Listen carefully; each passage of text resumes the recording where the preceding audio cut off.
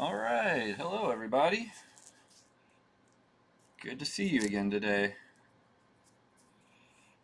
Hope everybody's day has been going well so far.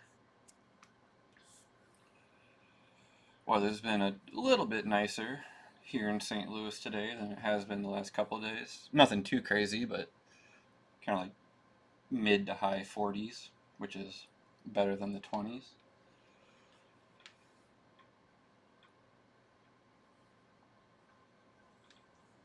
As usual, we'll give it a couple minutes to allow people to show up. Don't want to get started right away.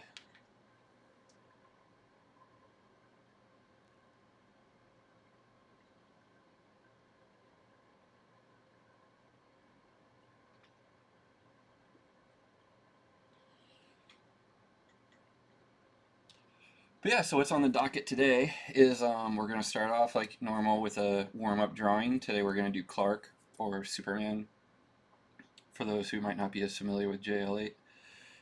From there, we'll go into my page from Forward the Horizon that I've been working on the last couple days and hopefully finish that off.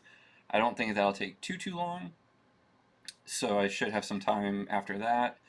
And I think after I wrap that up, I'll probably move into at least penciling some commissions. I'm not sure if I'll have time to actually ink anything, but I thought it'd be kind of fun to maybe knock out a couple commission pencils while we're at it. And also that kind of gets back into the stuff I have right now is a lot of stuff from Batman Day. So it's kind of familiar DC characters that most of you might be pretty interested in seeing, especially to kind of bookend the creator-owned stuff, the independent characters with more familiar faces.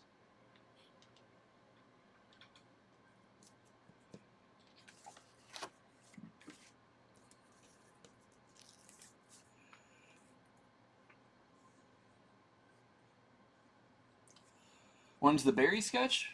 I don't know. I mean, we could probably do that tomorrow. Honestly, I'm kind of just choosing based on who I feel like drawing that day. Which isn't anything against Barry. I enjoy drawing Barry, but also Barry's actually a little bit complicated for something like a warm up sketch, mainly just because of his I guess you'd call them like his earpieces, the kind of like lightning bolt earpieces that he has. They're just a little bit tricky because they're 3-dimensional and you got to worry about like foreshortening and stuff. I mean, they're not like super hard to draw, but it adds a little bit more layer of complexity than say like drawing John or Bruce is kind of a thing. But I digress.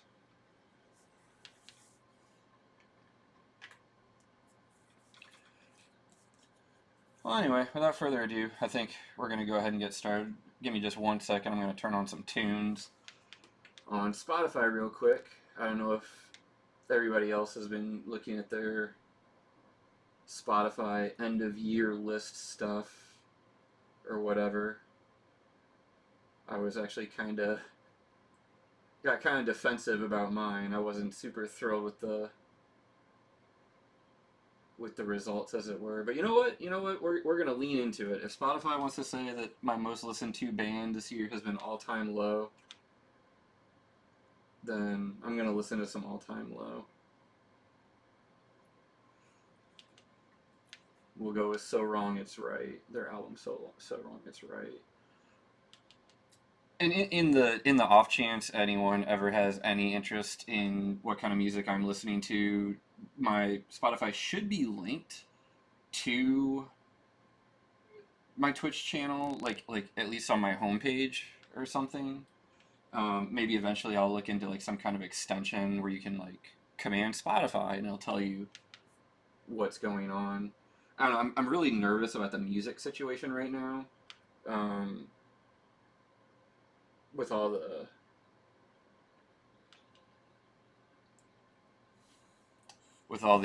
DMCA takedowns and all that kind of stuff. So I'm trying to keep most of my music stuff as personal as I can so I don't get attacked with some kind of copyright violation. But anyway, enough talk about that until somebody decides that they want to talk about music with me. So, like I said, today we're going to be doing a Clark warm-up. As usual, I come up here with my circle template to just kind of lay in a nice easy circle, which will be the foundation for his head. Hey Mugen, what's up, bud? Good to see you. Also, I apologize, Evil Ben. I should have said hello to you directly as well. It's good to see you too. And we'll lay down our center line, which will be the center of Clark's face. I'm actually going to talk a little less this time because I'm kind of curious to see how long this takes me without talking. I don't feel like the talking slows me down all that much, but I'm kind of curious about it. So yeah, as I've said a number of times, to the point it'll probably become like a piece of merch, I start with the nose because it's a nice central anchor point to the face, from where you can kind of like build the rest of the face out of.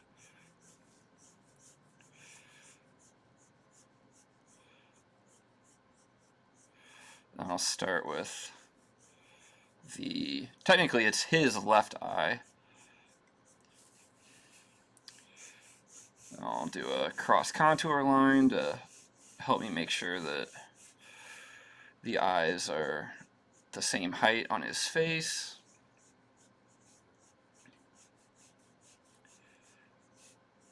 Because you don't want him looking like the Toxic Avenger or something, where one eye is like way up high and the other one is way down low.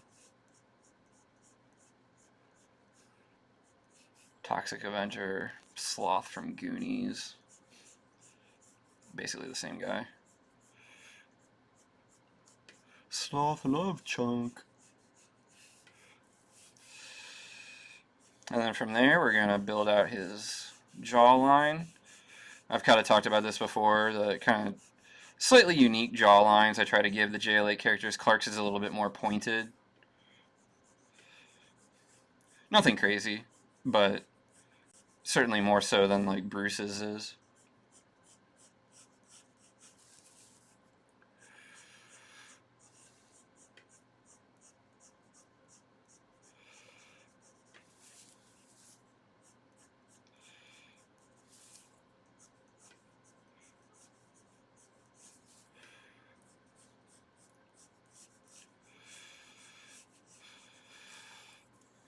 That looks alright. And we'll do... I'm actually not sure what this part of the skull would be called, so I don't tend to name it. I'm kind of embarrassed that I don't know that. I feel like I should definitely know that.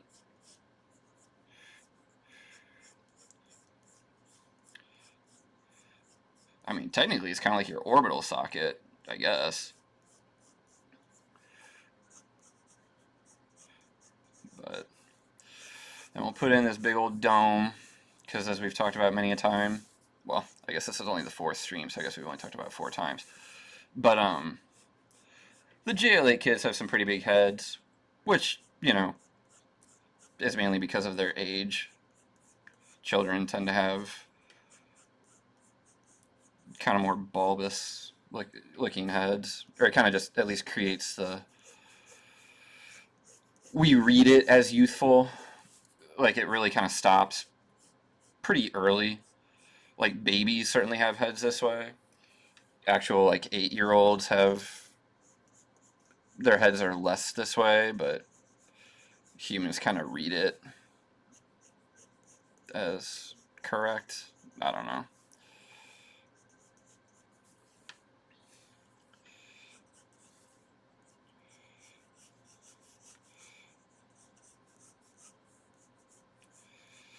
Alright, we're gonna put in his little traps.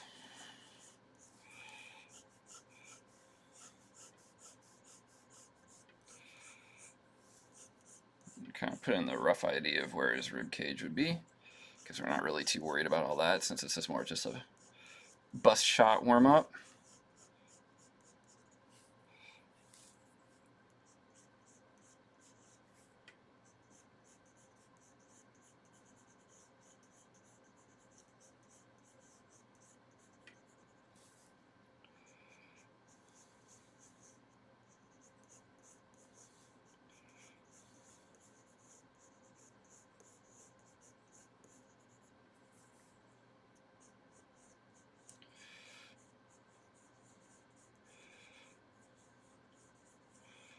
throw in his pupils.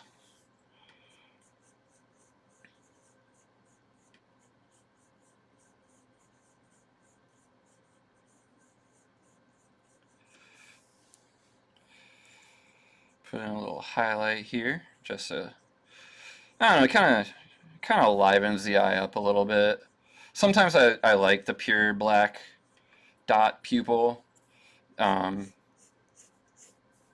I do feel like the having kind of like a small little highlight there really kind of adds something. And we'll put in his hairline. Clark has a kind of more angular hairline, honestly.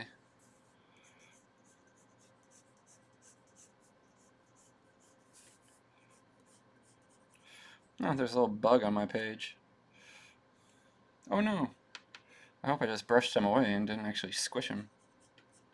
Oh, here he is.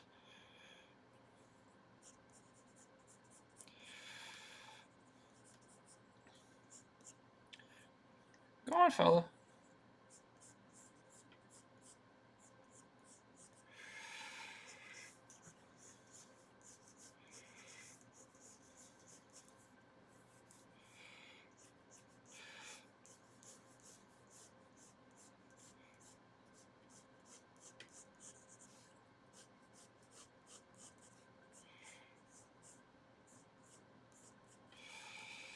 I feel like in most circumstances I would probably be turning the paper a lot more than I am right now.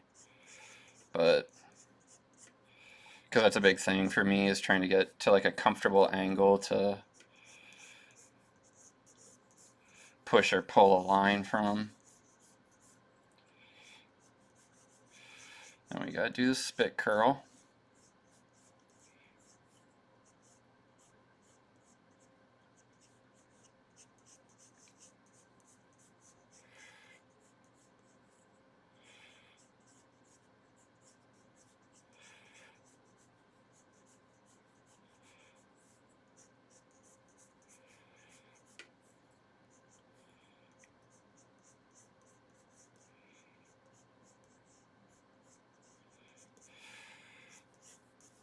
Then we'll also kind of rough in where maybe like a highlight might be on his hair.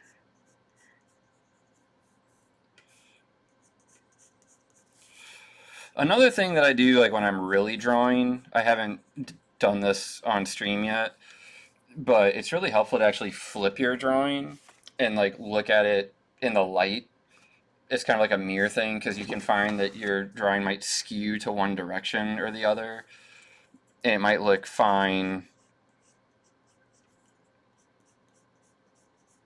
to you, but like when you flip it, you realize it looks really wonky. And when you fix it to have it looking good from behind as well, you'll realize that the front drawing does start looking better. Maybe one day, if I get a new light box, because my light box is pretty large. Gamer Dad, thank you so much for the follow. I really appreciate it.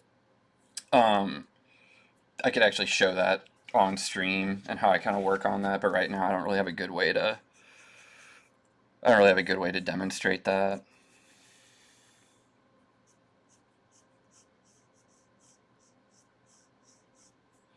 And I mean, like, you don't have to be doing that. Like, don't think that if you're not doing that you're a failure as an artist or something like that. But it is a helpful trick to make your drawings just a little bit more solid. Oh, Gamer Dad, thank you so much for the subscription. Yeah, Foxfire, you'll probably see digital people do that a lot, mainly because it's just so easy. You just digitally flip the canvas and can digitally flip it back, and you're not like drawing the corrections on the back and then light boxing them back onto the front. Is that also something from animation days? It's actually not. No, that's actually a pretty fundamental thing that you learn when you study drawing in like an academic setting. Because like for life drawing and stuff, since generally those drawings are so big, you actually literally have like a piece of a mirror and kind of look at it that way, and then, you know, like make a mental note of what corrections to make.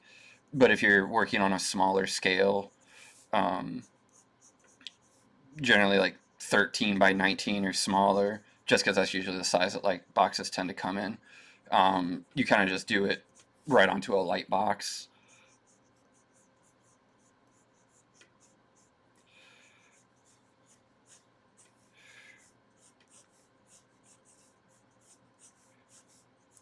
I mean, I'm sure that it was uh, reiterated in my animation classes,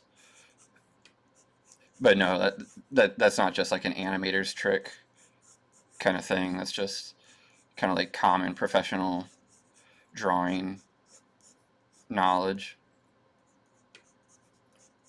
I don't know if professional is even the right term to use there, but I think you guys understand what I'm talking about. Thank you so much for asking all these questions. Oh, wow, so that's followed since the strip was at 4 or 5. That's a long time now. Thank you so much for sticking around for that long. That means a great deal. I'm very flattered to know that Yale has been able to both gain fans and retain fans in that way. Um, Not everyone can make that claim, and I'm very fortunate that my work has been able to have that effect on people. I'll never I'll never take that for granted. Obviously, right now we're just kind of putting in the S shield. I kind of talked about this on other streams, how there are certain things I kind of wish I would have done a little bit differently with some of the JL8 character designs. And I definitely wish I would have not gone with the traditional S shield right out the gate on Clark. I think it would have been a lot cuter to have it be kind of like a makeshift lowercase s that maybe Martha gave him because she was the first one to call him Super. And then, I don't know, maybe eventually we see all of them as adults and you realize that he took that thing that his mom did for him in his youth and kind of, you know, fancied it up a little bit. And that became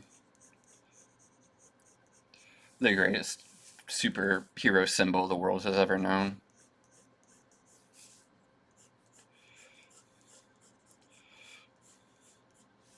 In this world, it does not stand for hope.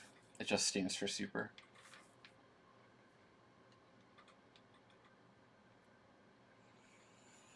It was originally called Little League before I had to change it.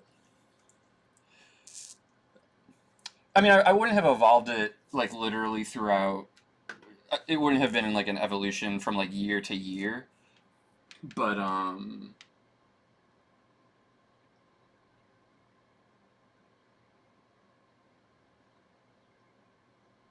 but I have always thought it might be a kind of interesting idea to do like an epilogue to JL8 where we see them all as adults.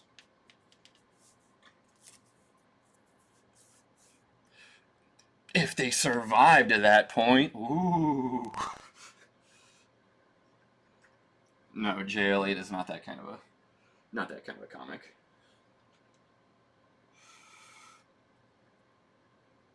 Alright, so that's pretty much all I need for the pencils. So I'm going over here to my brush.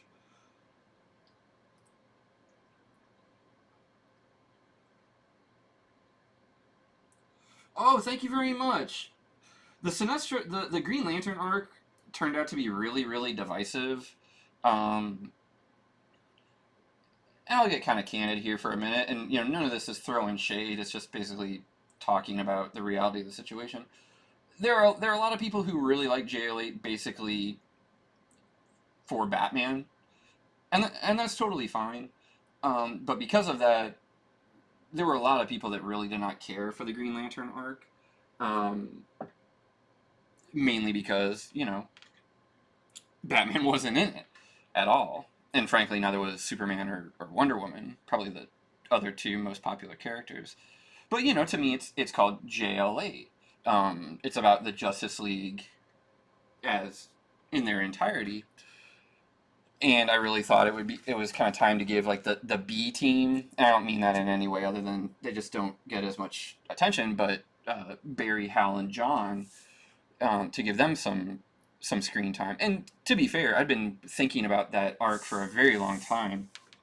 Um, but yeah, it's something I'm really really proud of. I think there's a lot to like in that arc. Um, I certainly think it's probably like my most mature thing to date, just in terms of what it had dealt with. Because, you know, it's essentially about prejudice and racism a little bit. Um, and I don't know if I really did the best job of tackling those topics. Um, but those are topics that are really important to me. And I wanted to try to address it in some way. But all this is to say that I really get excited when people speak nicely of the Green Lantern arc, because it does have a special place in my heart. I'm excited to know that there are people who really enjoyed it. And I mean, like, I do hear it fairly regularly from people that they liked it. It's not like I only hear it, you know, once a year or something like that. But I guess it was more of a divisive arc. Like, people either really enjoyed it or really weren't crazy about it.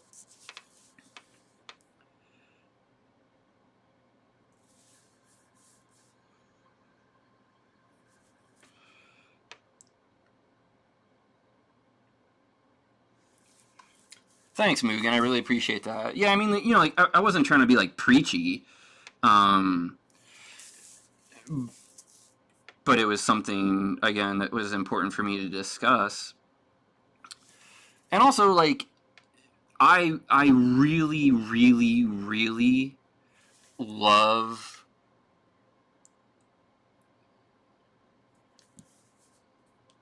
the original idea before it got retconned of how not how essentially being like the most human of the original Justice League, in that he's like the most susceptible to the dark side, as it were,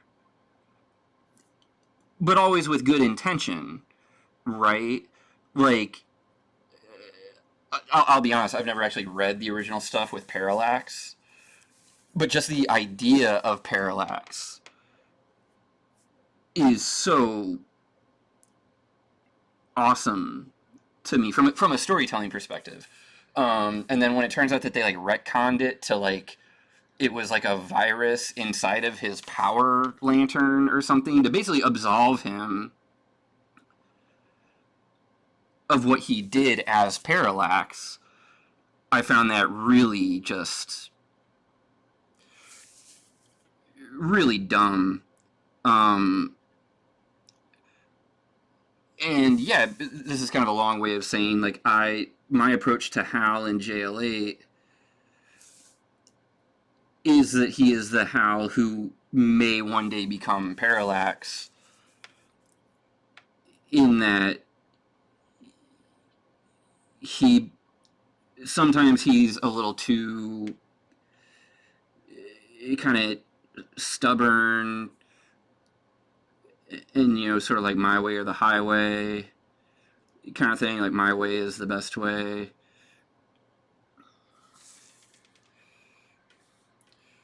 I'm not sure if I'm doing a great job of explaining all this, but I trust that you guys understand what I'm talking about.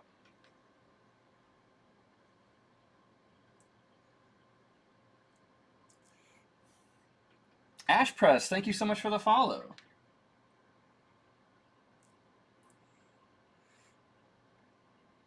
Yeah, basically, like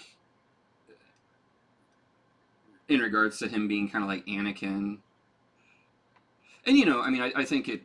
I think if anybody's read JL8, like, there's not any character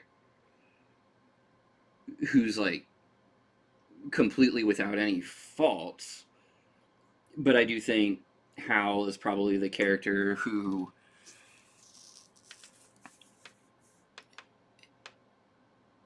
faults will end up coming to kind of define him a little bit more.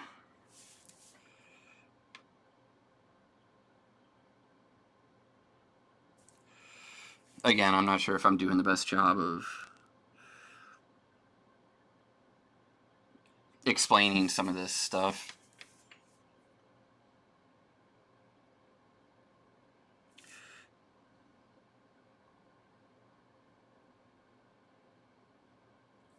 And also, if by chance there are people who are in here who have no idea what I'm talking about, along with some of our fellow viewers, because you're not familiar with JL8, you can actually search my list of commands, and there should be a command to provide all the links to where you can go to read JL8, my multiple award-winning webcomic. Shameless braggadocio, I guess.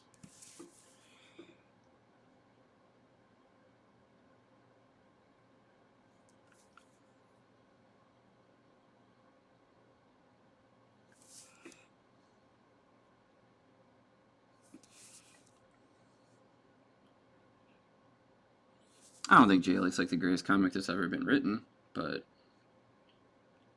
I'm pretty proud of it. But that could also just boil down to the fact that I've never really considered myself much of a writer. So the fact that people seem to like the writing, that helps me be a bit more proud of it than maybe I otherwise would be.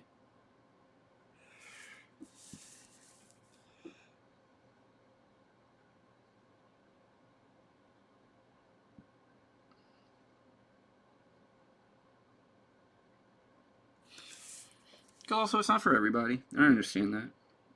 I mean, granted, nothing is for everybody. But I'm sure there's somebody out there who's like, man, why do we have to breathe oxygen? Why can't we breathe nitrous? Oxygen's so overrated.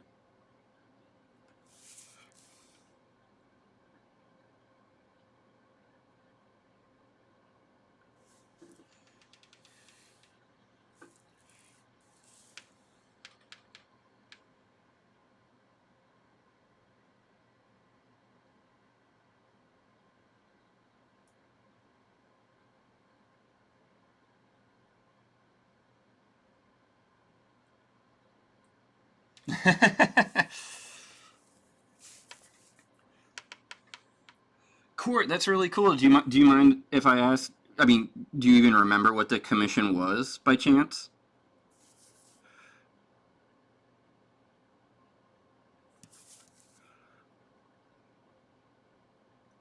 And also, thank you so much for the prolonged fandom.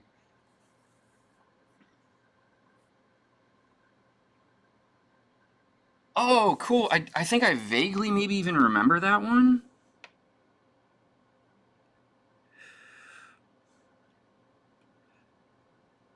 I understand this is a really good problem to have, but I do feel bad that I've done so many drawings at this point in my life that I don't always remember each and every one of them.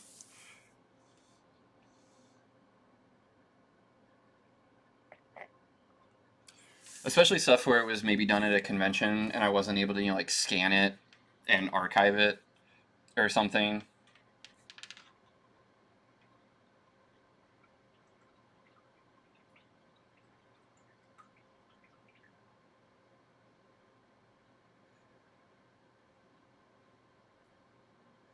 Yeah, that's awesome to hear. I'm really glad that.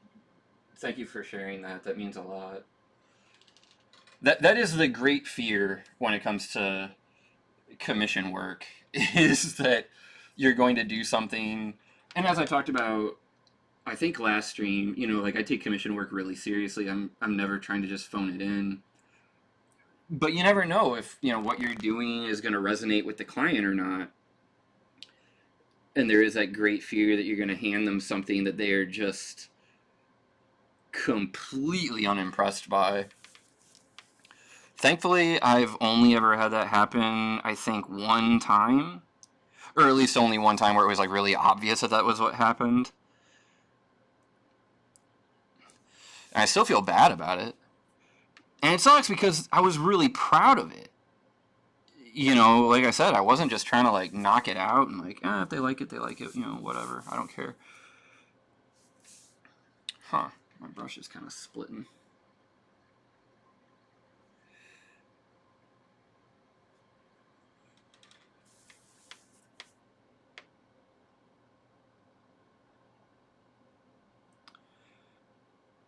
And I remember everything about that commission. I remember it was at C2E2. Although I guess I don't remember the specific year. It was of Silver Surfer.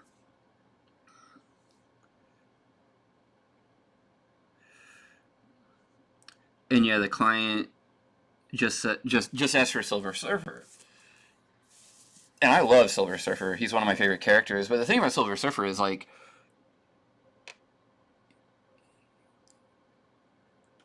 he's kind of a conundrum of a character for my particular art style. And what I mean by that is like, you know, I think most people when they want me to do a commission, they kind of want it to be a little bit more lighthearted, a little bit more fun. Neither of those things describe Silver Surfer. He's about the most serious character ever. But I wasn't sure if they wanted me to go like really emo with it or what. Right? So I was like, you know what? I'm gonna lean into the kind of lighthearted thing. Because frankly, I think Norrin deserves it. He's had a rough go. Let's just show him with a smile on his face for a change. So I did this drawing of him on his board, you know, sailing through the cosmos or whatever. And I lettered it, and it said, like, they call him Norrin Radical. And I thought it was awesome. I thought it was, like, you know, one of the coolest things I'd drawn in a long time. But, yeah, when I gave it back to her,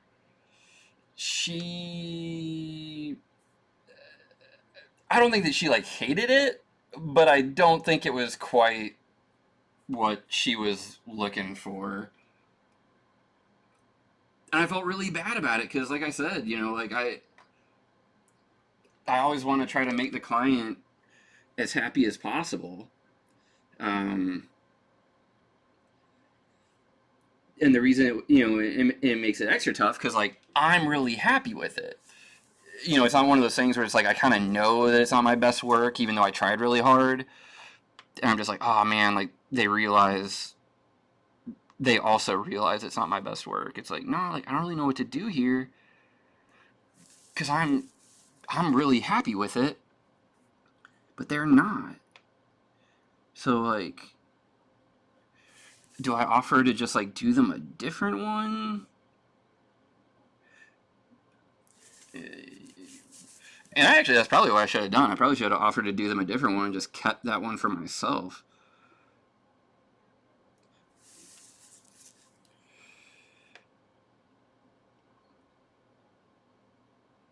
And that way it's kind of like a win-win for everybody.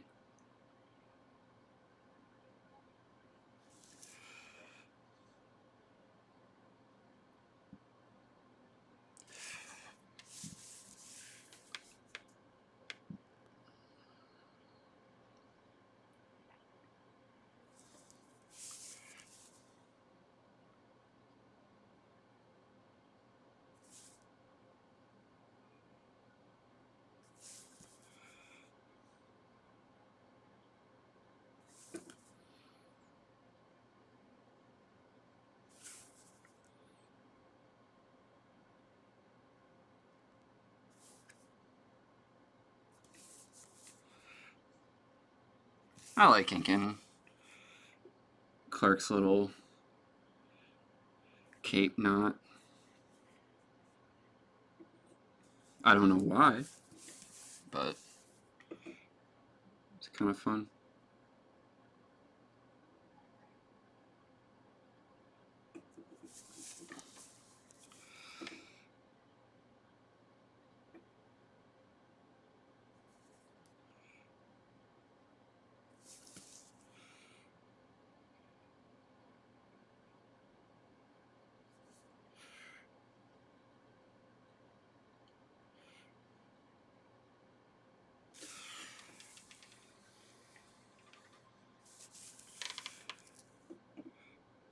Let's see, I think I'd like to do like one more.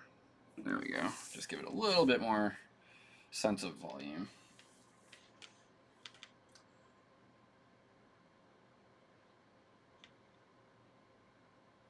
How much are commissions these days? It kind of depends. A standard single figure 9x12 in black and white. Crisscross, thank you so much for the follow. Starts at 150. Color is 200. 2 characters starts at 250 or 300 for color. So on and so forth.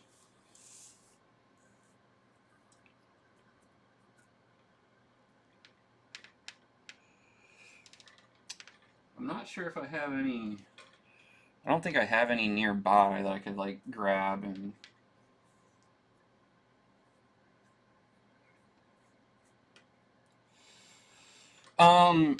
Traditionally I color digitally.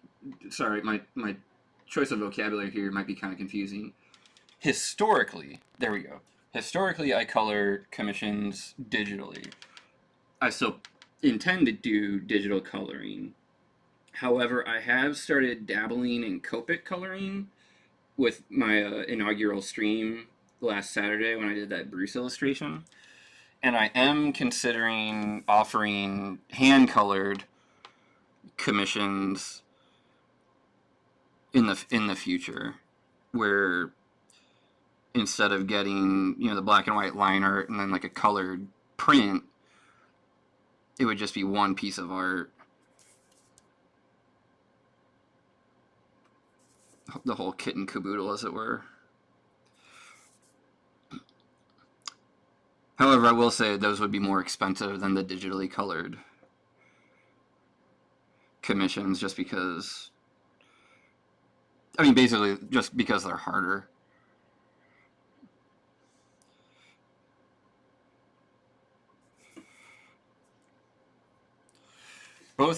They're both harder, and also it might be a thing where I would even need to like buy new Copics that I don't have on hand. So there's also like a materials cost involved, which I wouldn't put that onto the client directly, in the sense that like you wouldn't receive a bill for like 5 Copic markers. But it would be kind of like baked into the cost.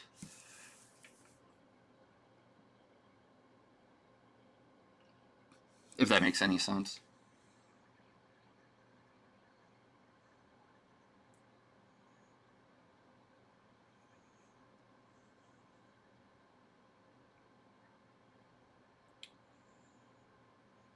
Schools suck. You wanted to ask if you'll ever show my digital coloring process so you can take pointers. Yes, I think I will, because I have had a number of people ask about that, request that. The only thing I will say is, while I'm very flattered that people like my colors, I really don't know what I'm doing when it comes to digital coloring. Like, my knowledge of Photoshop is about as rudimentary as it gets, and I'm kind of just stumbling along. And I mean, like, I've certainly figured it out well enough to, you know, make a career, but it might be a thing where, like, if someone who, let's say like Laura Martin or uh, I feel really bad, Matt Wilson, Matt Hollingsworth, any of those people, like any professional colorist, if they were to watch me work, it might be a thing where they're like, why the heck is he doing it that way? Like, he could be doing that in 10 less steps if he just knew how to use this tool properly.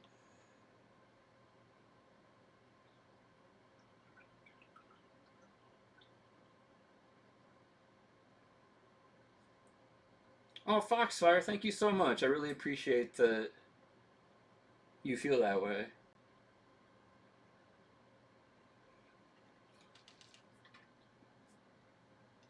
Gamer Dad, if you don't mind me asking, how old are your daughters if they're using Copics in art class? I hope that that's at least like high school level.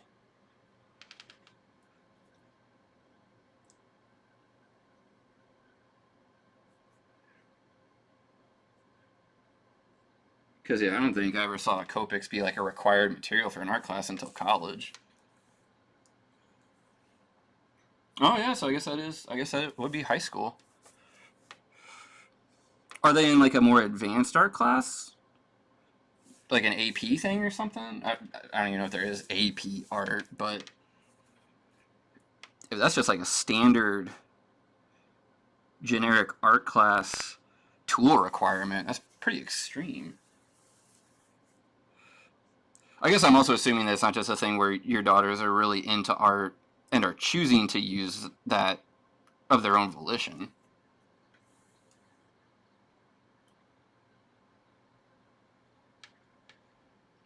Sir Barrick, thank you for joining us. Yeah, I mean, I've been using Copics for a long time, but just mainly for black fills. Like you'll see me doing that for Clark's hair. I only just started using Copics as a coloring thing.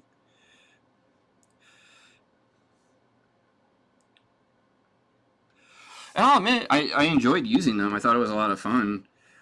But I also think that my particular coloring style is pretty marker friendly, since it's a very kind of like cell shaded approach to color.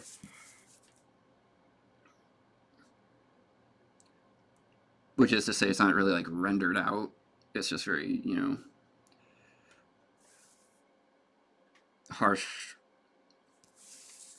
lines where the values change.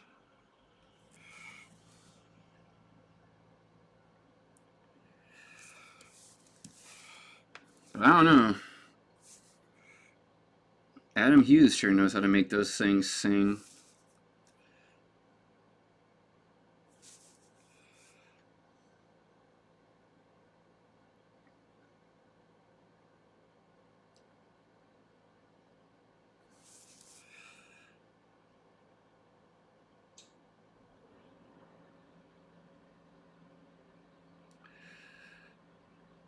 I'm going to say this a bunch throughout the stream, but thank you so much to everyone who's swinging by to hang out.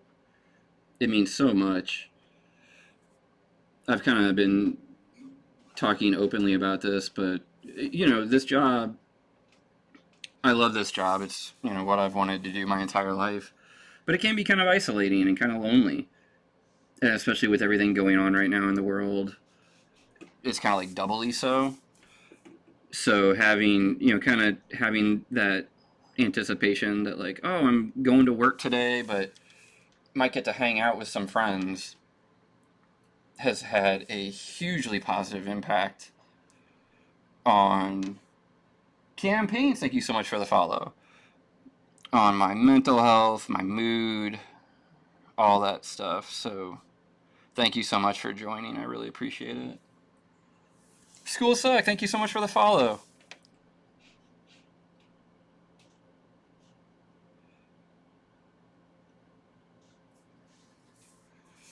Alright, let's load up the brush a little bit more.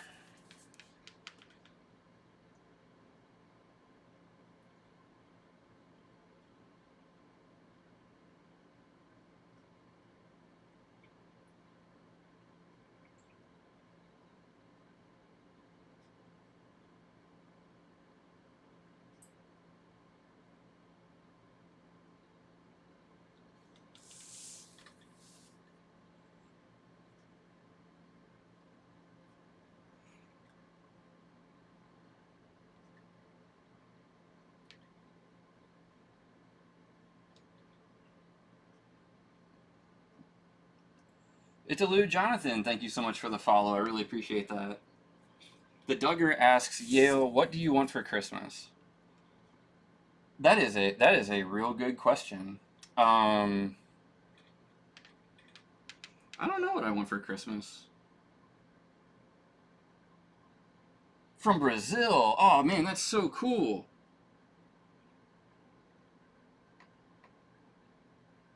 How are things down in Brazil? I hope they're well.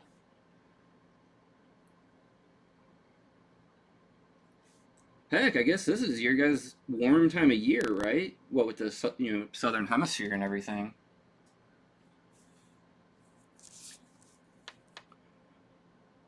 I'm jealous. It's been getting pretty cold up here. Which really didn't used to bother me all that much. But now that I have a dog that I gotta take out to go potty constantly, I'm not quite as thrilled about it.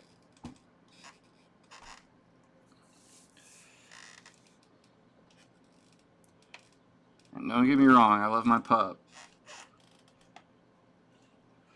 Spent the first like 15 minutes in bed this morning just snuggling up and giving him smooches, but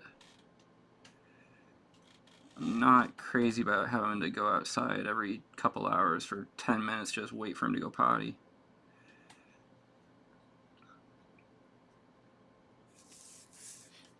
Because the house that I currently rent doesn't have a closed-in yard where we can just kind of like let him out and then let him back in later.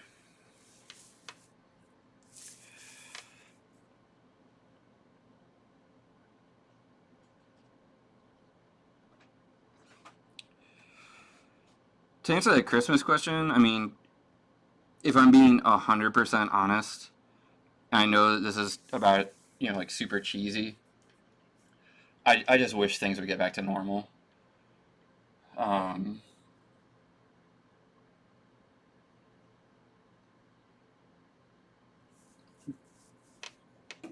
I just want all this COVID stuff to be over with. I want people to be healthy. I want people to not be afraid.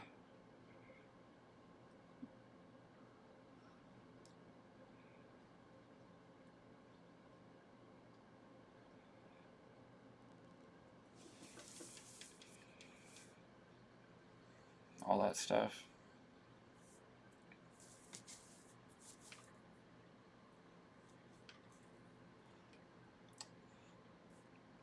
Foxfire, yes, they are. Yeah, dachshunds are...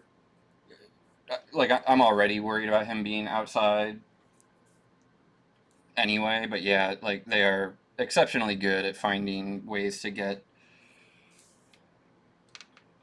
out of even fenced-in yards.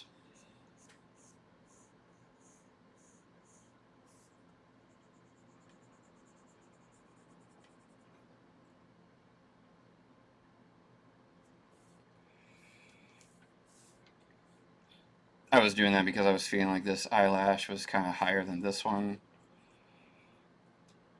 So I think I'm going to go back in.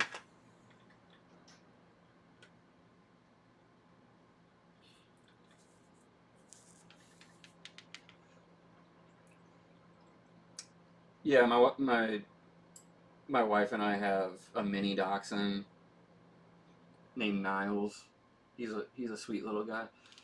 And I'll admit, I'm much more of a big dog guy. I grew up with collies, but when we got him, we were living in a relatively small apartment, and we really wanted a dog. And I firmly believe that you should stick to the breed that you're most able to give a proper life to, as it were. Like, it's not fair to put a collie or a Bernard or a Pyrenees or something in like a 600 square foot apartment. That's just not fair.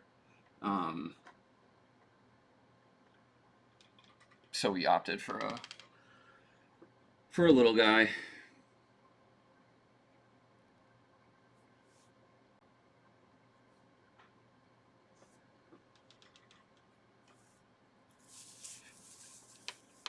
Italian Greyhounds are crazy.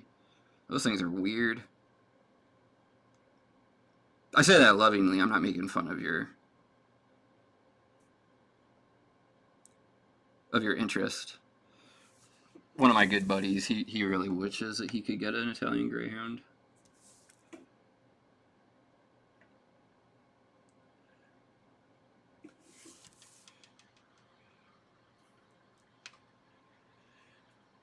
Alright, so I think that pretty much does it for... you know what?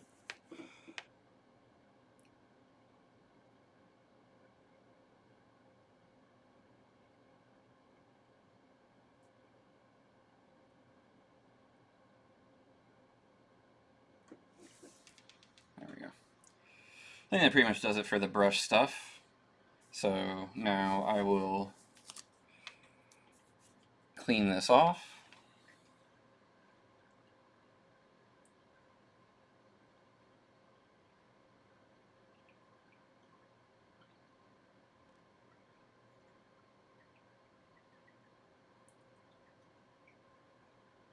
I'm familiar with Jenna Marbles, but I'm not sure if I'm familiar with the Kermit meme.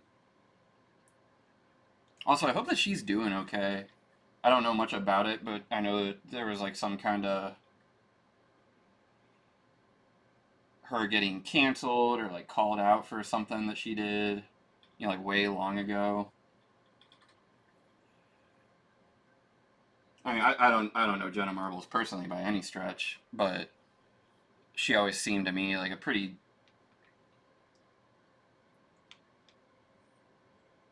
stand-up gal, and if she did do something offensive, I don't think that she intended to.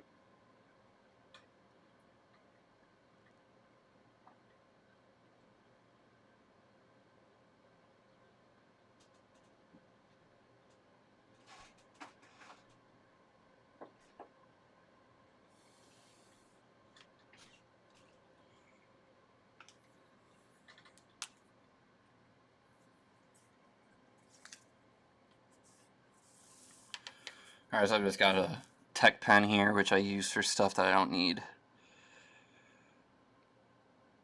super varied line weights for. And the symbols on the kids' chests tend to qualify for that, since, you know, they're theoretically just like silk screened on or stitched on or, you know, whatever.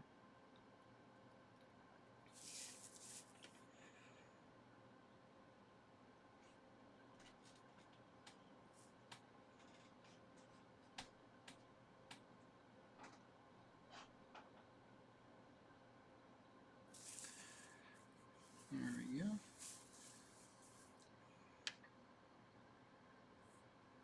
Tron Icon, thank you so much for the follow. Although I kind of want to pronounce it Tronicon, just because that sounds a little bit funnier.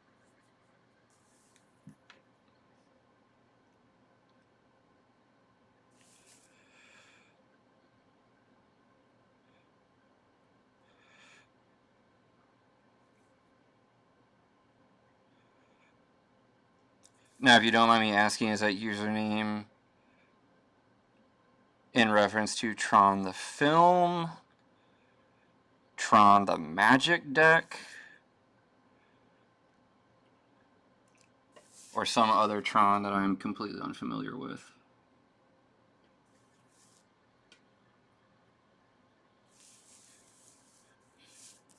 I think Tron the film, awesome.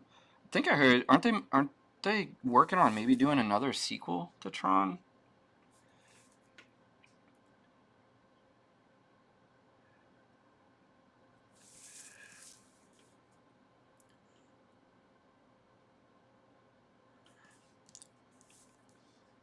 I personally didn't mind Tron Legacy. I thought it was kind of cool. I'll admit some of that like de-aging technology used on Jeff Bridges wasn't the best in the world, and I don't think it's held up all that well, but at the very least, it was a cool looking movie.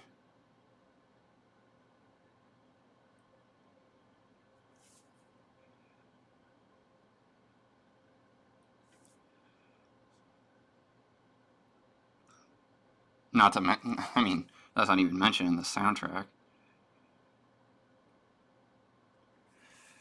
I mean, come on, who doesn't love Daft Punk?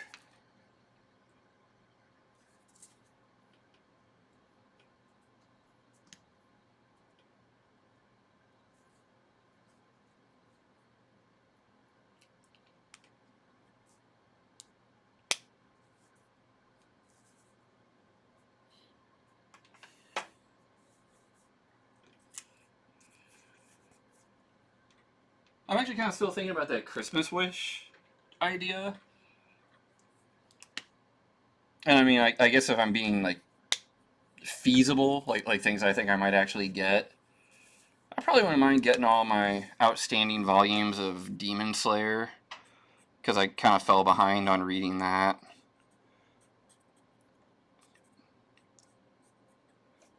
But I really enjoy that manga a lot. What else?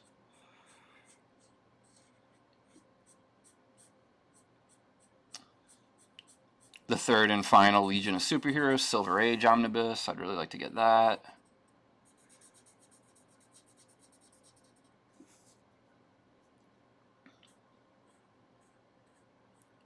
I'm trying to think of what I put on my wish list, because this is very about as first world problem as it gets.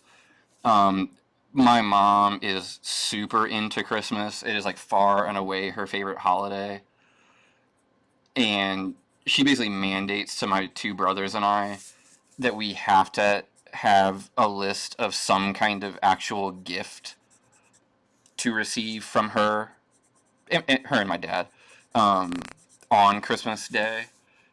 Even though we're kind of at the age where it's like just give us cash and like let us basically pay bills with it. Um,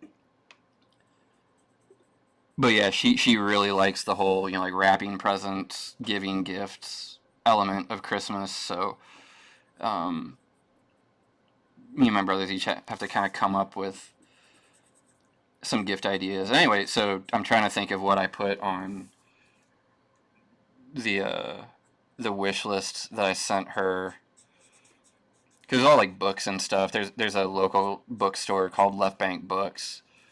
It's an incredible, long-standing independent bookstore here in St. Louis. It's been having a really hard time, what with the pandemic and everything.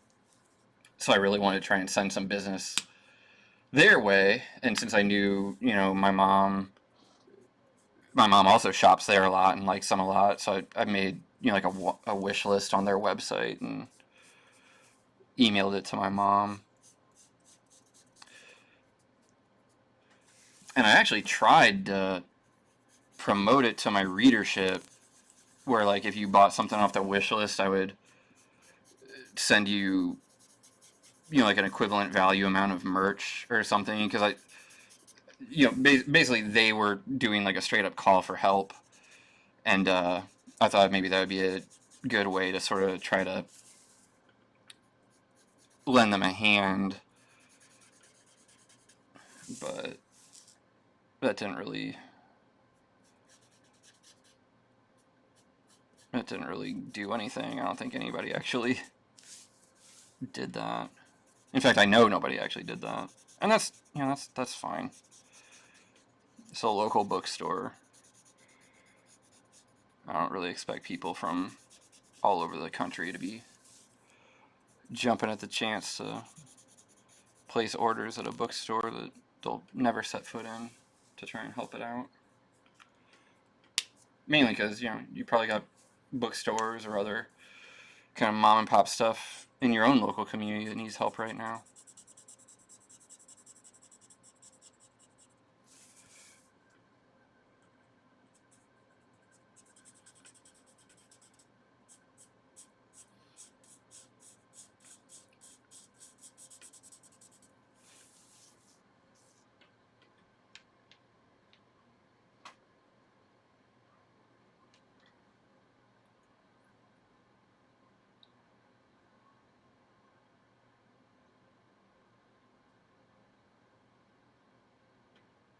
That's awesome. I'm seeing a lot of comments of people who are talking about how they go out of their way to try and support local businesses and stuff. That's really neat.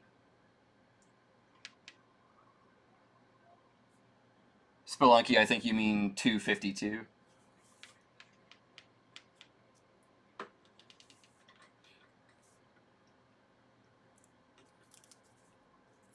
Yeah.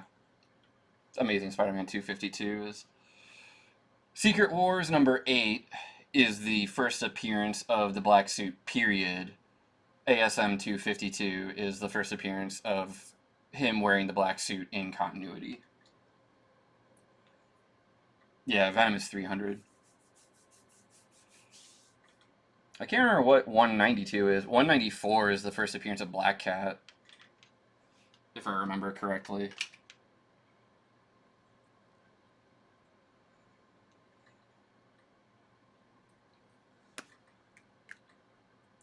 I've still got my copy of The Death of Gwen Stacy.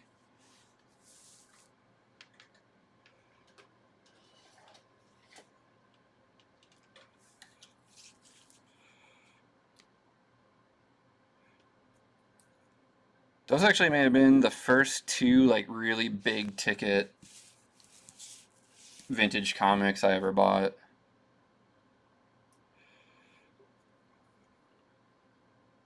My local comic shop growing up here in St. Louis, um, he would, the owner, Mark, it was like, it wasn't a Black Friday thing, it was like between Christmas and New Year's, and he would have basically like a Black Friday style sale where literally everything in the shop would be like 50% off, including all the back issues. I went to All American Comics back when it was off of right there at Watson and Chippewa.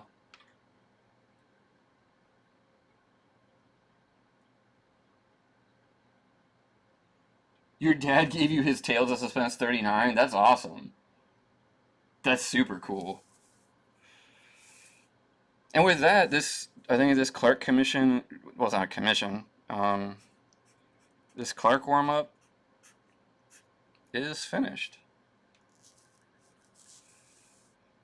So I'm going to set this right here for a minute while I get another drink of water and kind of start.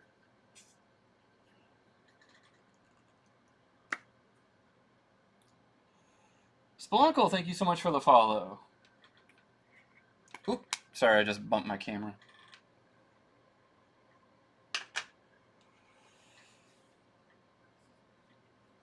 Yeah, I actually pretty recently started getting back into collecting single issue comics. I'd kind of given up for a while, but with everything that was going on this year, it was kind of like a nice escapist thing that I could do that didn't need other people, because like a lot of things I like to kind of spend money on are like multiplayer games and stuff. Like I really enjoy playing Magic the Gathering and stuff like that, but it's like, why would I spend money on cards for a game that I can't play right now?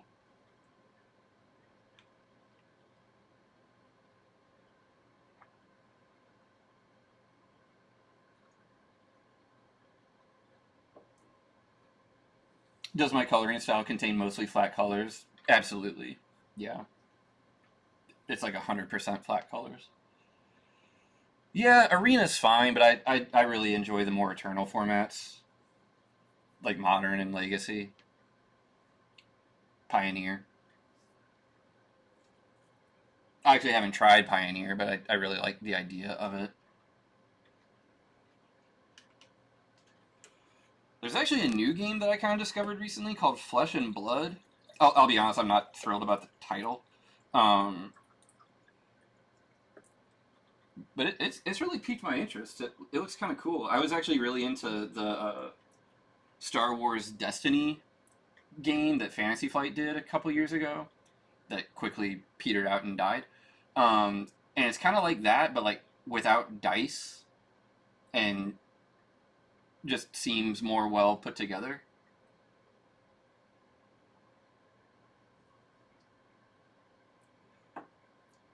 But yeah, I went really hard on comic collecting for a little while a couple months ago. I'm now at the port. I'm now at the point where I've got every issue of Amazing Spider-Man Volume 1 from,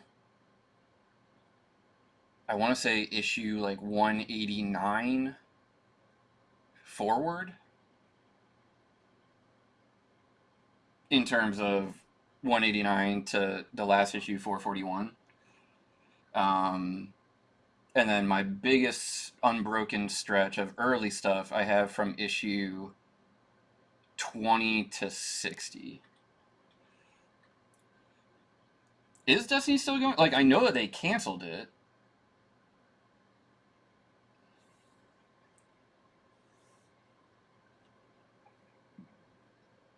But maybe the last set hasn't dropped yet. Unless you just mean like people still play it. Because yeah, I'm sure that people still play it, but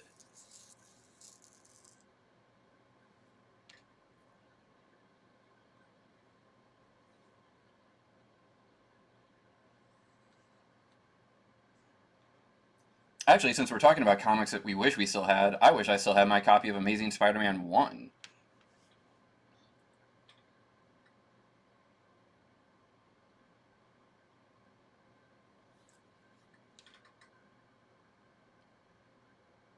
And 4 and 6. Because I actually bought all that stuff at one point.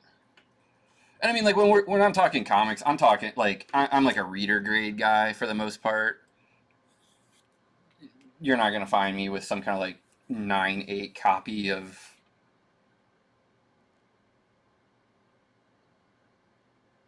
you know, Spider-Man 129 or something like that.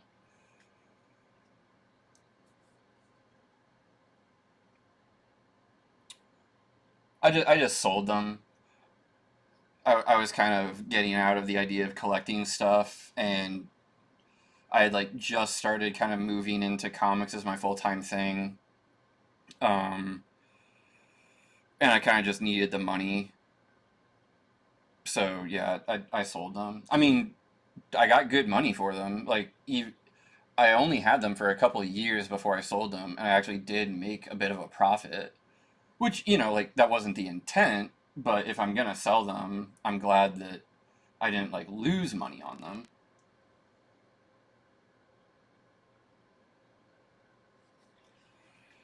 So now we're gonna try to finish this page here. For those of you who were here yesterday, you know that basically all we did was pretty much all this stuff. Not literally all this panel, but basically all this like kind of shading work, detail work. A lot of that was done yesterday. Um, and yeah, we're gonna try to do that. We'll probably end up, if I manage to finish this, which I think I will. Um, I'll also clean up some of the spills and stuff that I've got going on here. And then yeah, hopefully I'll be completely finished with this page, which has admittedly been giving me quite a tough time the last couple weeks.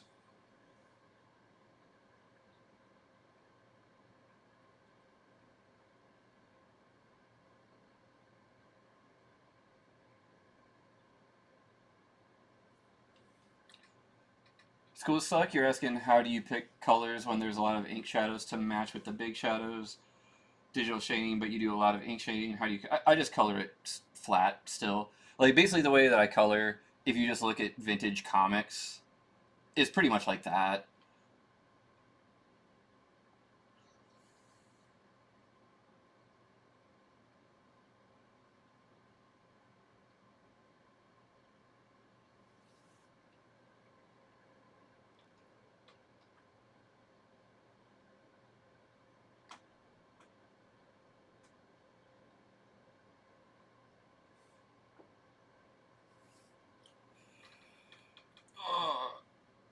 Forgive me, I'm still kind of just stretching a little bit, kind of like limbering up before I settle in to start working on this.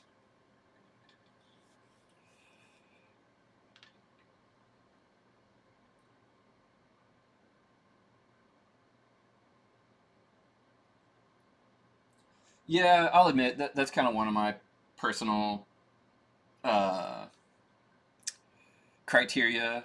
The cover needs to be fairly intact, you know, like chips and stuff, whatever. And I don't even really mind if it's like dinged up and whatnot, but I really don't want covers missing like the masthead or the corner box or anything like that.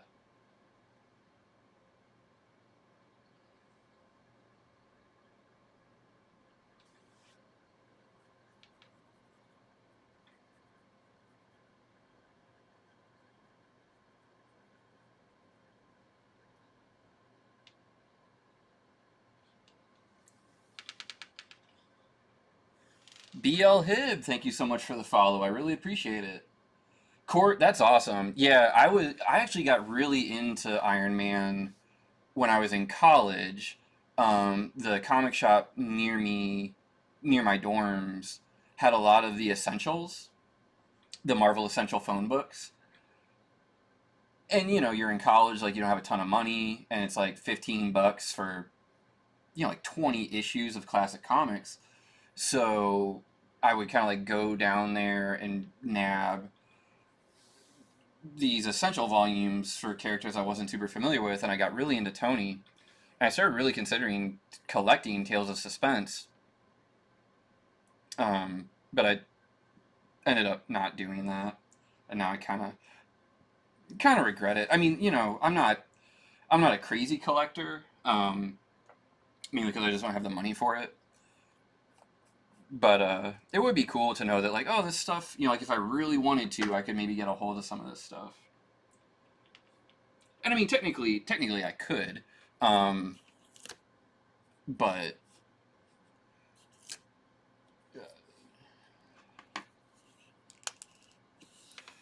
I do think I'm gonna blacken this right here, just because it's far enough back.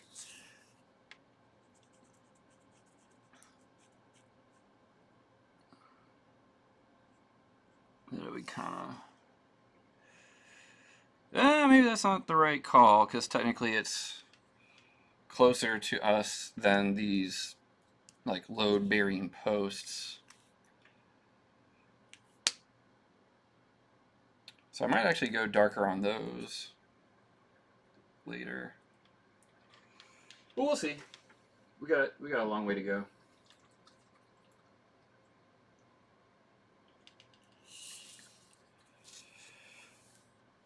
So for this, I'm gonna be busting out my pen, but my nib pen, not my tech pens. Although I might use my tech pens at some point.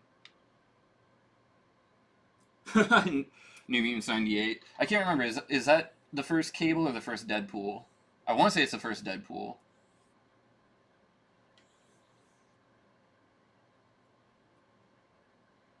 Okay, yeah.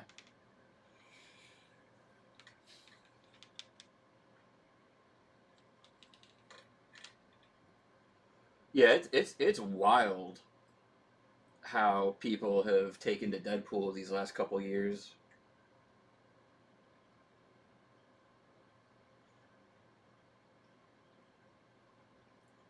But you know, I mean, to each their own. I'm happy that people have stuff that they enjoy.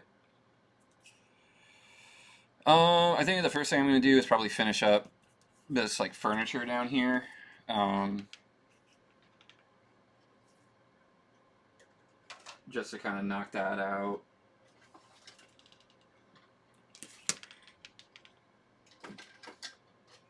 And then we can just focus solely on what is essentially like cross hatching and stuff.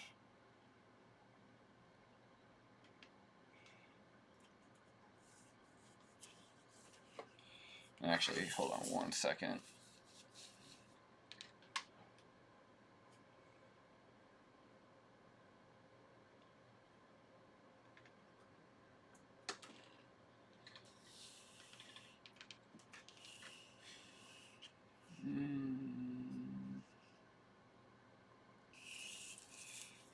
this way.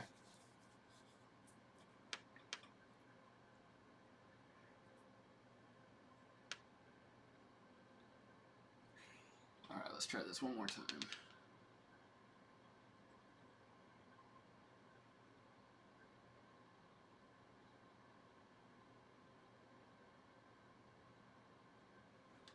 Yes, that is way too much.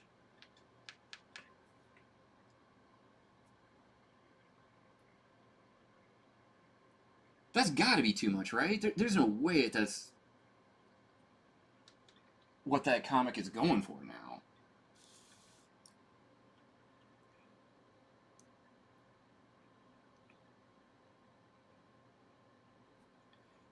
Or am I just like way out of the loop?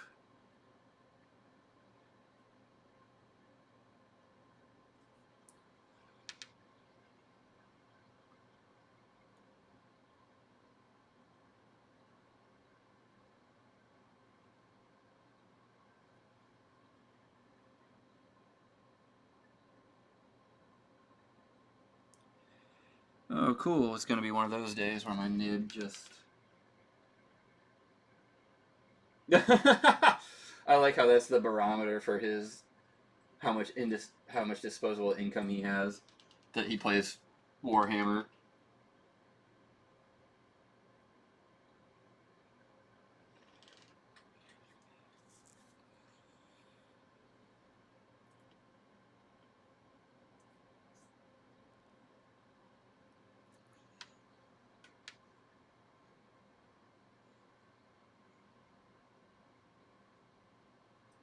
Schools suck, I won't lie. It is possible that you might be the youngest viewer that we currently have. But there's no shame in that. That's awesome. I'm really glad to know that you like my stuff.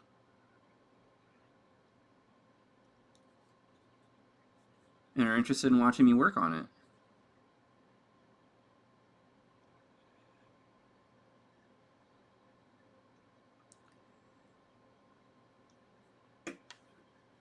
And also, I mean, this goes for everybody. Like, if I ever don't answer any one of your questions, you're more than welcome to keep asking it until I see it.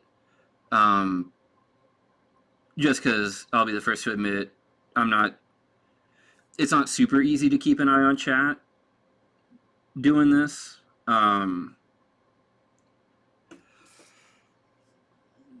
And, you know, I just miss things. So, yeah, by all means, feel free to...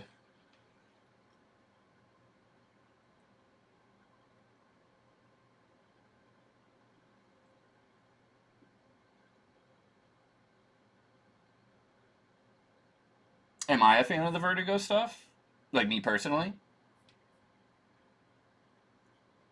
I don't know why I'm waiting for the response to that, but yeah, I'm a pretty big fan of Vertigo. Or at least original 90s Vertigo. I haven't really looked much into what they've done since they, like, relaunched it or whatever. But, you know, 90s and 2000s. Because I am a real big fan of 100 Bullets. I love 100 Bullets. And technically that's a 2000s Vertigo endeavor.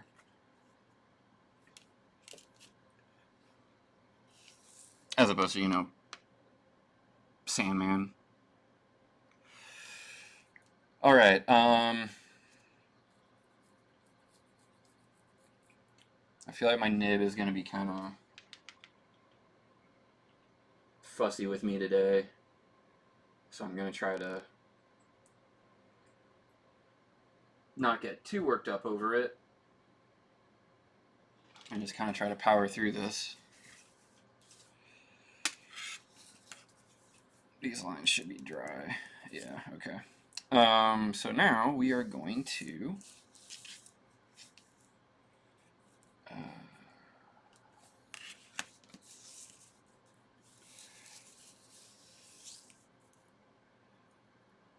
what's the best way to do this?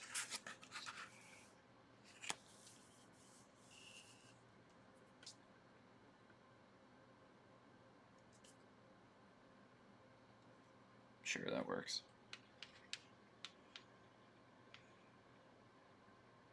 Yeah, I thoroughly enjoy Sandman. I'll admit I'm interested in Hellblazer, but I've never actually gotten around to checking any of it out. Um, I will say I read the first volume of Preacher, and that didn't really do a whole lot for me. You know, I'm not saying it's like bad or anything. It just wasn't quite what I was feeling. And I mean, sometimes that happens where you read something or see something or listen to something that just doesn't quite resonate with you when you check it out, but then you revisit it at a later date and realize, like, oh, I just wasn't quite in the mood for it right then. But now that I'm in the mindset, I'm like all about it. That actually happened to me pretty recently. There's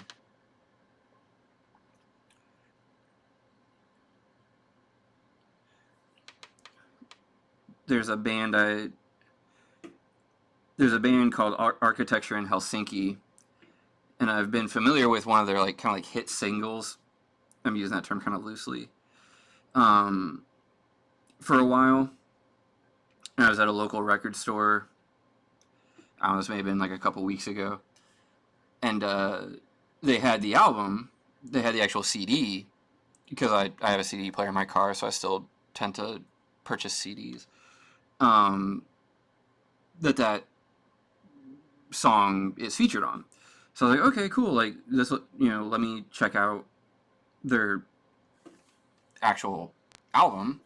And I just, I gave it a listen, and it just did absolutely nothing for me. I was like, oh man, that's kind of a bummer. But because that's happened to me enough in the past, I was like, okay, like let's give it a couple days, and then give it another shot in a little while. And I did. And now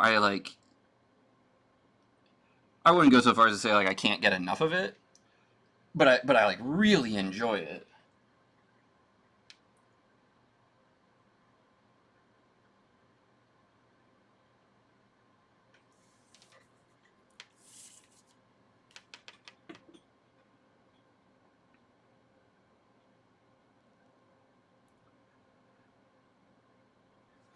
Hey, Schools, I actually answered that question earlier. You may have missed. In that case, I'll re-answer it.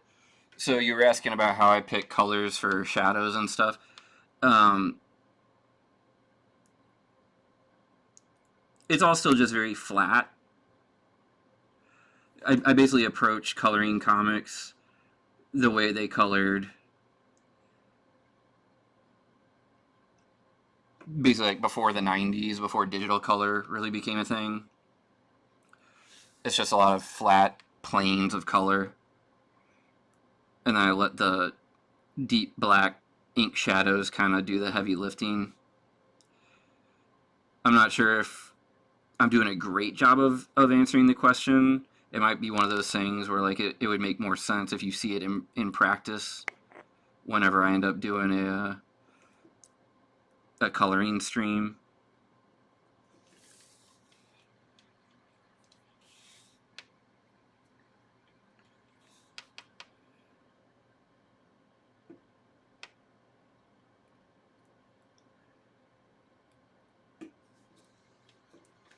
Oh no, you're totally fine. Like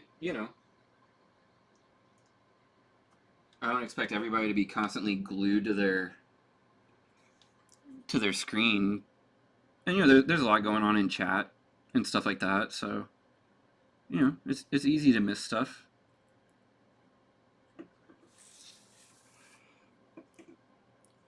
Certainly don't hold it against anybody.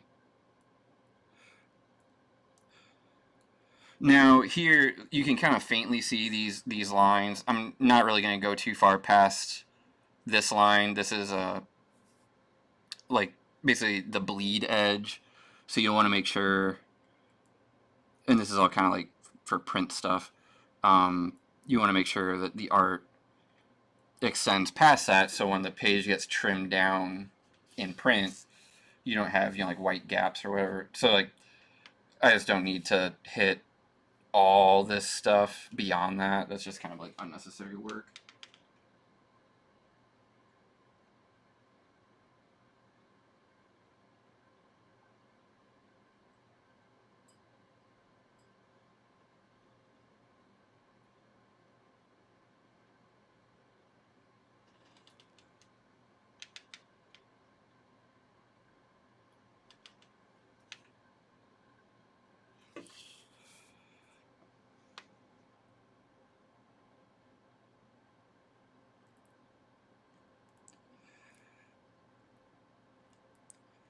Now, for anyone who's not familiar with my work all that much, this is a very unusual approach for me,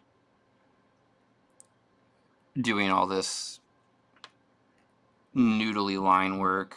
This is very uncommon.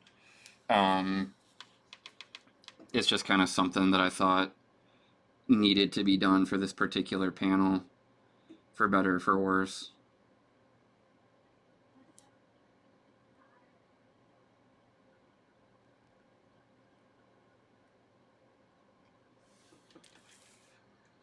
But yeah, it's 99.9% of my comics, you will never see something like this occur. Oh no, you're totally fine. Ask all the coloring questions you want. I don't mind. The only caveat is that, like I mentioned earlier, I don't really consider myself a colorist, so I might not have the answers that you're necessarily looking for the way that some other people might. That's all.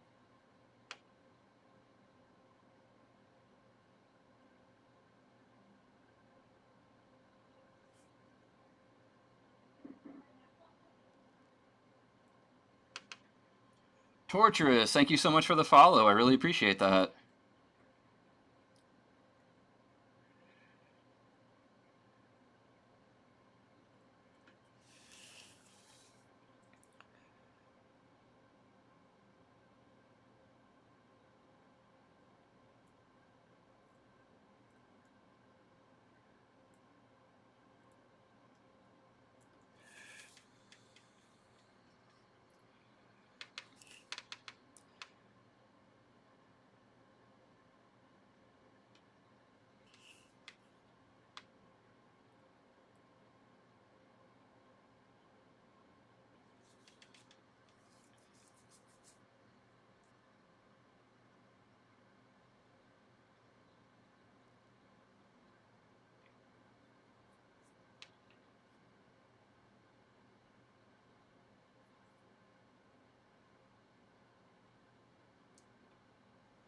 I've actually, well, I haven't made a specifically JL8 coloring book, but I actually do have some coloring books available um, on my Gumroad site, which reminds me I was supposed to create a command linking to that stuff, and I completely forgot to do that.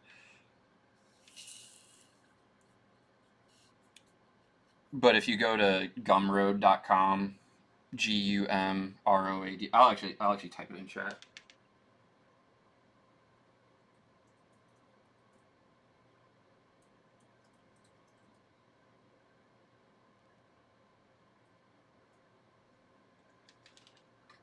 Torturous, yeah. I actually just started this past Saturday, basically because everything I'm working on currently is pretty large, so it's going to be a long time before I have anything to like officially show anyone. So I thought, oh, like maybe I can kind of meet my fans halfway, and they can hang out and watch me actually work. So you're kind of getting some content in the meantime, if that makes any sense.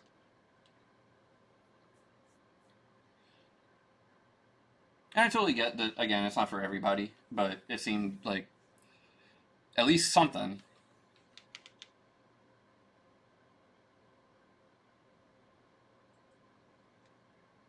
And also, please let me know if that Gumroad link doesn't work.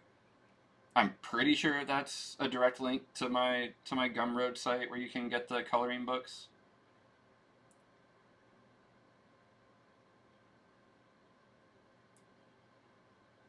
Thank you very much. I'm actually probably going to make another one sooner or later. Um, but yeah, they're just PDF files that you can print out and color at home, with your coloring book, or excuse me, with colored pencils, markers, whatever. Or you could save the files digitally and color them in a photo editing.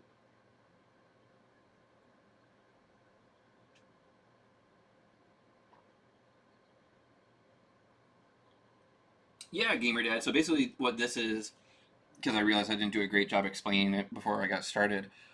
This is actually a page from my new creator-owned comic called Forward the Horizon, which is very D&D inspired. In fact, its origins come from about a year or two ago. Ashley and I both really kind of wanted to get back into playing D&D, and we just couldn't really find anyone to play with. And I realized that that's something that kind of happens to me personally fairly often, where, oh, schools, don't worry about that. Clip Studio Paint is very quickly becoming like the new standard. I know a lot of professionals who are moving away from Photoshop to Clip Studio Paint. But yeah, so I realized that it happens pretty regularly where like I really want to do something, but it's kind of like a multi-person thing. And I kind of end up finding myself all alone.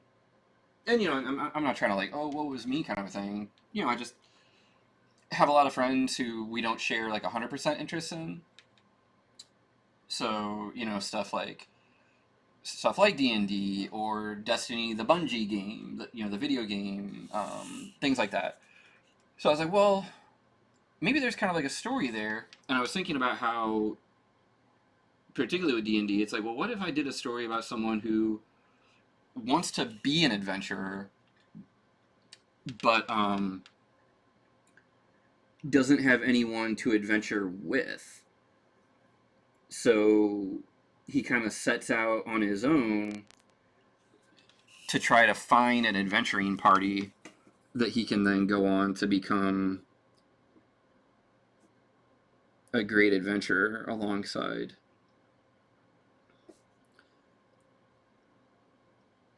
And that's literally what we're looking at right here. The main character, Ethan, right here, right here, right here, right here, right here. He's meeting these three guys, Marcus, Kieran, and Drum, for the very first time. They're in town. They were kind of like passing through, and were stopped by some locals who were like, "Hey, we've been dealing with this like problem of goblins coming in and raiding our town. We're just kind of like a bunch of farmers and stuff. We're not really equipped for this.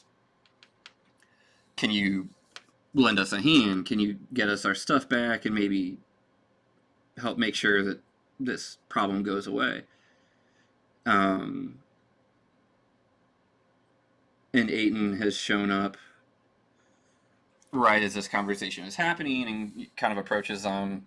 This is the end of the conversation, but kind of approaches them as like, "Hey guys, like I couldn't help but overhear what was going on. Do you mind if I basically tag along to help you out?" And this other adventuring party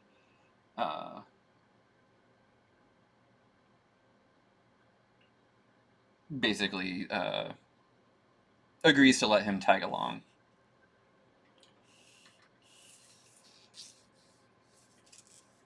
Schools, yeah, this is actually why I took my break from JL8.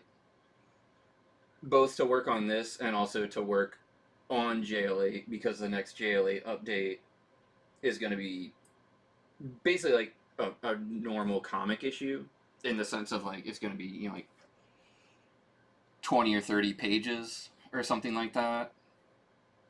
And I just really wanted to do it all in one shot instead of doling it out 1-2 pages at a time.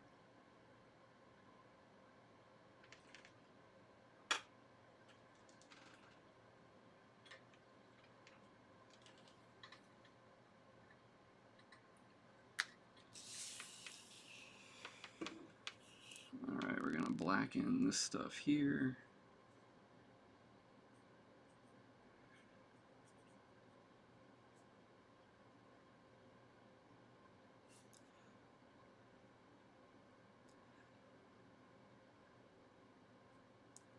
But thank you so much to everyone who, allows me to talk about this new series and kind of promote it and everything. Because, like, I get it. People really like JL8. I really like JL8. And not only is this not JL8, it's also very, very different from JL8. And I totally understand how it might not be everybody's cup of tea.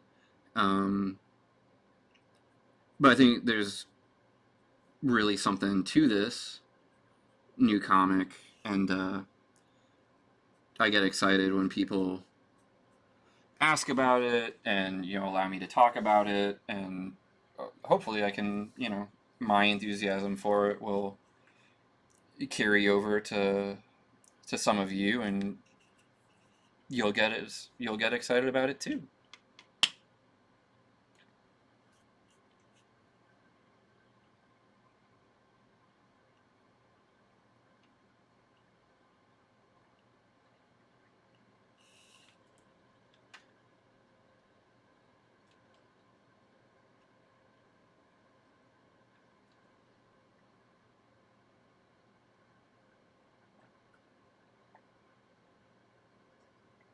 There are definitely more fantasy comics now than there have been in a long time. There are a lot of people who are really kind of dipping their toe into that genre, and in like a broad way too. Like you've got more like all ages type stuff. You've got more comedy type stuff, more dark and gritty type stuff. The same way that comics are a medium, fantasy is a genre. Like you can do a lot in the genre of fantasy. Like there's more to it than Tolkien or Robert E. Howard or whatever. Which isn't to say that either of those people are bad. I love Tolkien and Conan and everything, but you guys know what I mean.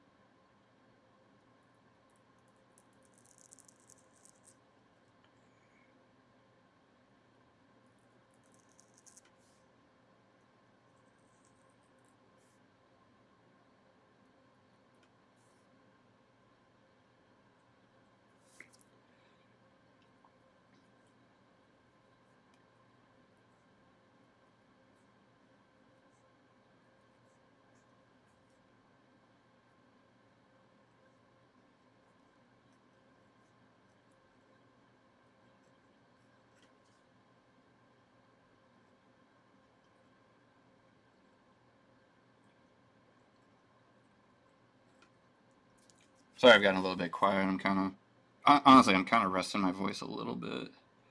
And also I'm just sort of focusing.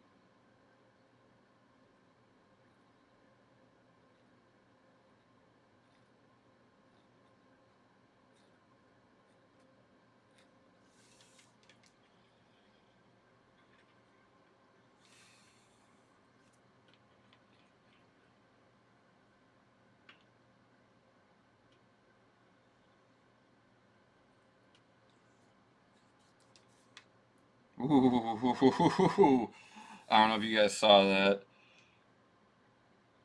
Big old drop of ink just splashed out of my brush, or pen, excuse me. And thankfully did not land on the page, but on the drawing table. Let me wipe that off real quick.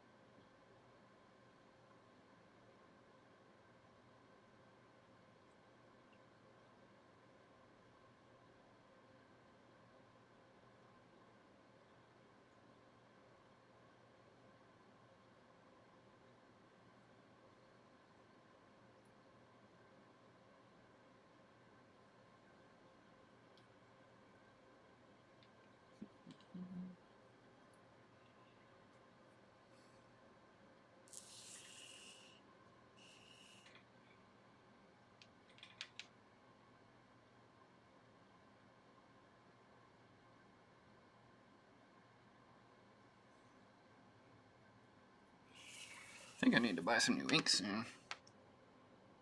Not that this is like expiring or something, just I'm starting to run kind of low.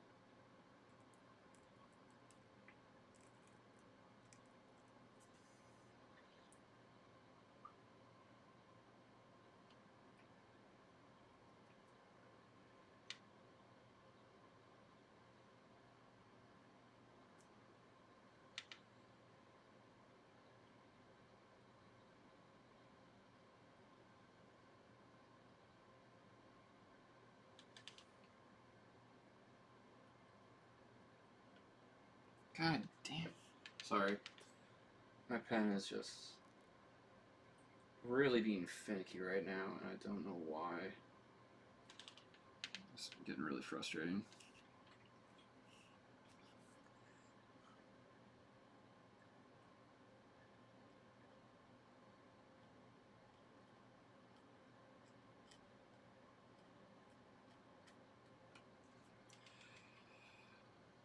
Alright.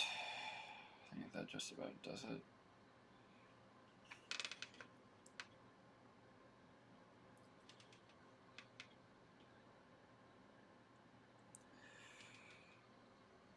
For the chairs and stuff, that is, not for the page.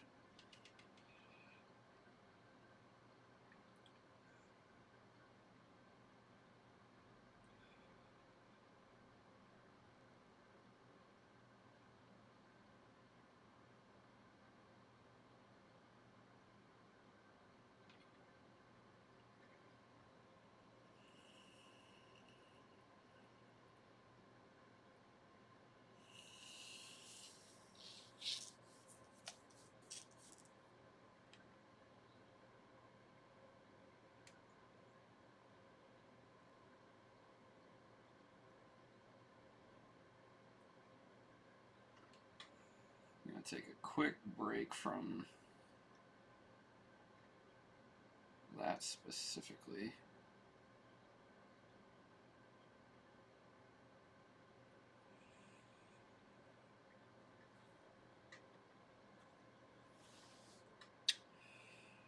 What next? What next? I think I might lay in the floorboards, which I'm actually going to start with pencil, and just kind of ballpark that.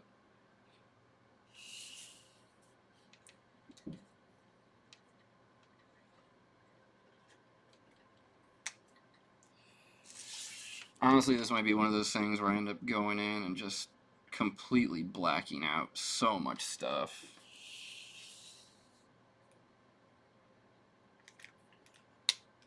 I don't know if we're quite there yet, but it could be a thing where I think that it was supposed to look a certain way, and then I realize, oh wait, no, it would actually look more like this, and then cover everything in black. Kind of lost the vanishing point, but I remember this generally right there. So we're gonna basically just sort of go kind of like around the horn.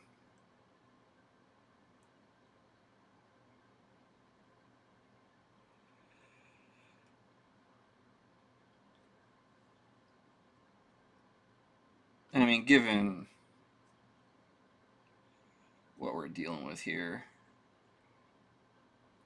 you can kind of just ballpark this stuff.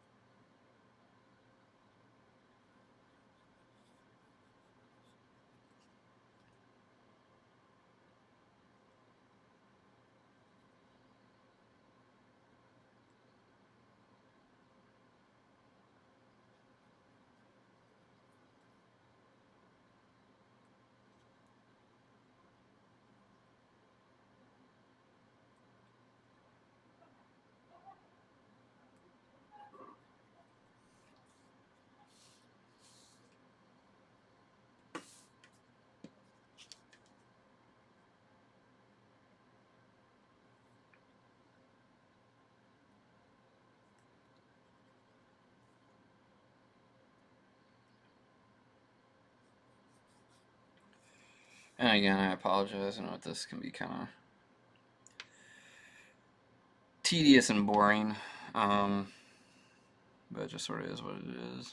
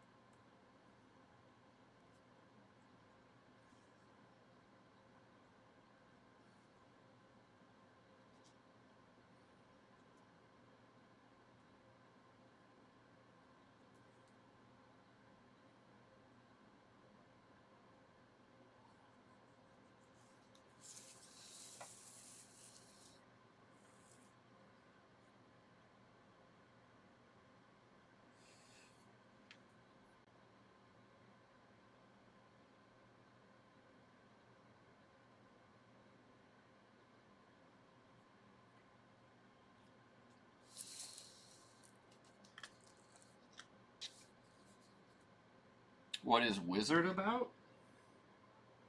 Like the old comic magazine?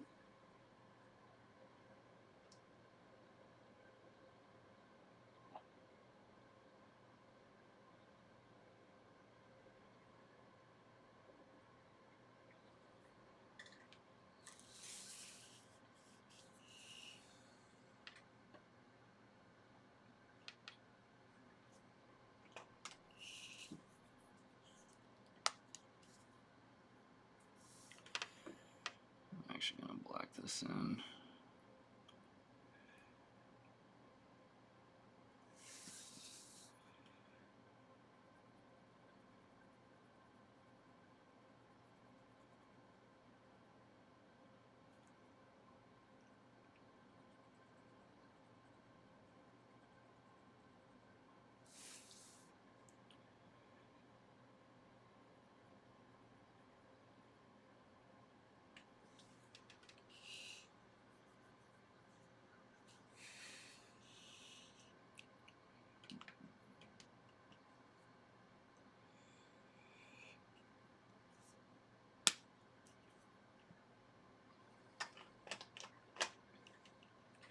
I'm just going to use a tech pen to do these floorboards, or at least the seams in the floorboards.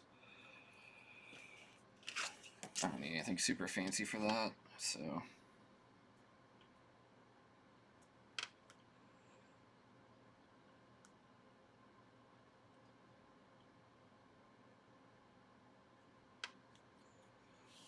Andy, thank you so much for the subscription, buddy. I really appreciate that. That's super generous of you. Thank you.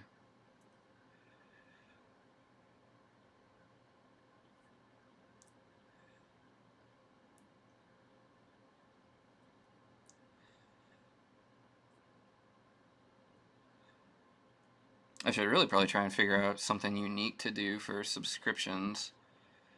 Like, it doesn't even have a unique sound or anything like that. I'm really worried that at one point I'll just miss someone subscribing and not thank them, and that, frankly, that thought terrifies me.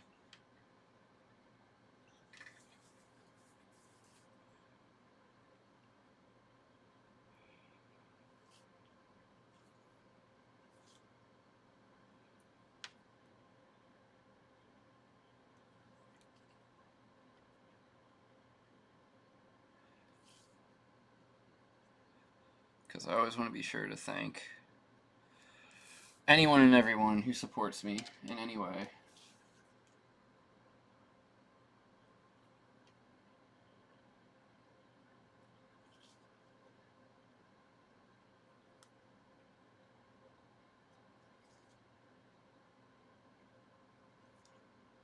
Smooth, thank you for the follow. Really appreciate that.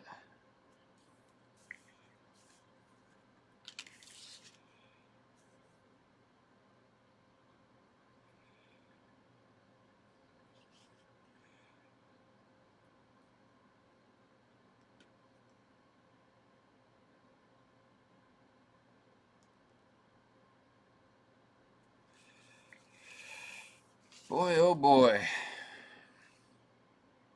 Spent an awful lot of time on this one panel.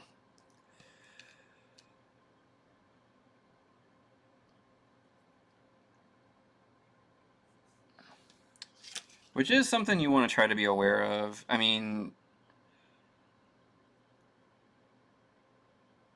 you know, if this were something where I had like a very real publisher deadline for, this would be a problem.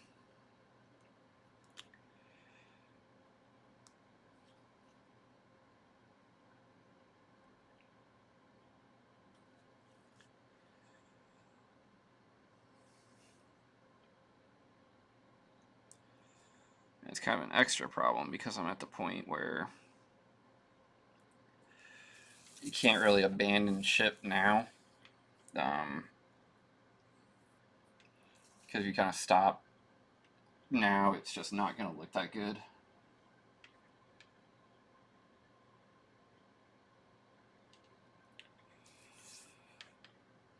To the point where it might actually just look straight up unfinished, and you don't want that. So from here,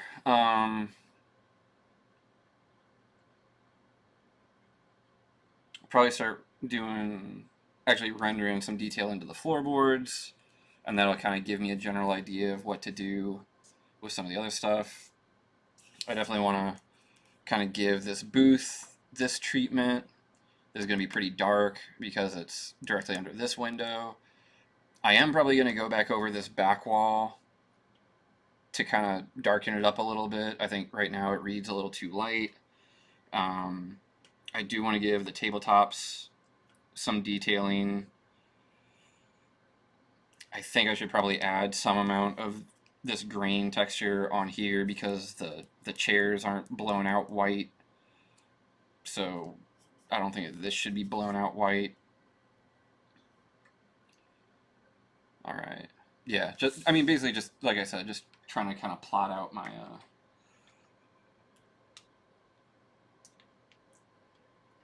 plan of attack, as it were. What's the longest I've ever worked on a single page?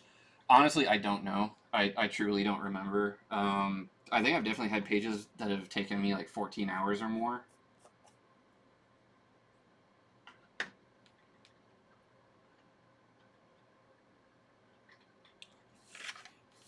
I'm sure if I went through my private Facebook and looked at every single status, eventually I'd find it because I would be complaining about it. But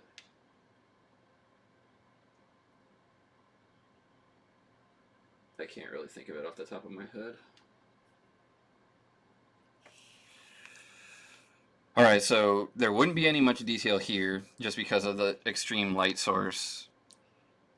And back here wouldn't be awful either just because we're still getting some of that light source. But it would be darker.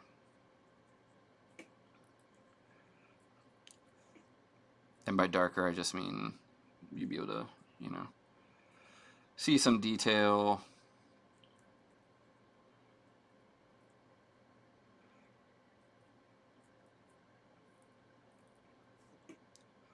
Maybe some of the texture of the wood.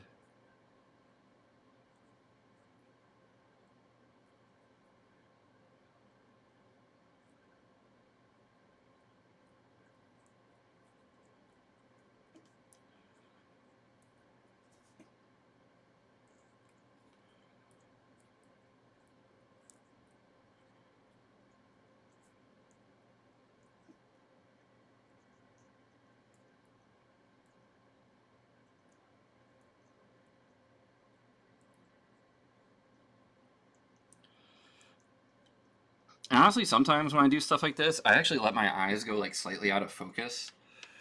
Because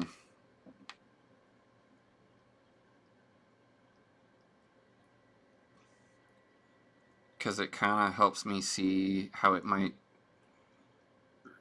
what kind of value it might read as. I don't know. It's kind of hard to describe.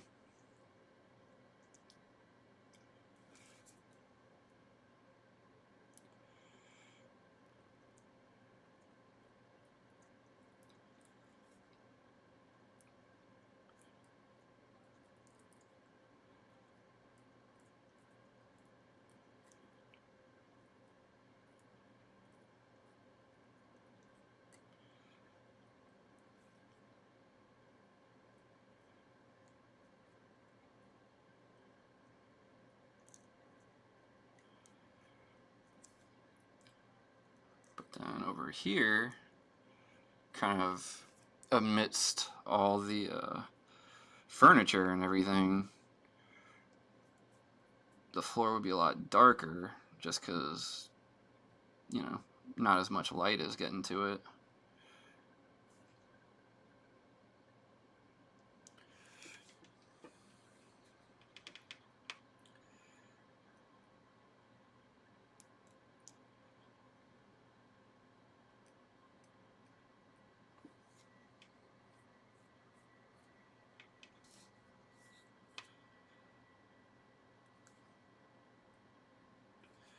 Gotta redip my pen.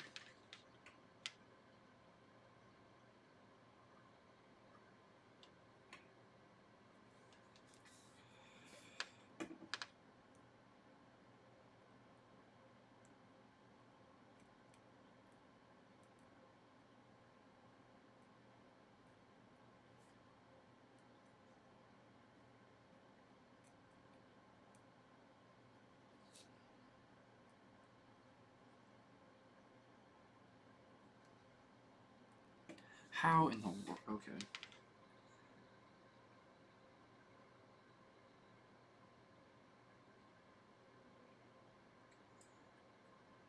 Yeah, that's true, Gamer Dad. I hadn't really thought about that.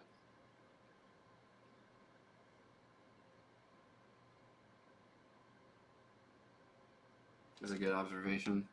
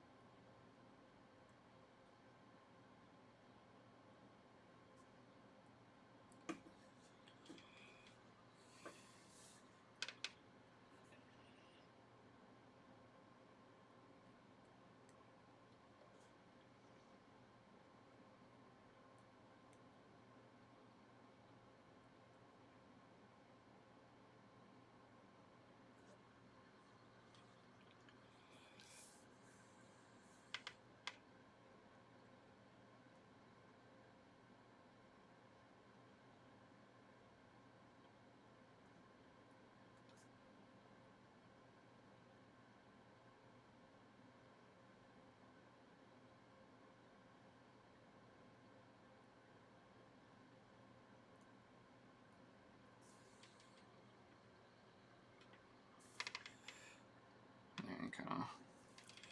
Man, my nib is just not holding ink today. Good God.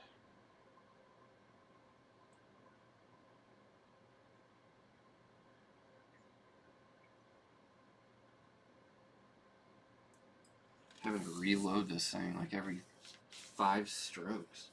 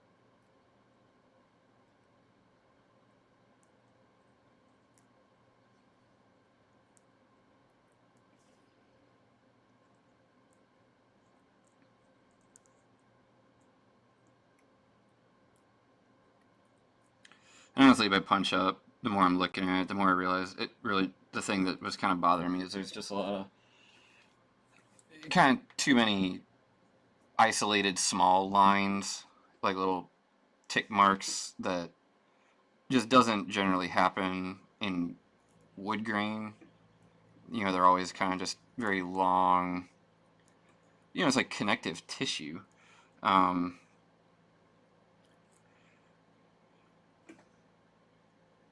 and the funny part is I can go back over it and add little tick marks to imply weather and wear, but right now, since I'm kind of viewing this as strictly grain, it reads kind of strange.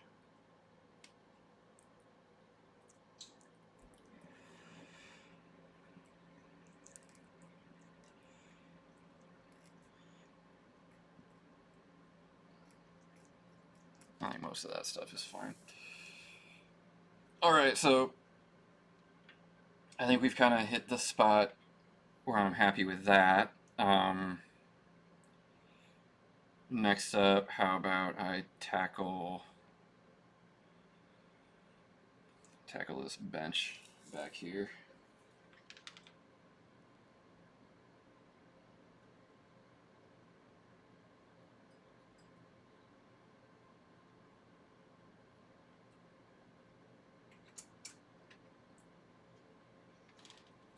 Actually, my apologies. Before I do that, I'm gonna go run to the restroom real quick. I've been drinking a lot of water, so I'll be back in just a second.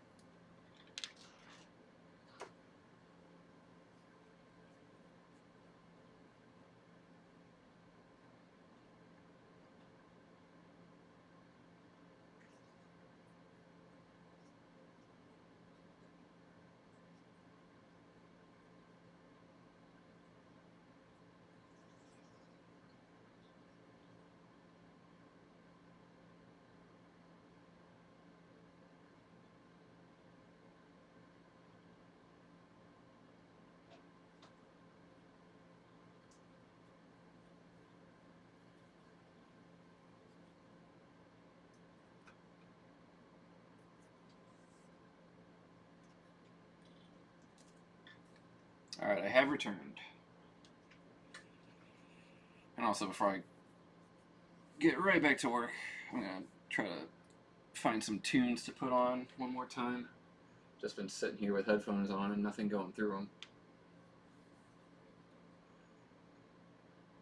You know what? I think we're gonna go with Souse, and looking through that Spotify end of year thing is kind of reminding me of stuff that I was listening to earlier in the year.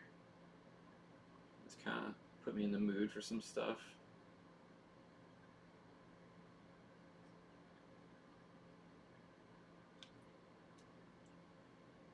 Just their self-titled album.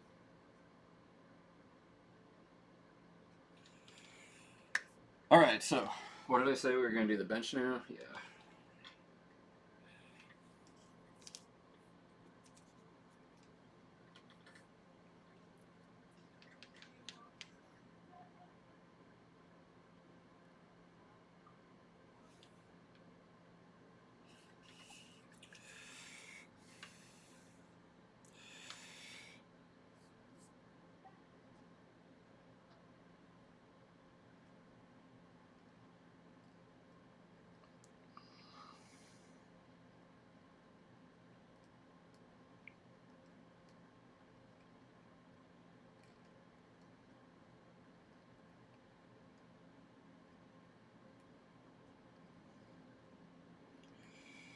And as we mentioned, because this is directly under this bigger light, this would be pretty dark.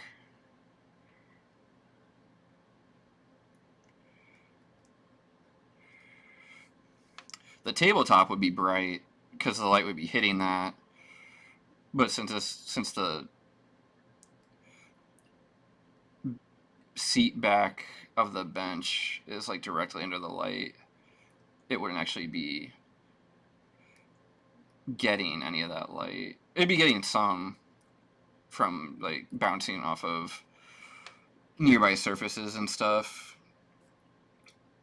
but generally speaking, it would be pretty dark. So that's why we're hitting it the way that we are here.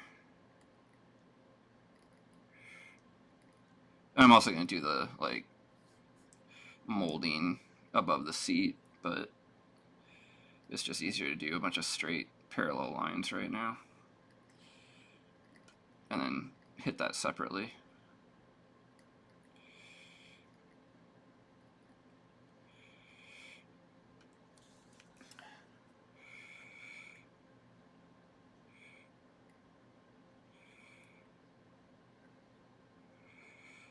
It's probably the closest I've ever gotten to doing a Bernie Wrightson impression, I'll tell you that much.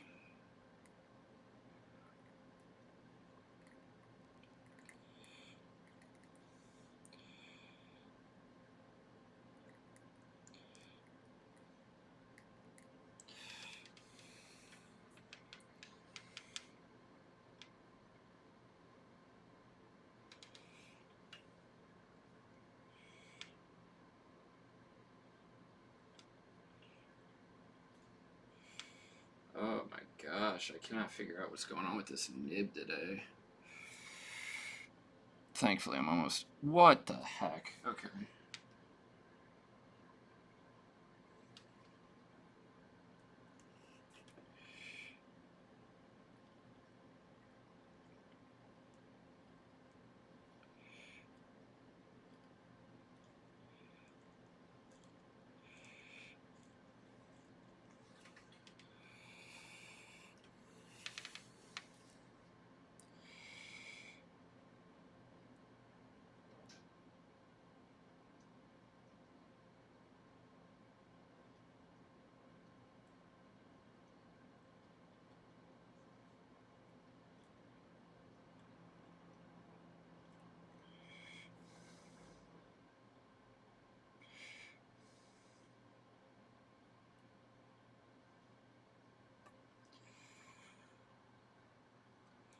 VG, thank you so much for the follow. I really appreciate that.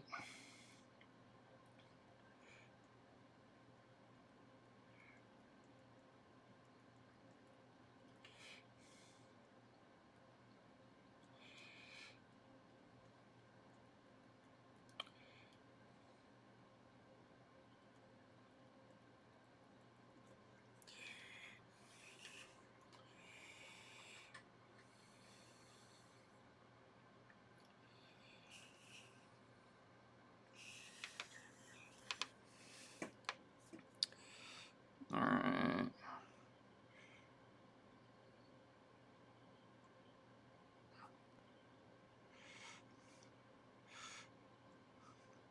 And technically, like, if this is just like a plank of wood, the grain would be going this way, which is why I'm contouring it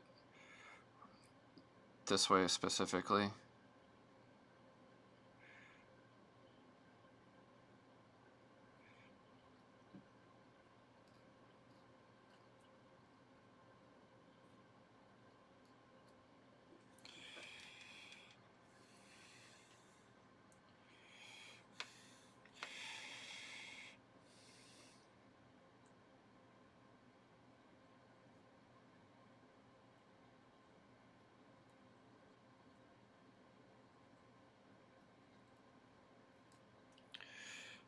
Same thing there.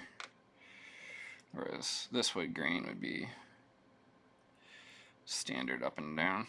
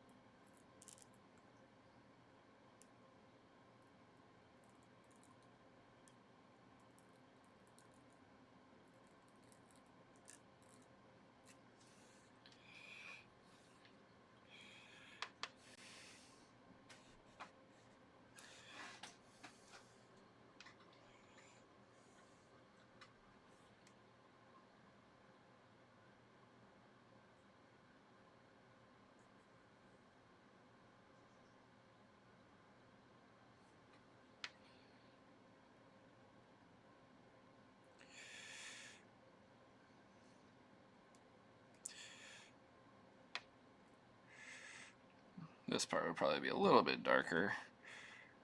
So I'm gonna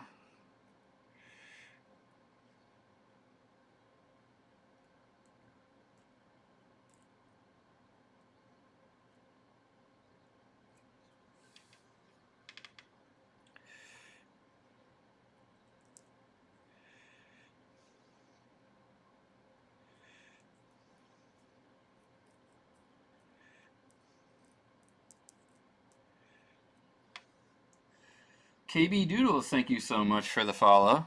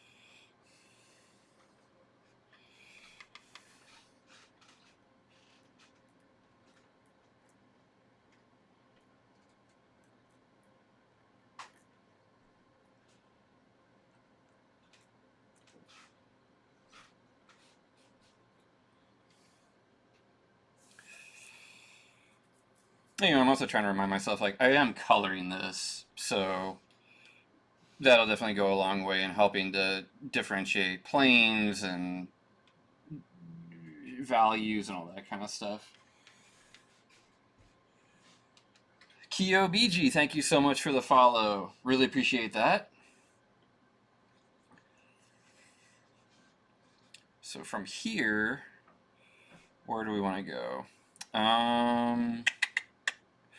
You know what? I think I'm gonna hit that back wall now, because it's going to inform a lot of stuff beyond that.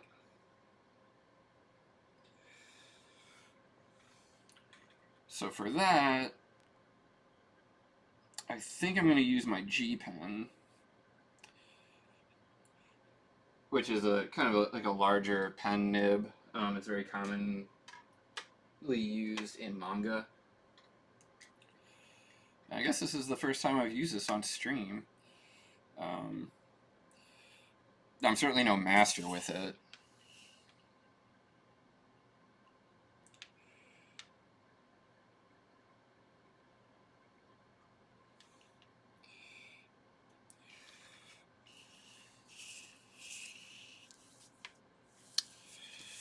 I guess we'll go this way.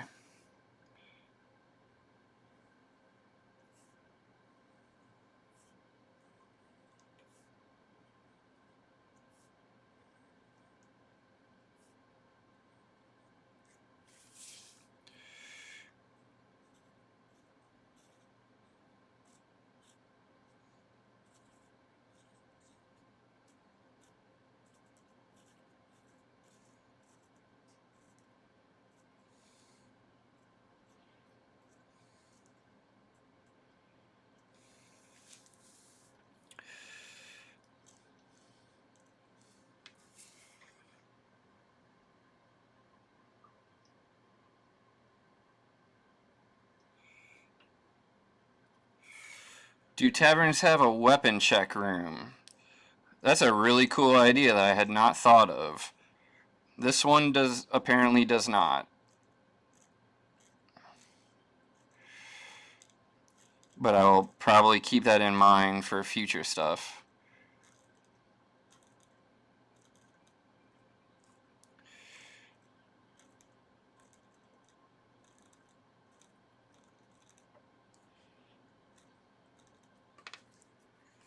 Dead Dingoes, thank you for the follow.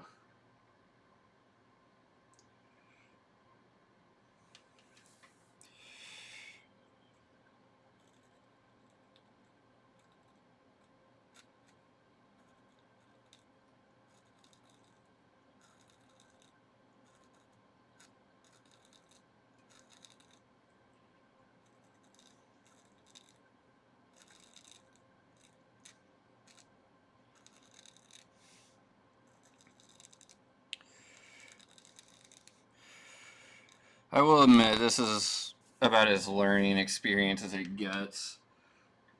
This is definitely teaching me a lot that I'm going to use and not use going forward. So for that, I'm kind of thankful for it.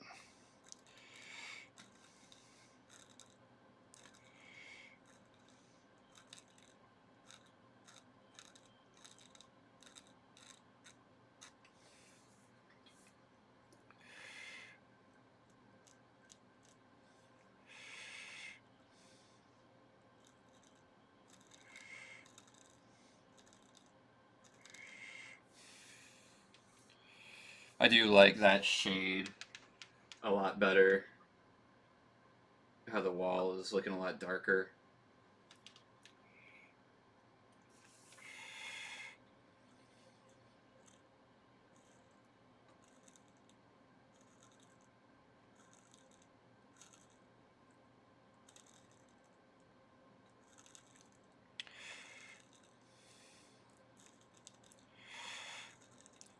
So I was kind of thinking, this is kind of a different subject. I was kind of thinking about, I'm not really sure how often I'll be doing weekend streams, because this is really more just kind of like a passive thing for me to do while I work.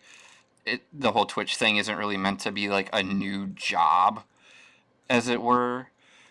But the inaugural stream that I did, where I did like a complete Bruce illustration, ended up not taking nearly as long as I kind of expected it to.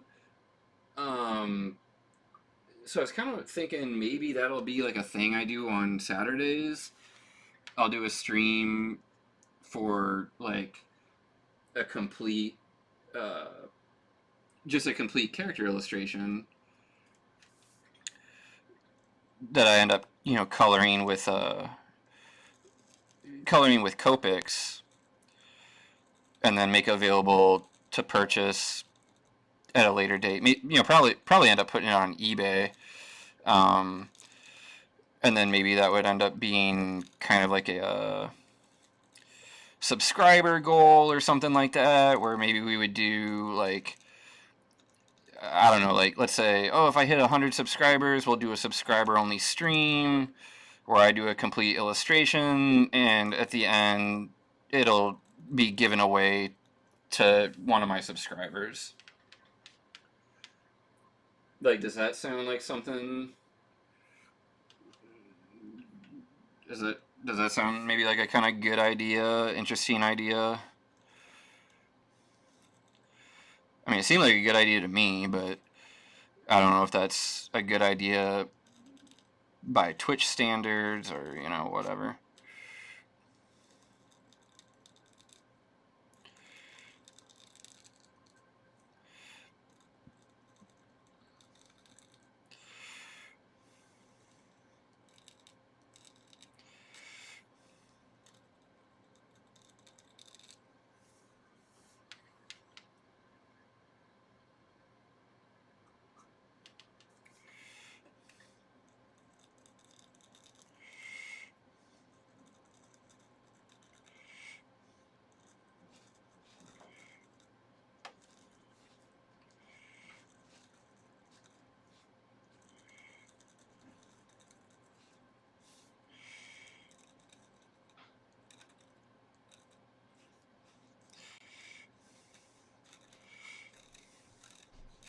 Because, you know, like I'm not anticipating ever becoming like a major Twitch streamer or anything like that, but you know, I want to get people excited to tune in.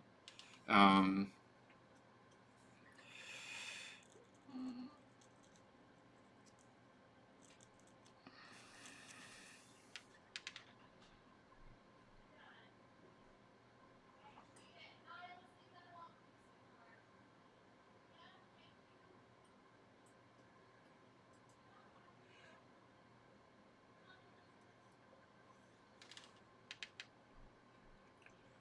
yeah, Mugen, that makes sense.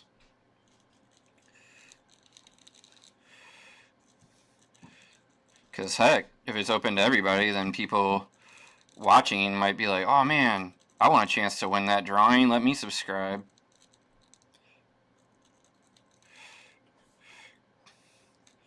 Because I won't lie, I mean, I'm certainly interested in getting subscribers. I mean, any any amount of money I can make just helps me make comics better, faster, all that. Because, you know, like, for those who aren't aware, my main source of income is basically commissions. And that's fine, but commissions, it's kind of like a second job on top of comics, right? Like, I have to draw those too. So every day I'm working on commissions, I'm not working on comics. Whereas if I could get subscribers here on Twitch or more patrons over on Patreon, um,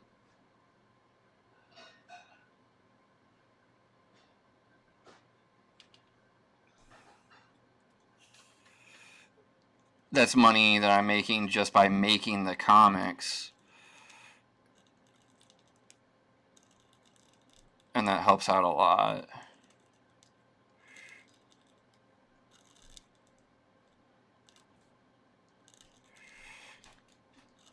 Because it allows me to just focus on, you know, making comics.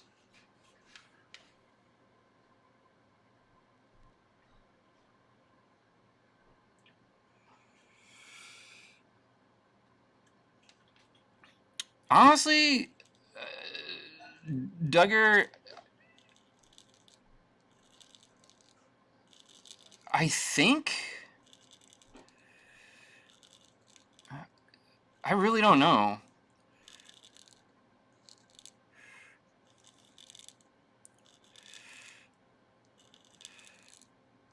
between subscriptions here over on Patreon.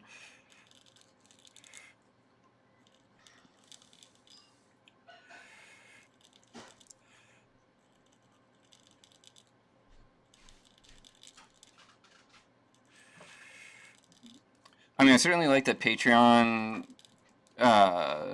is a bit more flexible in subscription levels, you know, because maybe people want to subscribe just for like $1 a month or something like that. Whereas Twitch, you know, the cheapest you can do is $5.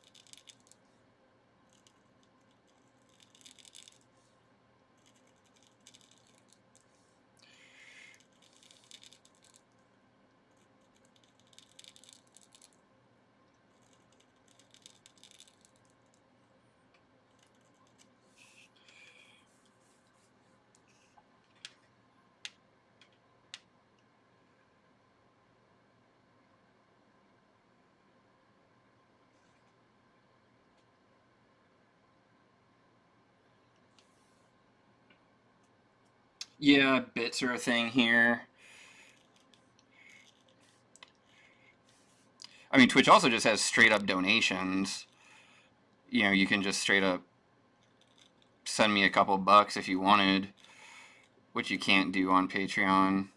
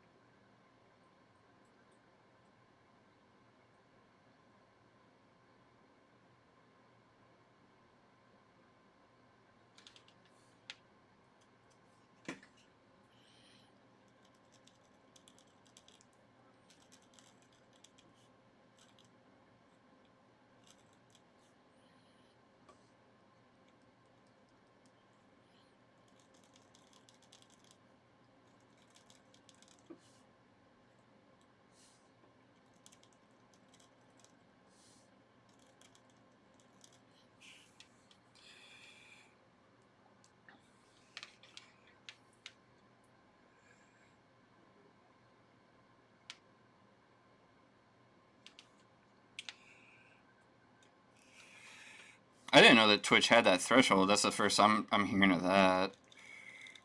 And yeah, that's kind of rough. You have to make at least $100 just to cash out.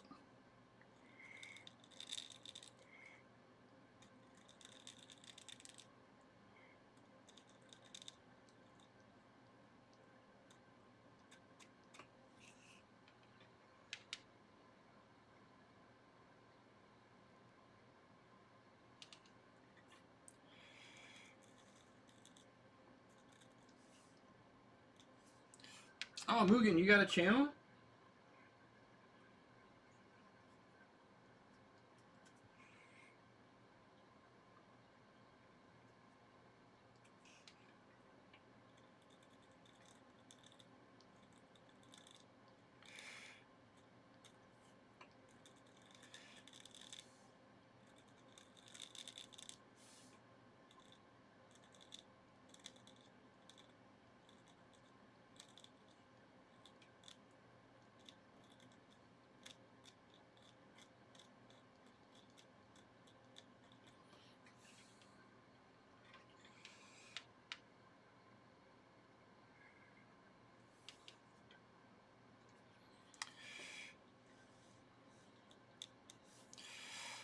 We're almost there.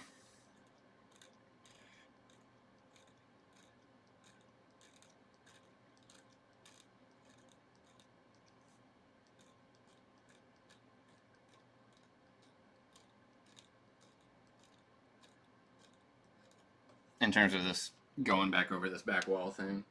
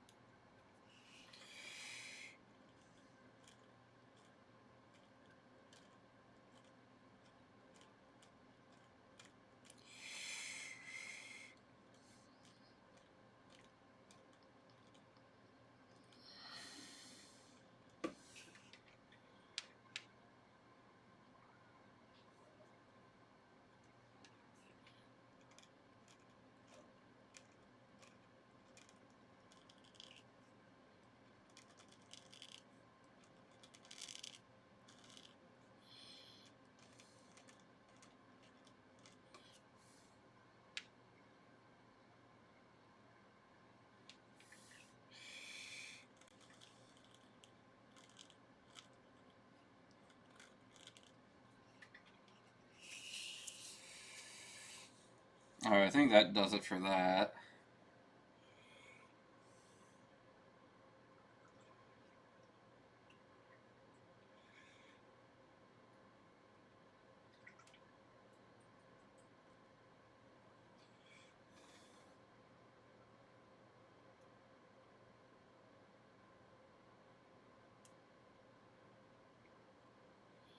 Here, I guess let me tape this up here so that while I'm cleaning stuff up and putting stuff away, you can at least see what's going on there.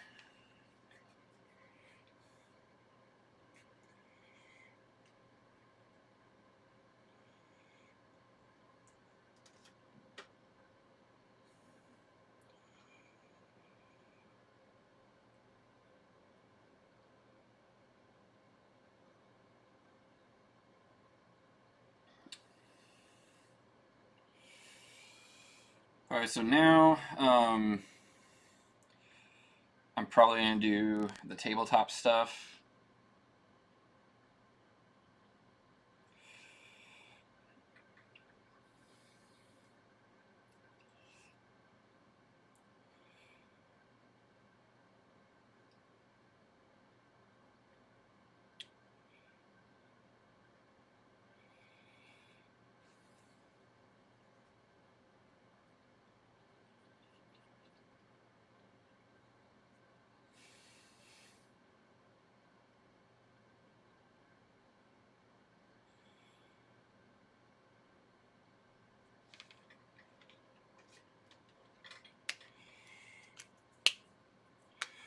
This would definitely be black.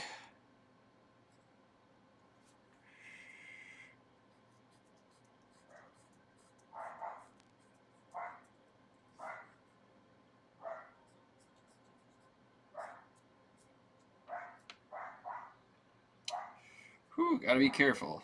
Wow, that black over here is still pretty wet. And that's another thing, like, because this would be so close to the frame,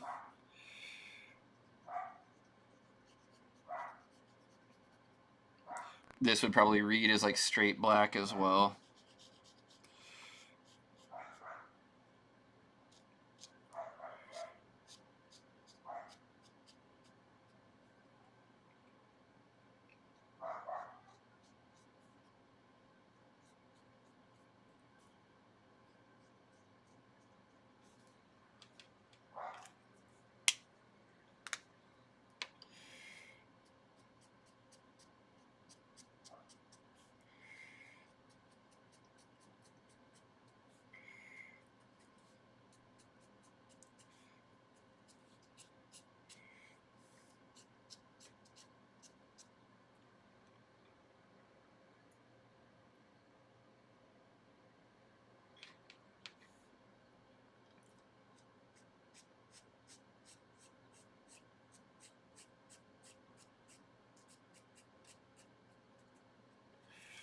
Oops.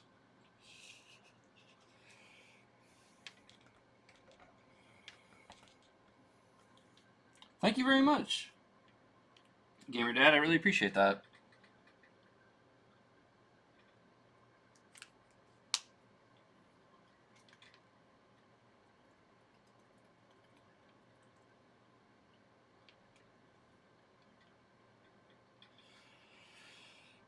So I am going to give that a second to dry, just because that was pretty inky, and when it comes to nibs,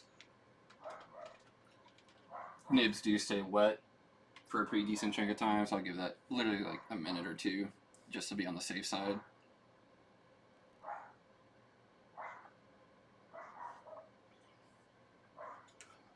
Something's got Niles' attention. Can hear him barking away up there. I apologize if it's particularly bothersome to anybody.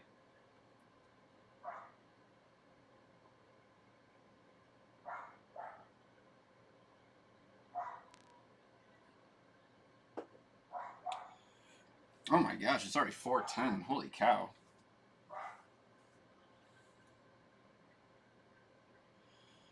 I was not expecting that.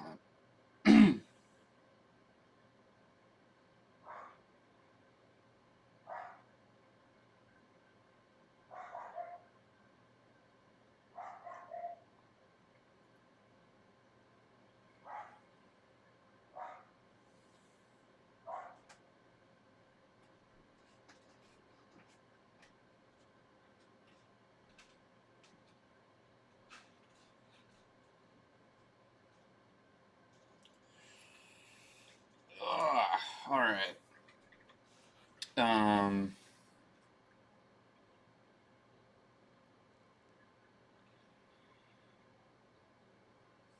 Here we go.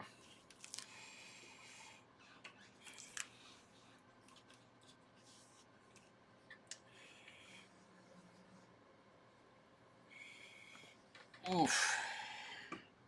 I'm actually sitting down for a second. I think for the tables, I'm probably going to just kind of like ballpark these a little bit. Again, it's...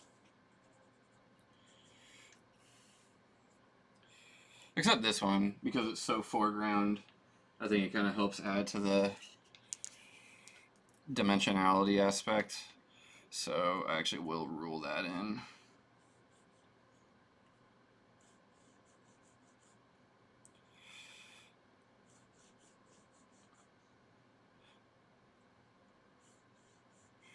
I think it'll kind of help the feel of the space.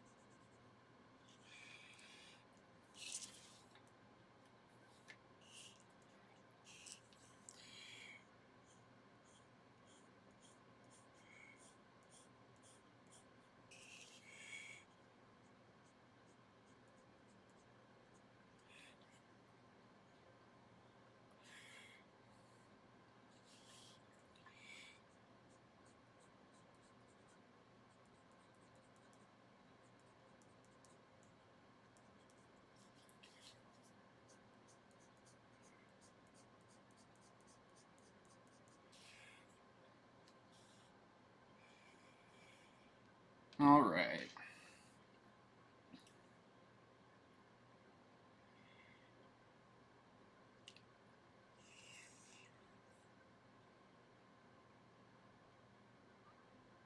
I also need to blacken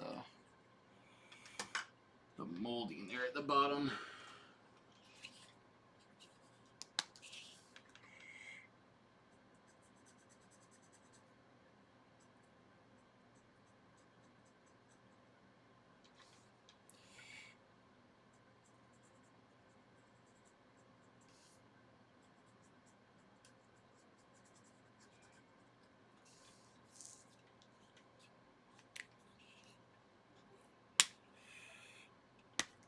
Honestly, I think this would just be black too. You probably wouldn't see the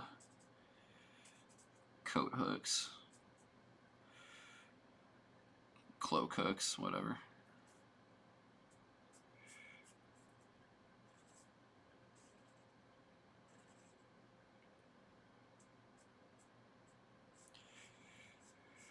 Thank you again to everybody who's been hanging out today, yesterday, the day before, etc.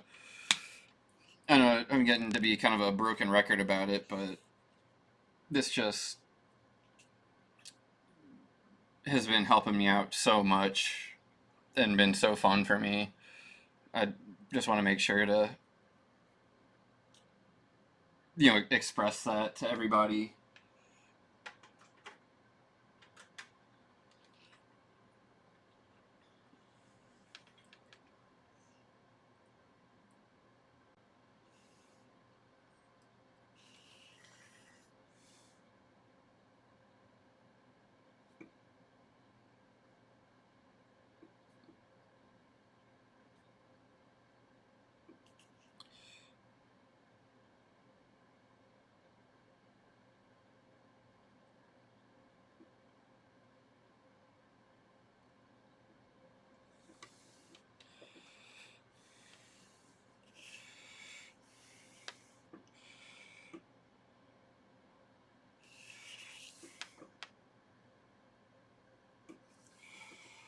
Oh my gosh.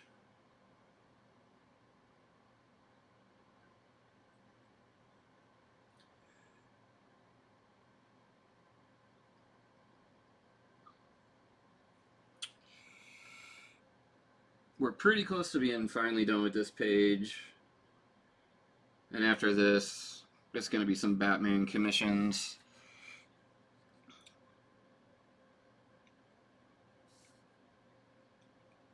Probably within the next 20 or 30 minutes or so.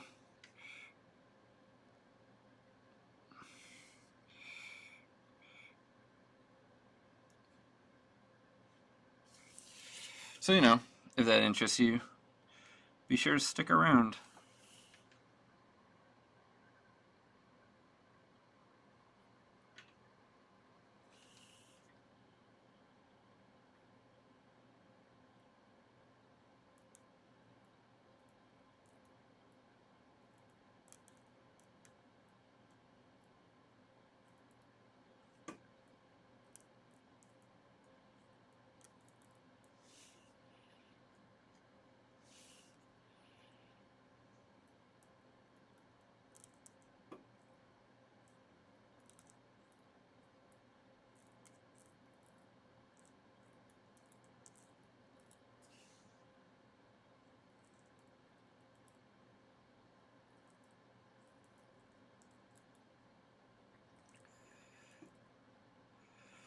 The first commission is going to be a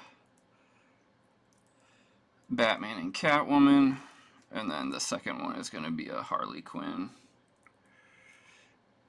in a bat costume.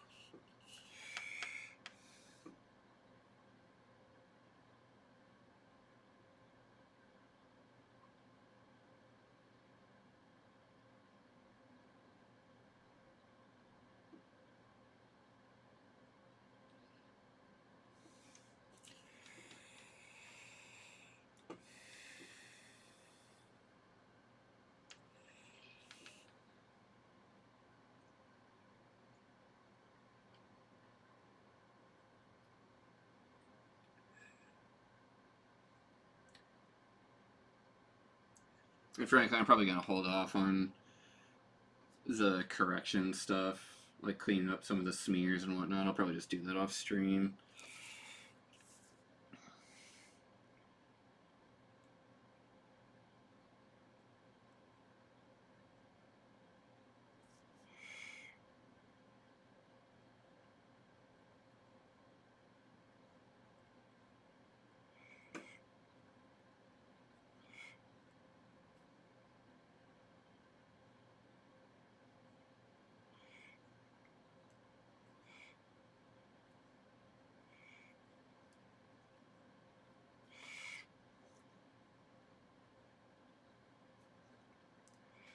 Maybe not.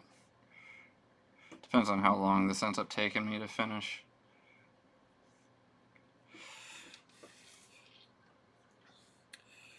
Alright, so that's all the tabletops done.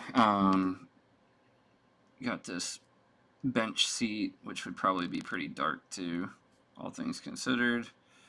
Just hit that real quick. Boom, that's done.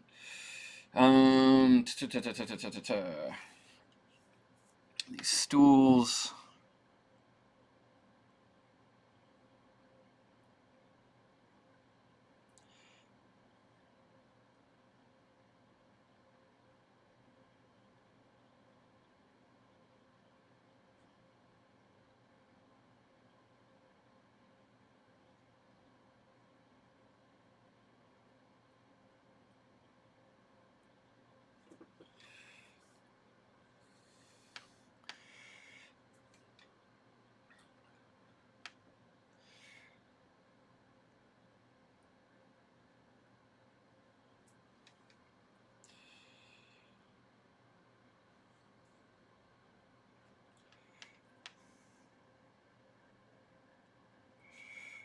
This would all be super dark.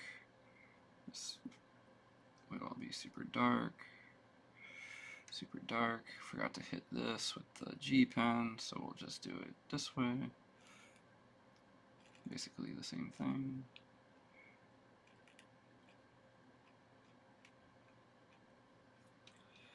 There we go.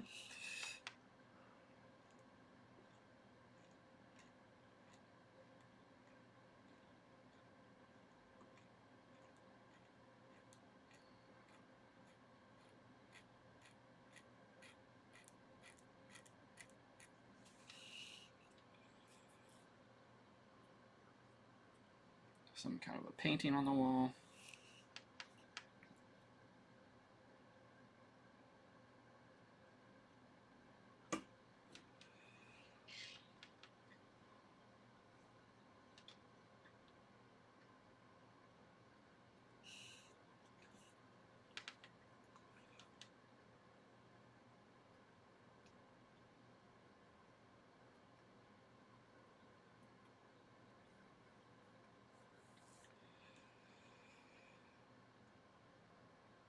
Again, we'll give this just a quick minute to dry, just to be on the safe side.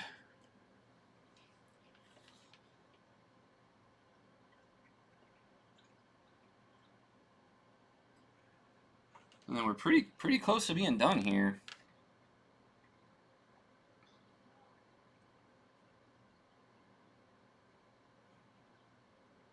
Probably be totally done by 4:45 at the latest. I'm just kind of trying to think what else. I'll definitely want to put some kind of like wear and tick marks on stuff. That won't take very long. I need to finish inking this window right here.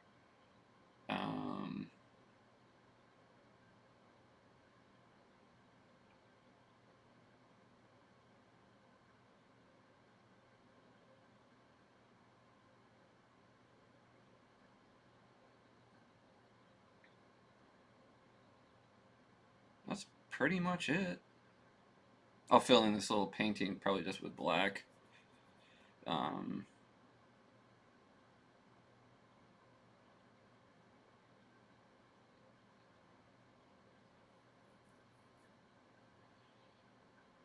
Yeah.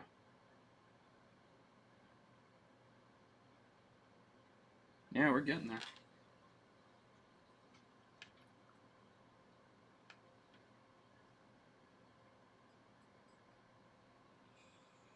Alright, so, I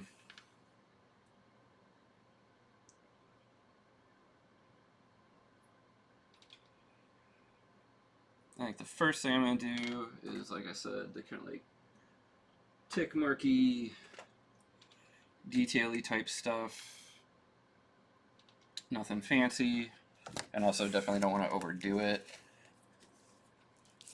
Especially since you already have all that kind of like wood green shading texture stuff. But, you know, just kind of go in here and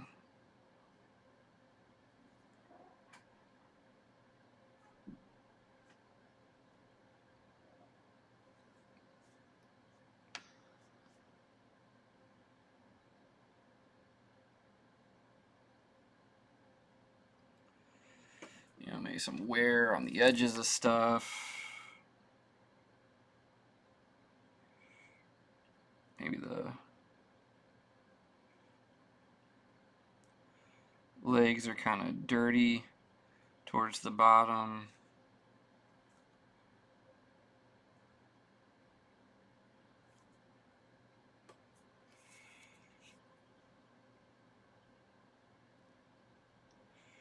Maybe the chairs are kind of scuffy up near the top because that's where people grab them.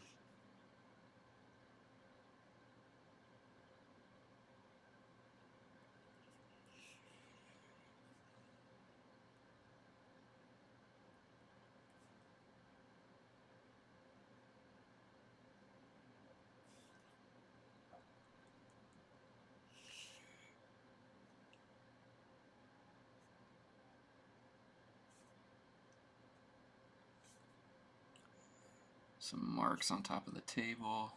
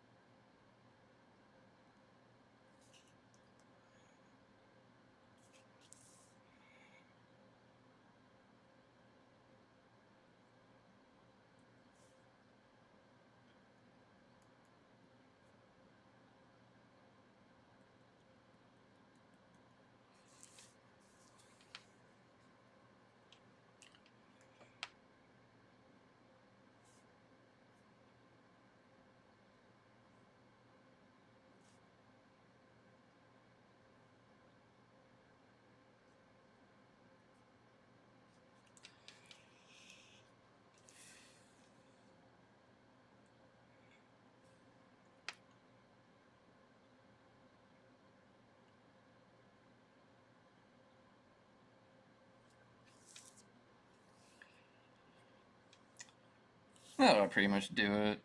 You don't need anything super fancy, especially with all this other line work going on. The Real Scott King, thank you so much for the follow. I really appreciate it.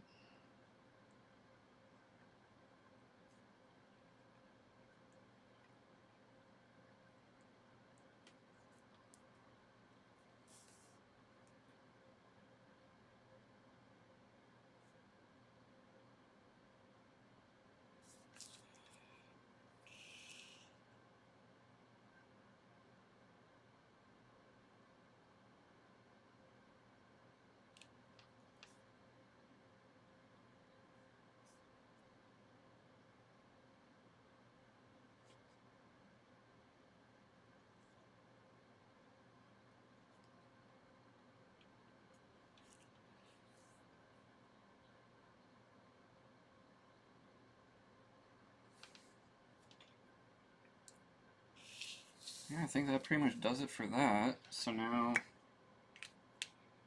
I'm gonna use my parallel ruler here, which I've shown off recently. Just throw in some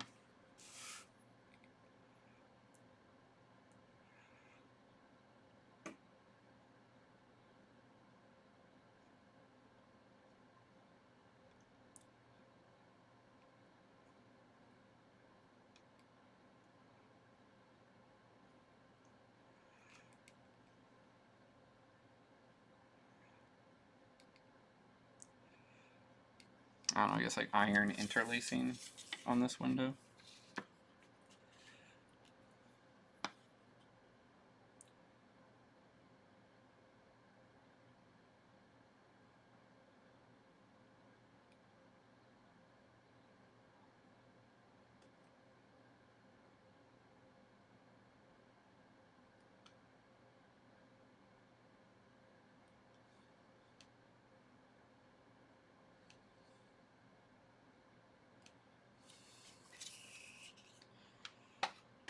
There's that. Gonna use a Copic for the painting bit.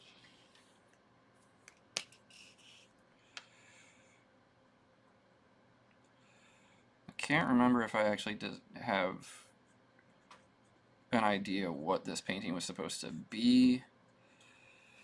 and have it visible somewhere else in a different page, but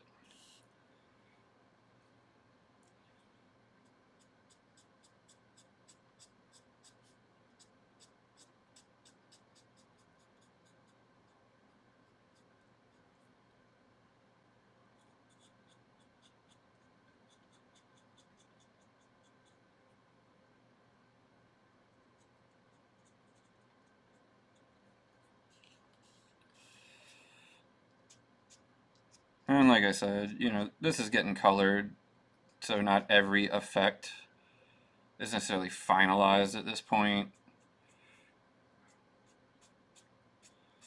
A lot of this can be kind of more finely tuned.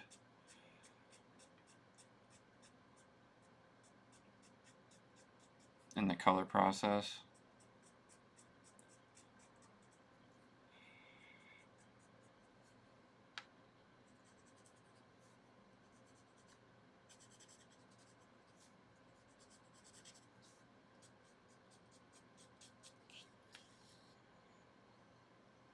Yeah, I do the coloring. I do everything myself. The life of being an independent creator.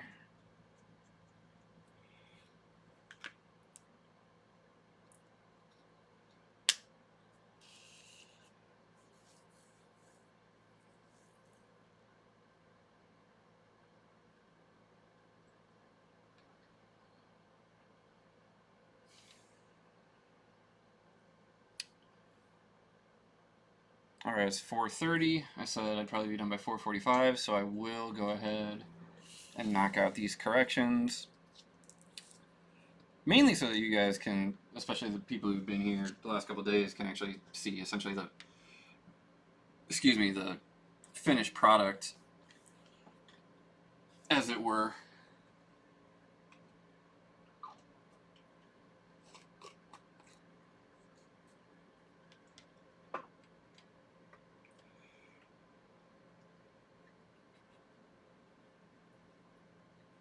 Oh, you're gonna have to be patient with me. Sometimes it takes forever to open up this white paint because it kind of, basically just kind of crusts itself shut.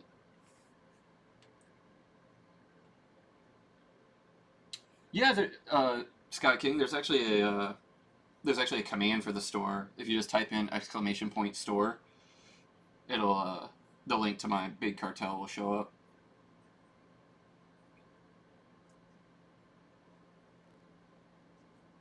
There you go.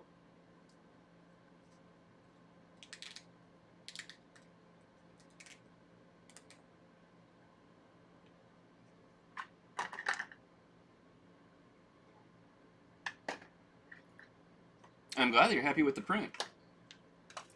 Means a lot. Thank you so much for the support.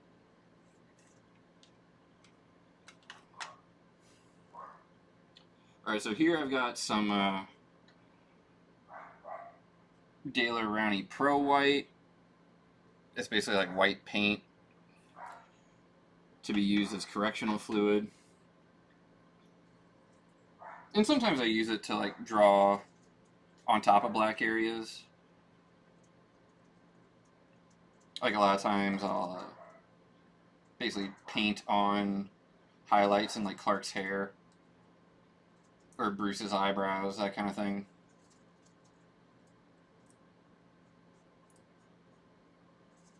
But mostly you use it for corrections. I'm just loading up my brush here with water because it's really thick. So you kind of need to wet your brush especially decently before you start applying it. Otherwise it basically just doesn't come off the brush that well. Alright, so most noticeable one, we got this splotch right here.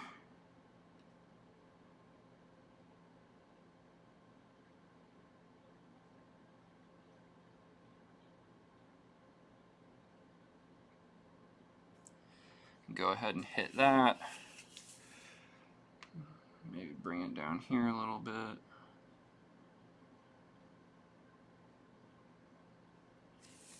obviously this right here, just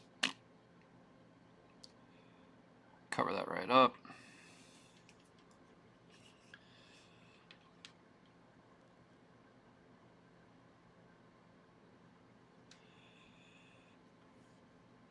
Cover this up.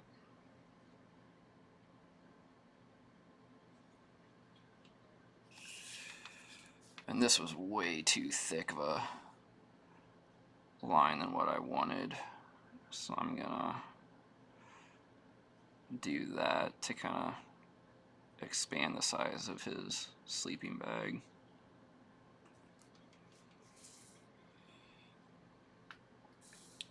Now, a lot of times, like, you can kind of, I don't know if you can see this on camera, this stuff still kind of like shows through a little bit. You can give it a couple layers to prevent that. Excuse me, my voice kind of cracked there for a second. But for our purposes, that's not super necessary. I guess I'll hit this here too.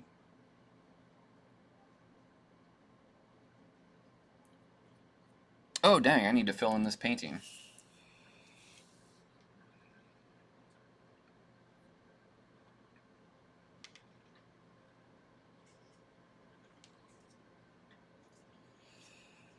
So right now I'm just cleaning off the brush I was just using. I'm gonna seal up the white paint because honestly that's all I needed it for, really.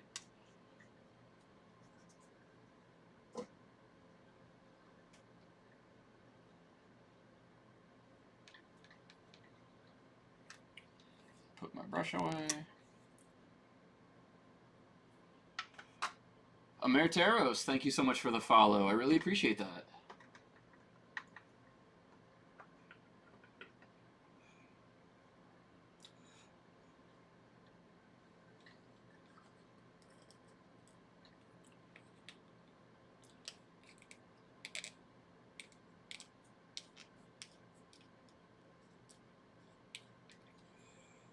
Alright, then real quick, I need to grab my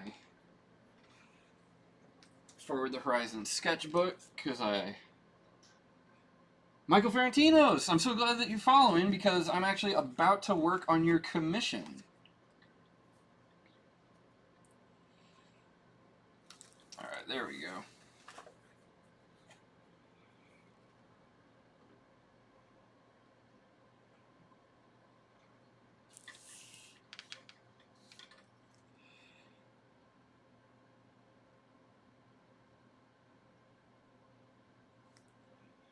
This is actually a kind of involved painting.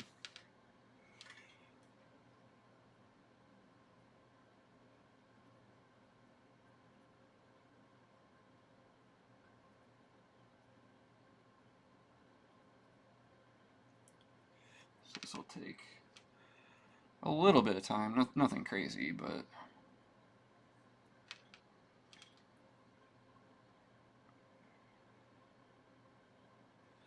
you know, you gotta throw in that symbolism where you can.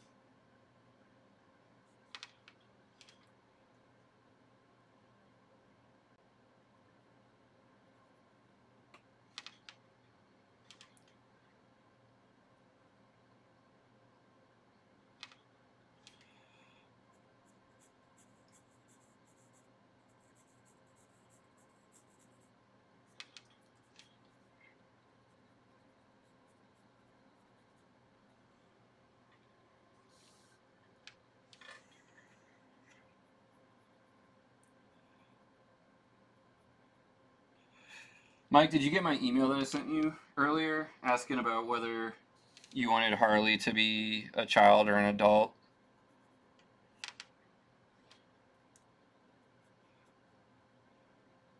Either one works for me. I just realized I wasn't entirely sure.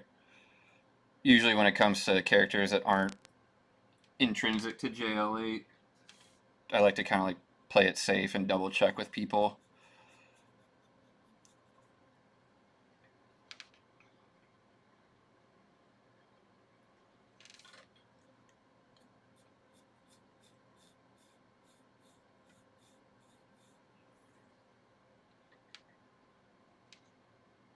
Okay, cool.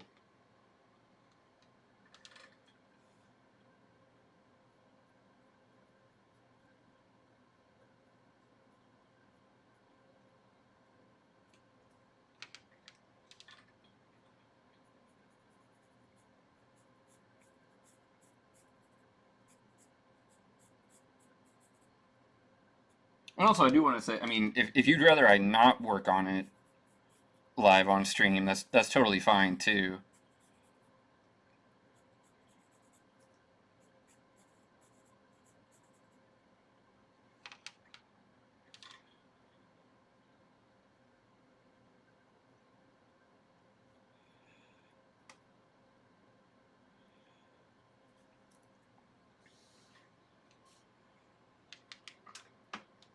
But a lot of people have kind of been like, "Oh man, like, would you do my commission on stream? That'd be neat." So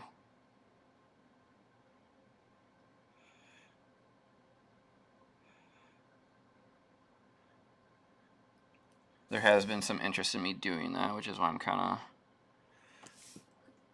leaning into that. But like I said, if that's not something you want, or any client, you know, not just Mike, but definitely just let me know, and I'll certainly respect those wishes.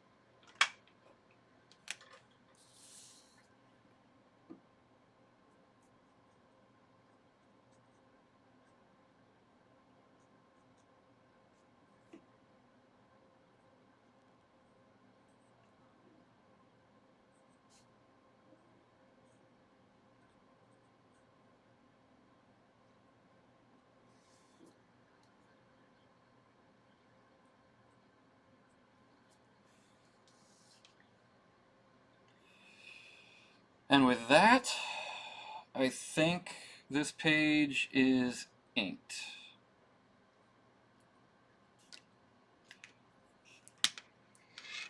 Except I just noticed something that I still need to do.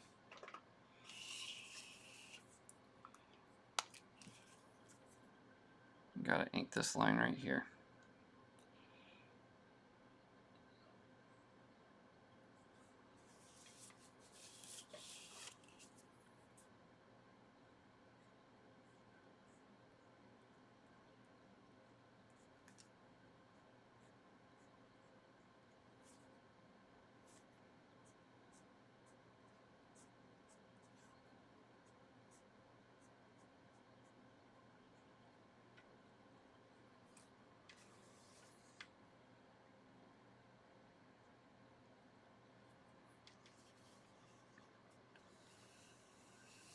And with that, this page is finally inked.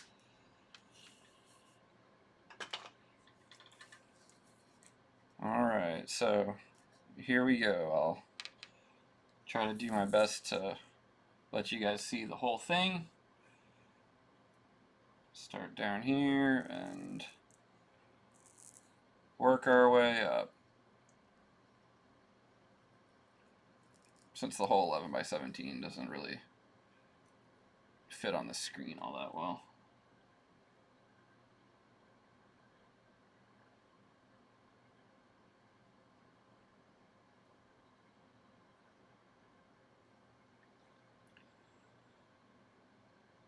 All right, there we go. Page 8 of Forward the Horizon. Complete.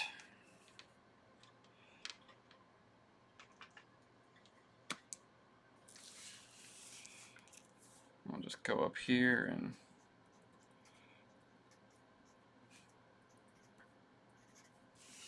do that. And there we go. I'll scan this in later.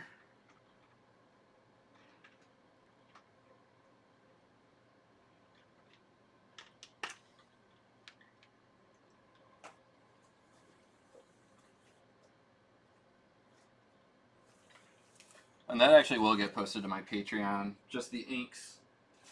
I've been uploading most of the Forward the Horizon stuff that I have finished to my Patreon for people who are interested in that kind of stuff. It's just patreon.com/Yale Stewart. I think it's at the, it might be at the $5 and up tier. I can't remember off the top of my head. But yeah.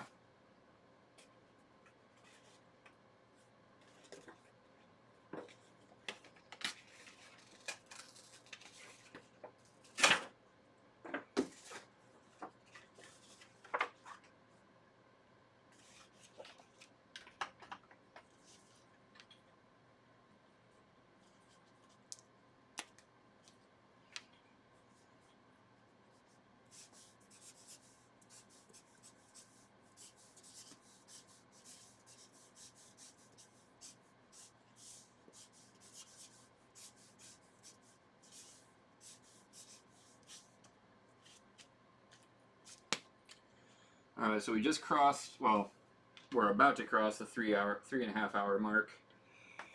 I haven't had really much of a break, so I'm going to step away for just a couple minutes. I'm going to use the restroom real quick, probably refill my glass of water, maybe just sit down for a second, and then I'll be right back and we will get started working on some of these Batman commissions, starting with Harley Quinn in a Batman outfit, but still themed like Harley Quinn.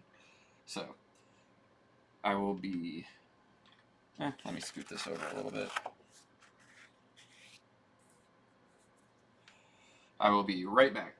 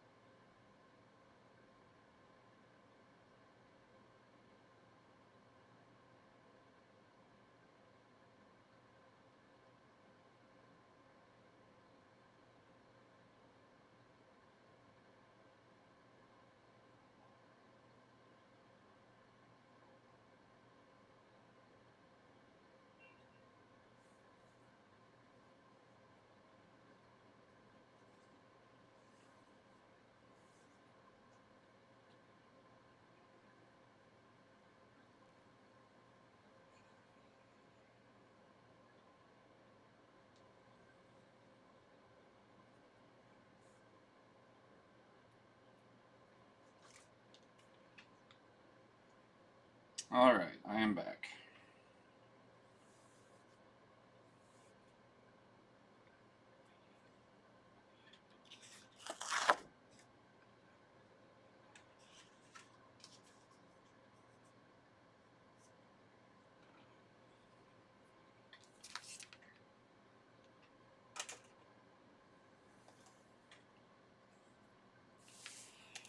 So yeah, what we're going to be working on here are I'm going to be knocking out some pieces from my Batman Day commission sale back in September.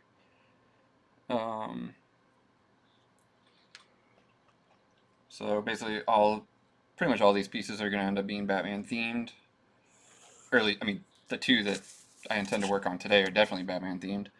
Um, how many of these I work on camera, I'm not 100% sure, but you know, I think it might be a little bit, you know, it's kind of a nice change of pace from something like working on a page. A little bit more instant gratification, as it were. Get pretty close to a finished project and a finished product, excuse me, in a single shot. So, this commission is of Harley in a Batsuit, but it's like a Harley Quinn themed Batsuit, with a few different options for how to handle her. But one of the options was basically like kind of like leaning up against a wall, which I personally like, and in a bit of a change of pace. Um, this is an adult version of Harley.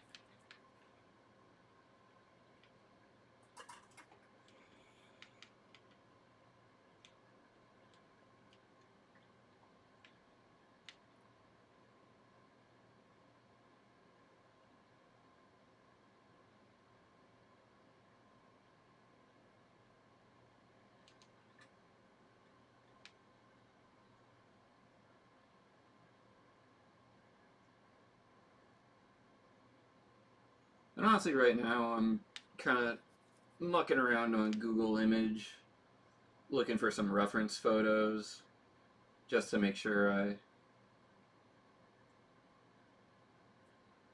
feel relatively confident.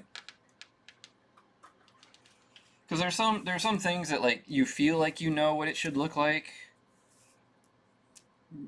but then you do it and realize that's not really all that much how it looks like. So here I'm gonna just lay in a basic circle to kind of be a placeholder for her cranium.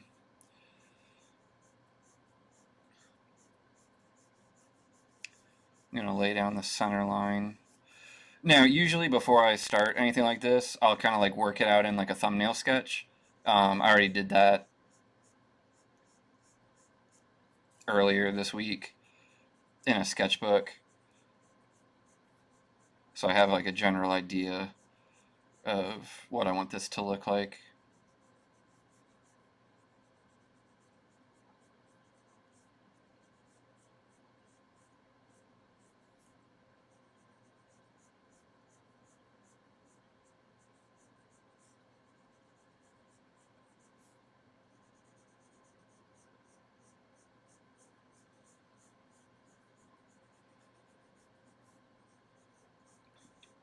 So we're just pretty lightly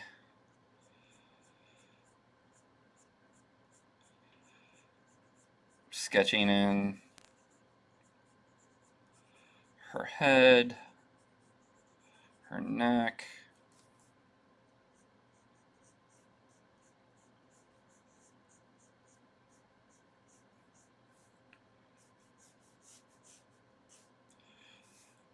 doing kind of like a little line of action right there to help me sort of visualize how her torso is going to go.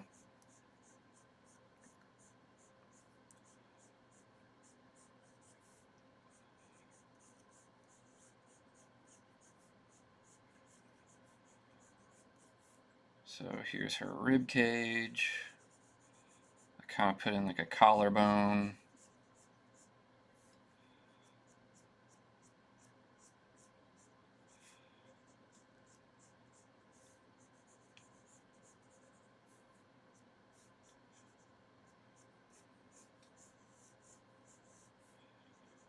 So it's kind of her.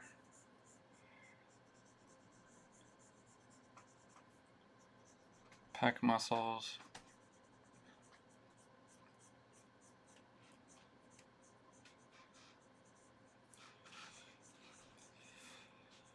And even though she's leaning up against a wall, I figured, you know, Harley's a pretty fun character. She can make pretty much everything feel kind of cute and silly.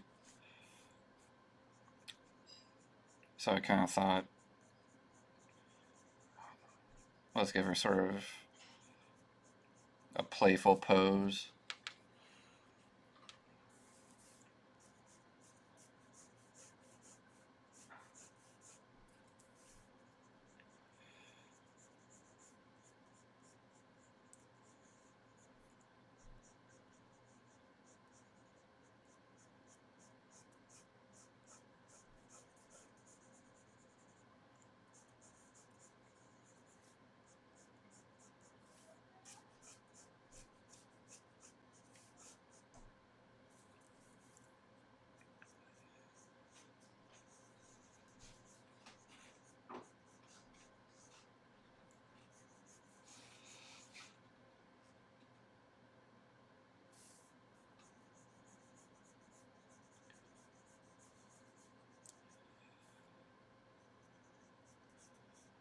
And also part of the brief on this is in one hand, kind of like this. She's holding a batarang, and in the other hand she's got a cowl. Which actually, Michael, if you're still here, is she holding her own cowl or is she holding Bruce's cowl?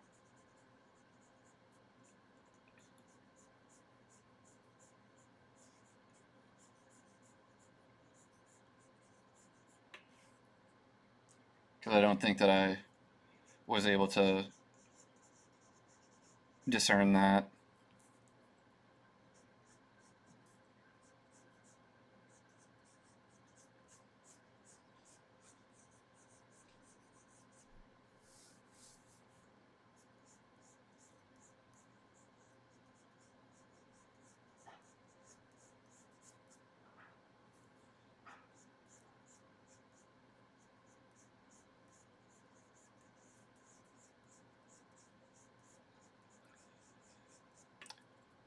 And truthfully, if Michael's left and he's not able to answer me, I'll probably just do the basic kind of underdrawing of this character for today and move on to the other commission, because I don't want to do a bunch of work that doesn't match what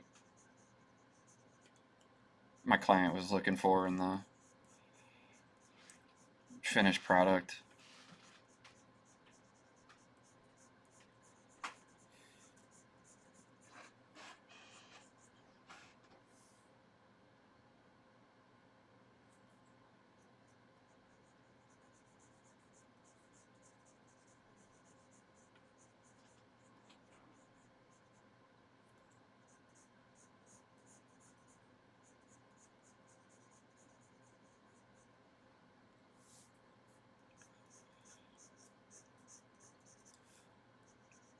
And no, Mugen, I haven't watched any of the Harley Quinn cartoon. I'm not. I like Harley a lot. Um, I'm pretty content just with the stuff from the animated series with her. Um,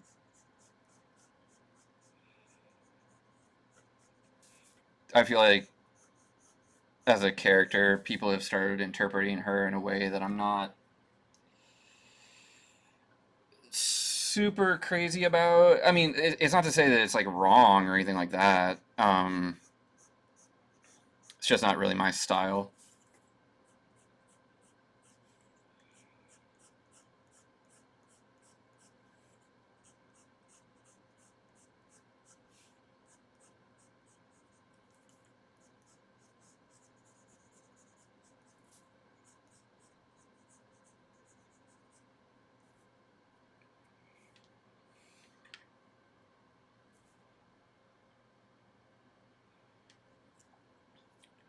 Yeah, but the thing is, she's in this commission. She's wearing a bat suit. a kind of like Harley Quinn designed Batsuit, so I'm not sure if that also implies a traditional style Bat family cowl.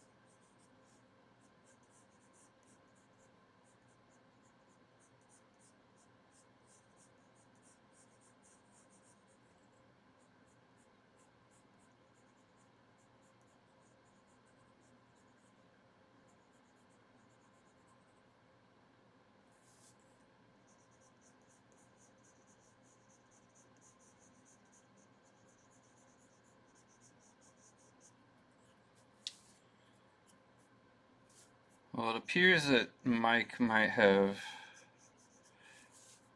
left the chat, which is fine. Um, but because he's not here to answer some of the questions I have about what he's looking for, I think we're probably about at the end point of what I'm willing to work on this commission right now.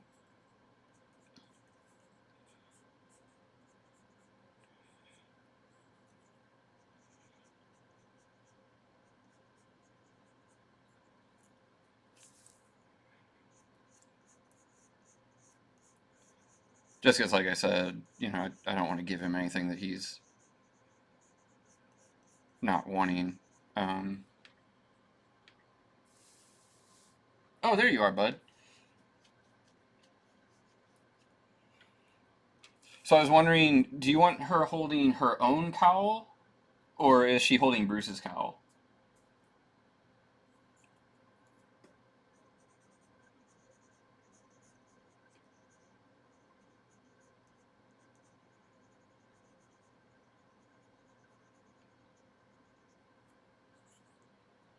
Okay.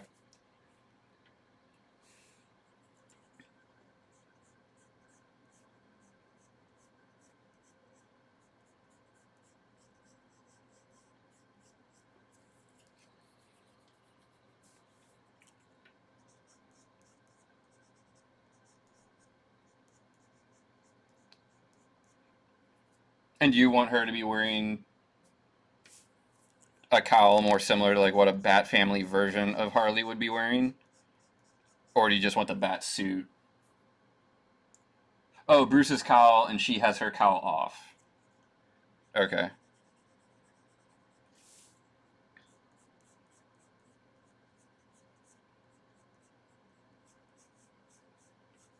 So basically just Harleen Quinzel maskless face.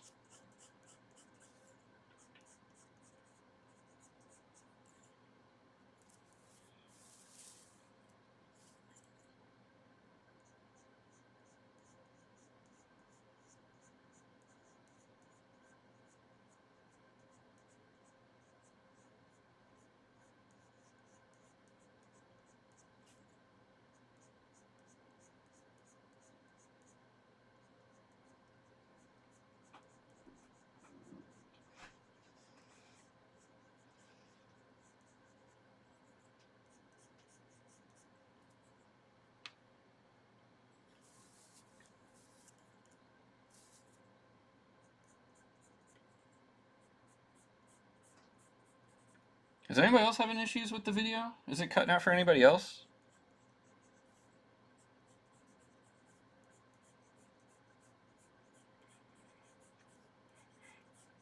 I just want to make sure that if it's something on my end.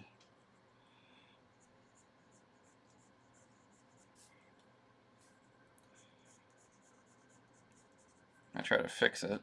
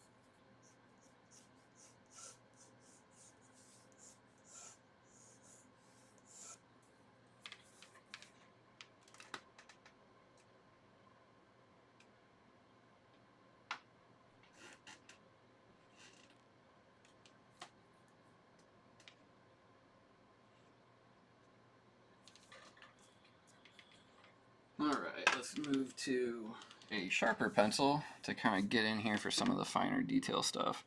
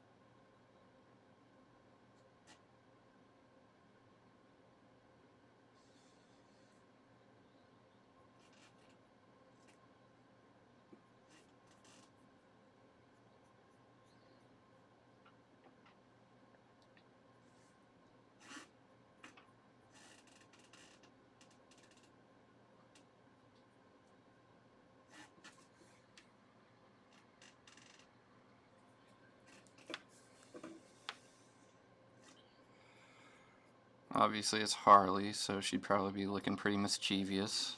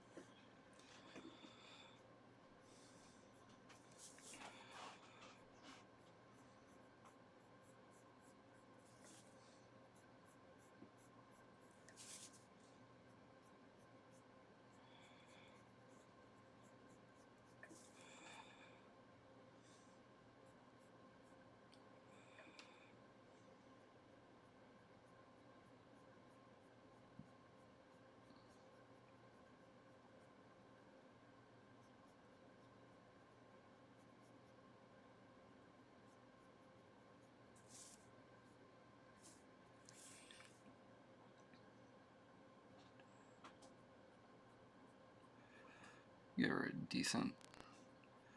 decent sized smile.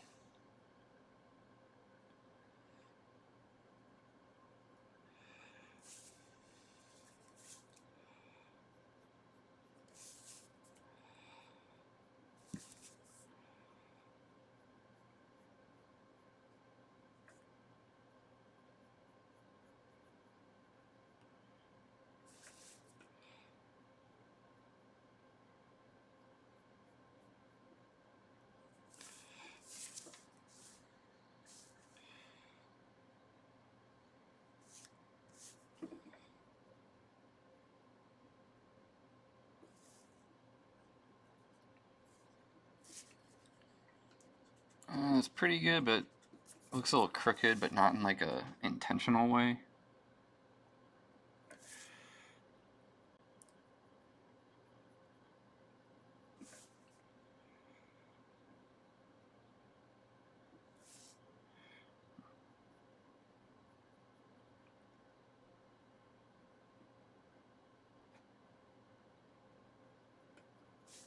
There we go, that's better.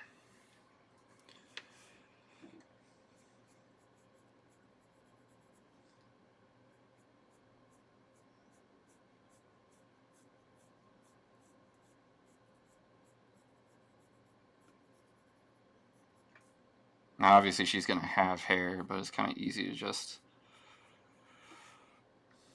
basically treat the character as though they have a bald head and then like put the wig of their hair on top of it.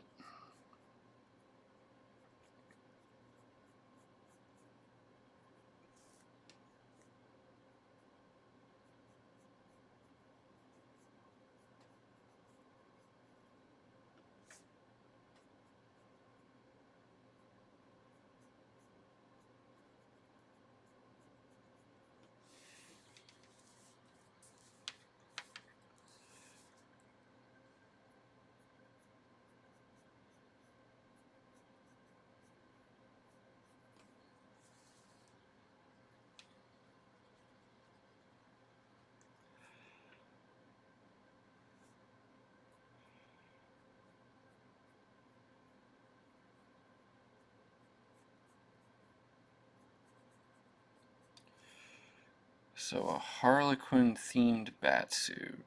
Let's see what that's going to look like.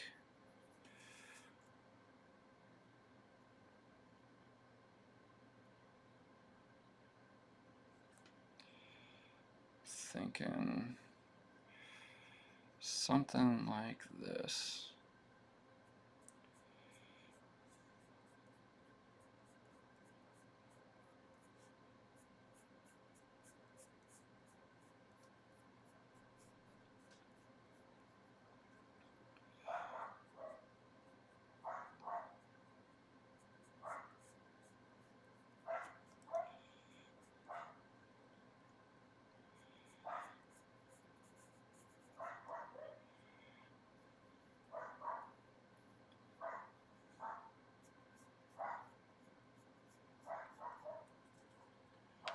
Sultan of Rain, thank you so much for the subscription. That's awesome. I really, really appreciate that.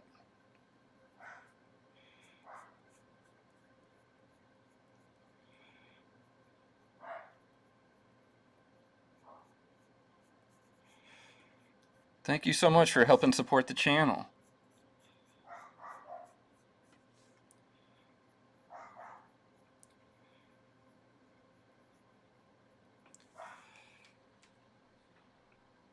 I think that's kind of cool. What do you guys think?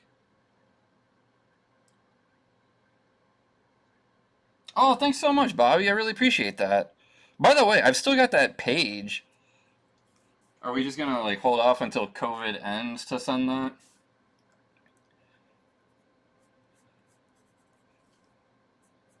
As in, when do you think I forgot about it? But I know that we're kind of worried about, you know, potentially getting lost in the mail or something.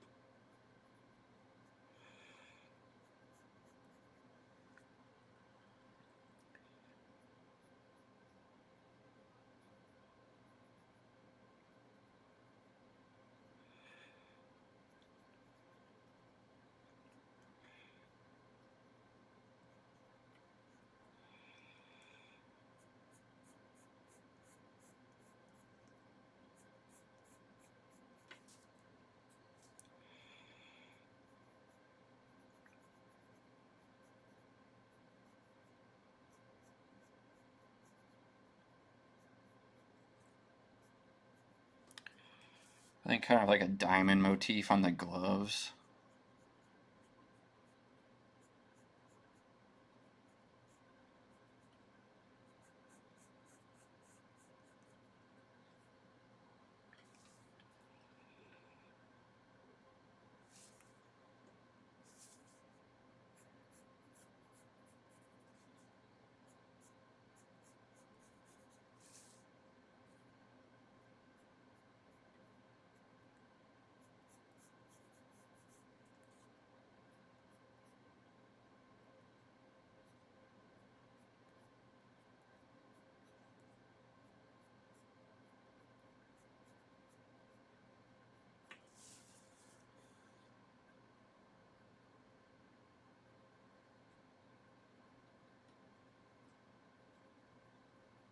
Honestly, I think even like little pom-poms on the tips would be appropriate.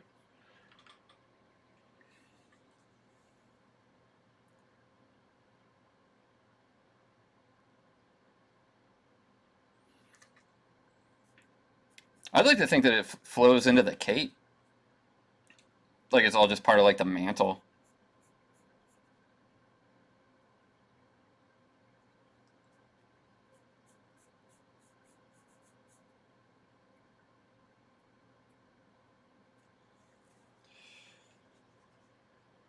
Oh, Bobby, no, I totally get it, man.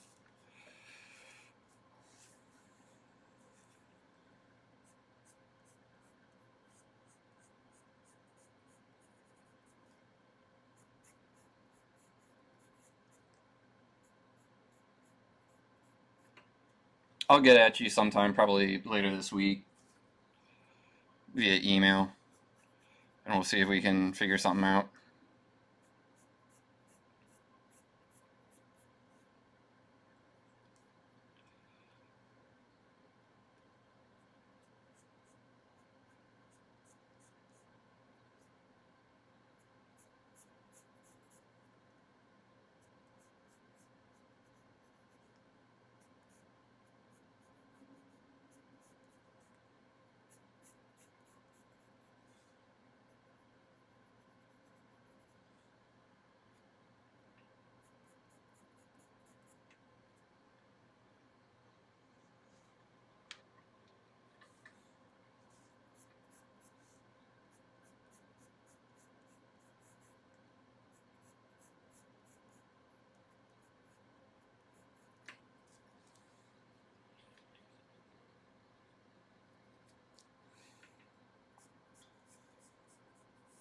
I think you gotta maintain the. I think we gotta maintain the quadrant approach to the colors from her normal outfit. That's just so quintessentially Harley to me.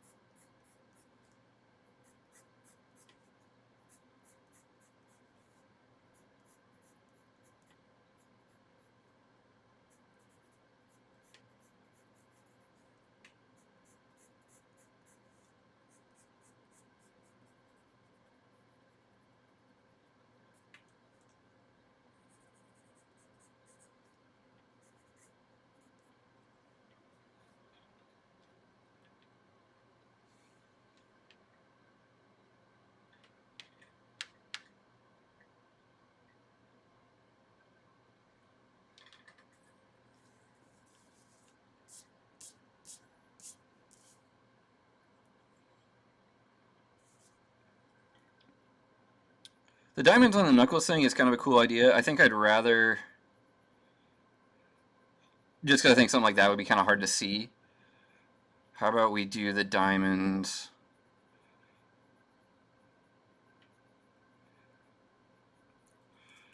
there?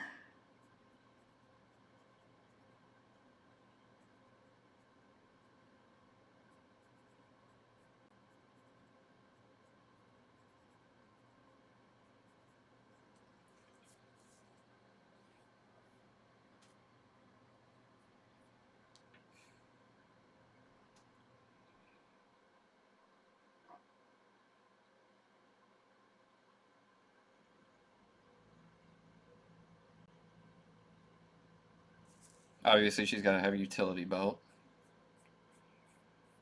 Can't be a part of the Bat family. Well, I guess you can be a part of the Bat family without a utility belt. Nightwing doesn't have one, but...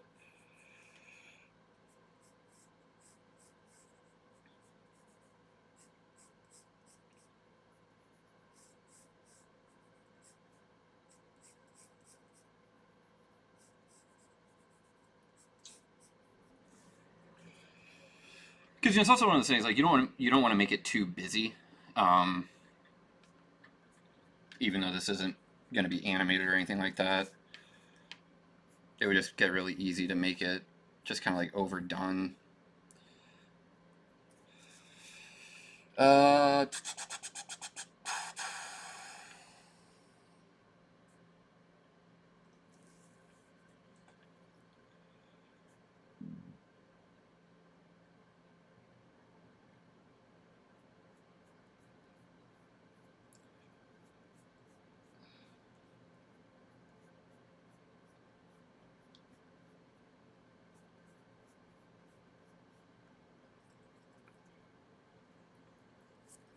And I feel like Harley would have a pocket belt, and it'd be kind of like oversized, where she'd keep all of her goofy, like, prank-based...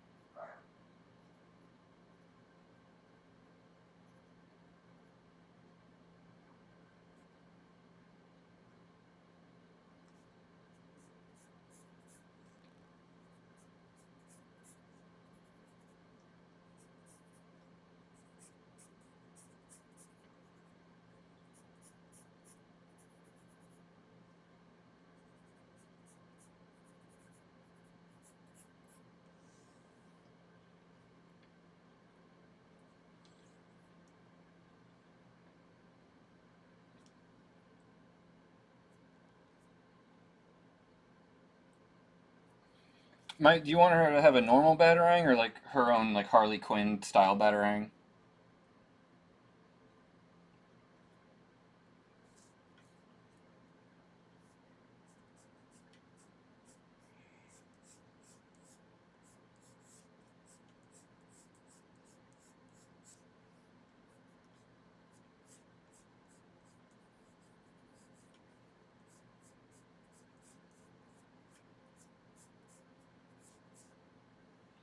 Okay. Also, I hope it's okay. Usually, I default to the Batman animated series Batarang. If you have like a different one in mind, you're welcome to let me know. I just really like the kind of simplicity of that one. I think it looks really cool.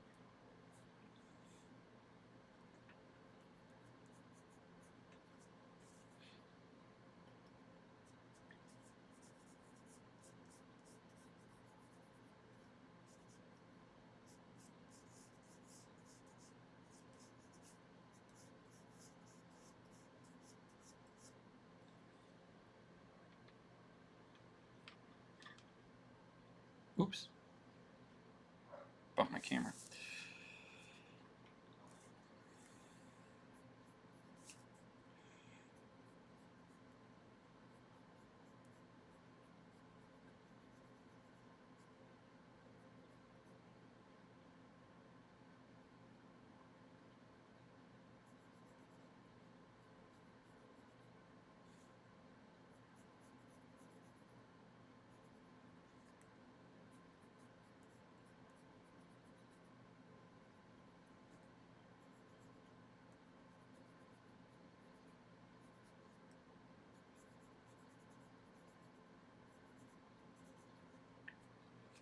Trevor, are you still in here? Thought I saw you in here earlier. Because your commission was the one I was going to work on next.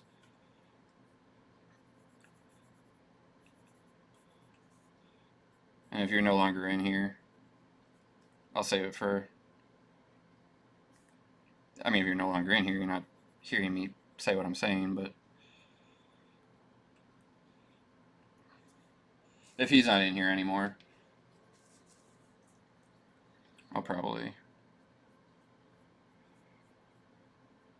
message him and let him know. Try to work out a time when he can hang out and watch me work on his.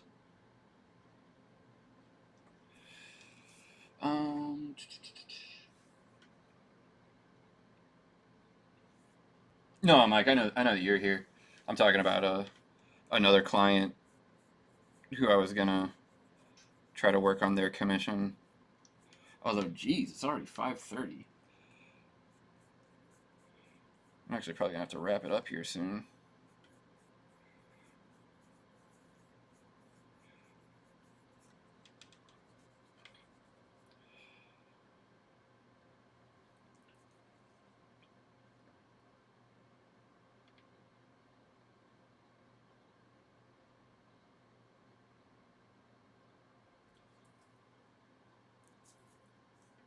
Mike, I'm so sorry, man. I'm really bummed out that you're having such connectivity issues. But this is all being recorded, so even if you're having a hard time watching it now, you'll be able to watch it saved at a later date, both here on Twitch, and I also upload all this stuff to YouTube as well.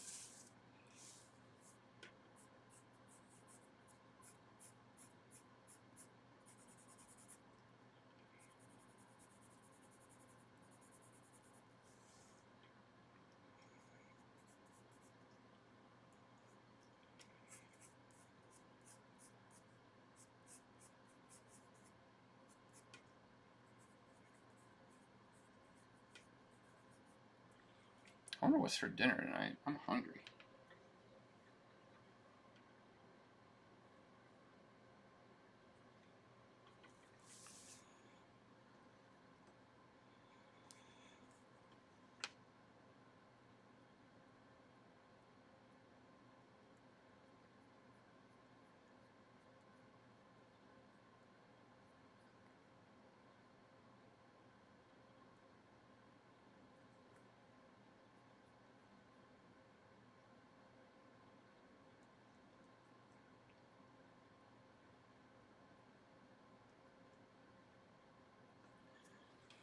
And then are you good with her, what I consider her kind of like traditional haircut, where it's kind of like you got a couple bangs here, and then the pigtails?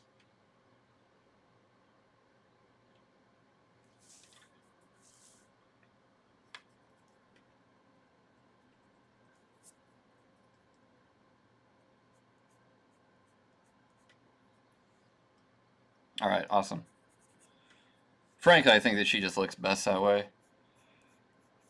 And I guess that's not too far from what they continue to have her. I mean, that's kind of like how Margot Robbie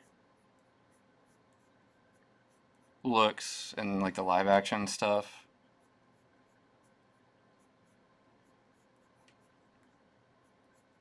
So they haven't steered like super, super far away from that.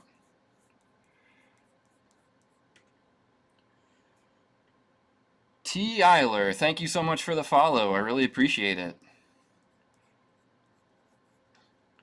We are currently working on a commission of Harley Quinn and a Harley Quinn themed Batsuit.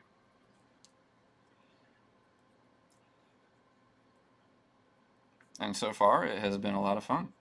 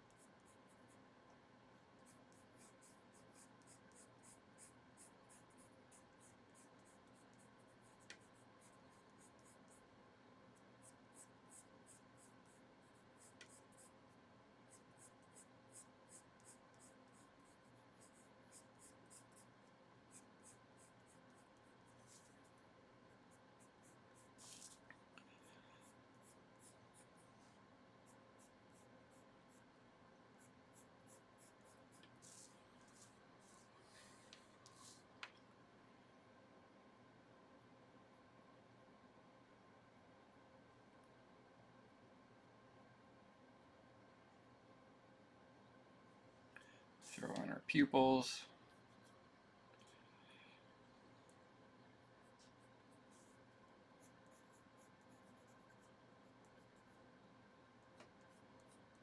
Well, technically those are her irises, but you get it.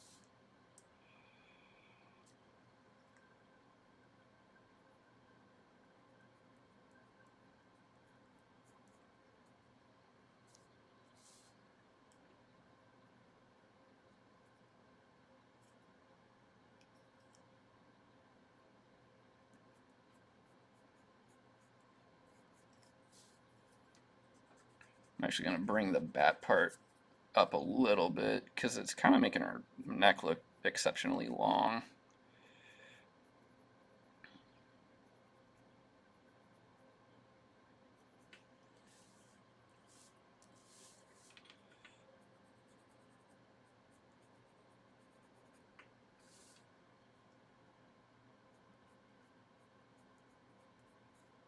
There we go.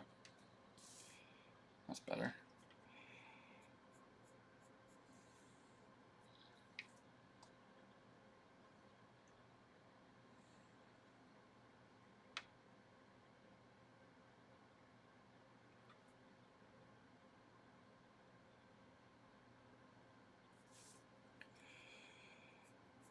Let's also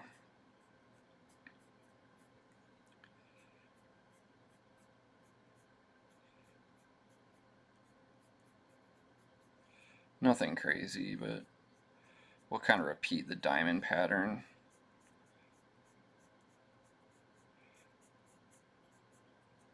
In the boots as well.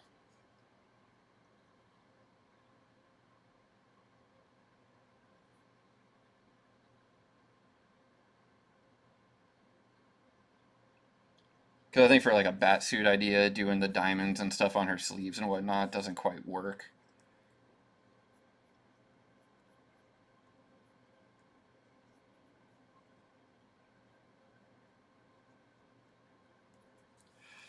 Yeah, I mean, I'm not trying to, shame anybody or anything like that. But I actually have I have a personal guideline that like I'm just not gonna draw sexy psycho nurse Harley. Like if that's your thing, that's totally fine. I'm not trying to make anybody feel bad or anything like that. But I don't really care to draw the character that way.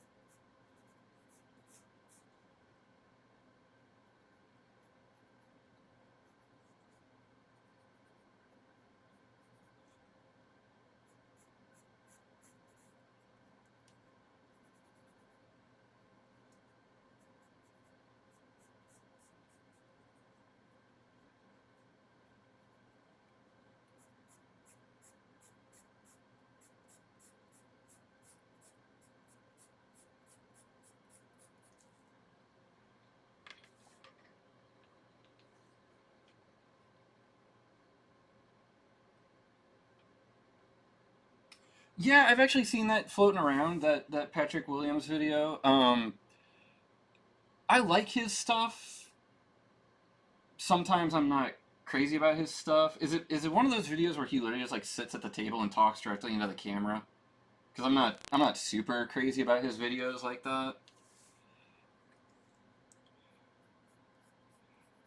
But yeah, that's shown up on my feed a couple of times, both just my normal YouTube page and then like Facebook and stuff, people sharing it and whatnot. Michael, can you think of any like maybe graffiti that you would want on the wall next to her, like Mr. J sucks, eat your heart out, Batgirl, something like that? If not, that's totally fine. I just think it would kind of.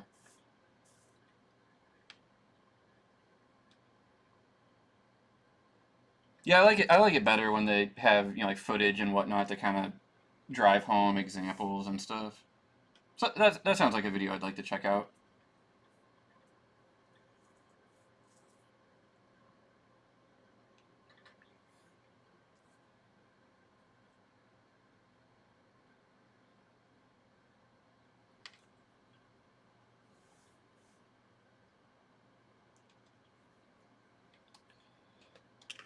All right, so I think what we're gonna do here, we're gonna extend this out a little bit, just because Harley's pigtail is kind of breaking through a little bit. So we'll go an extra ½ inch out either side. Got to keep it symmetrical. And then we'll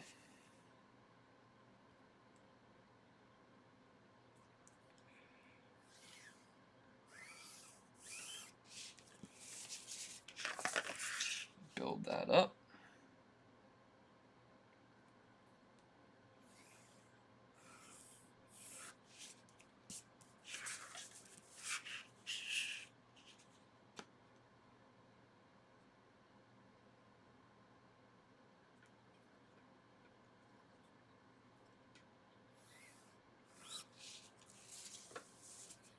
Actually, I probably want to go a little bit higher than that because, again, it's a little close to her pigtail, and compositionally it's just kind of weird.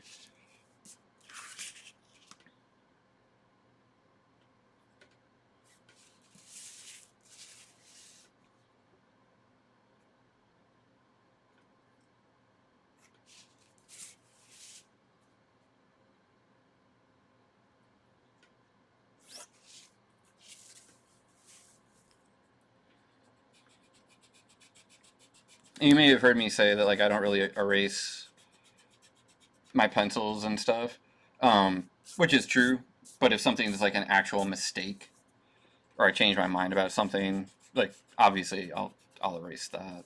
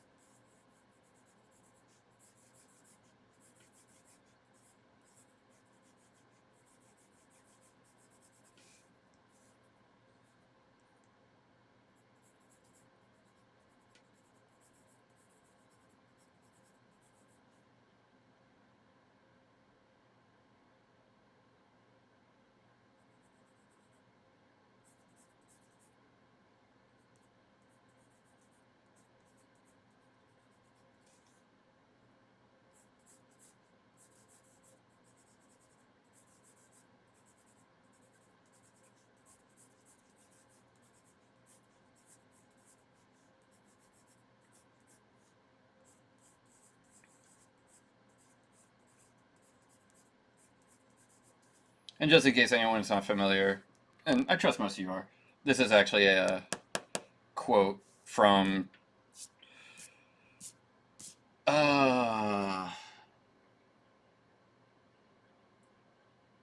is it Harley Quinn? There's an episode where Harley actually like teams up with Batman in the first 3 seasons of the animated series. I can't remember specifically the title. but they kind of all get into like a big tussle, and Harley literally says something to the effect of like, you know, did you see me? Did you see me? Pow, bam, I really gave it to him. Oh, Batgirl, eat your heart out.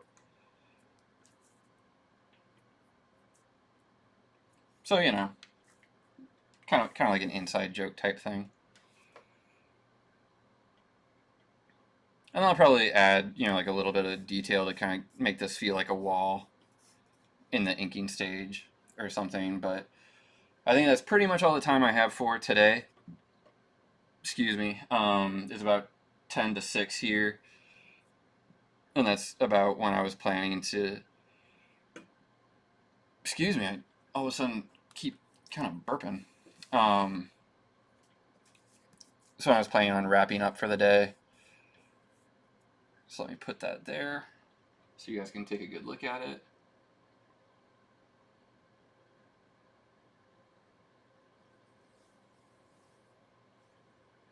And then I'll end up probably finishing, well not finishing because I haven't started. I'll probably end up inking this tomorrow during the stream.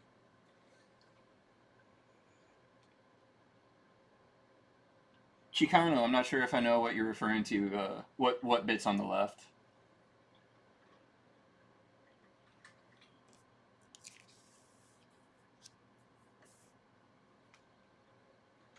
Actually, I did this yesterday and I really kind of liked it. I'll put everything that we've accomplished today.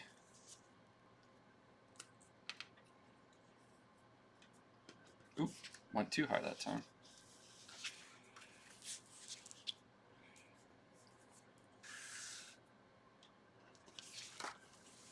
Everything that we've drawn today up on the screen.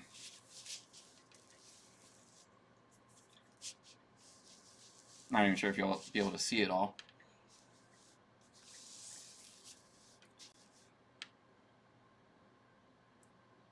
Yeah, that doesn't that doesn't really work. Oh, those are just pieces of tape.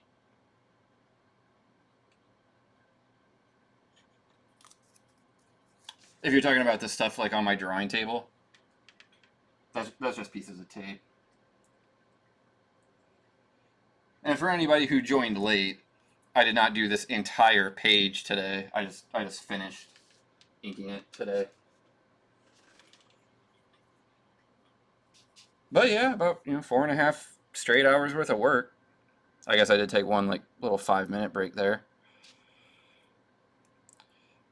I don't have nearly enough tape already torn off to do a good job with this. I apologize. I'm over here just like fumbling along, trying to get all this stuff laid out.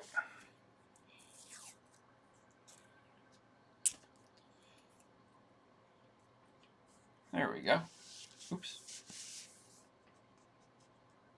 There we go.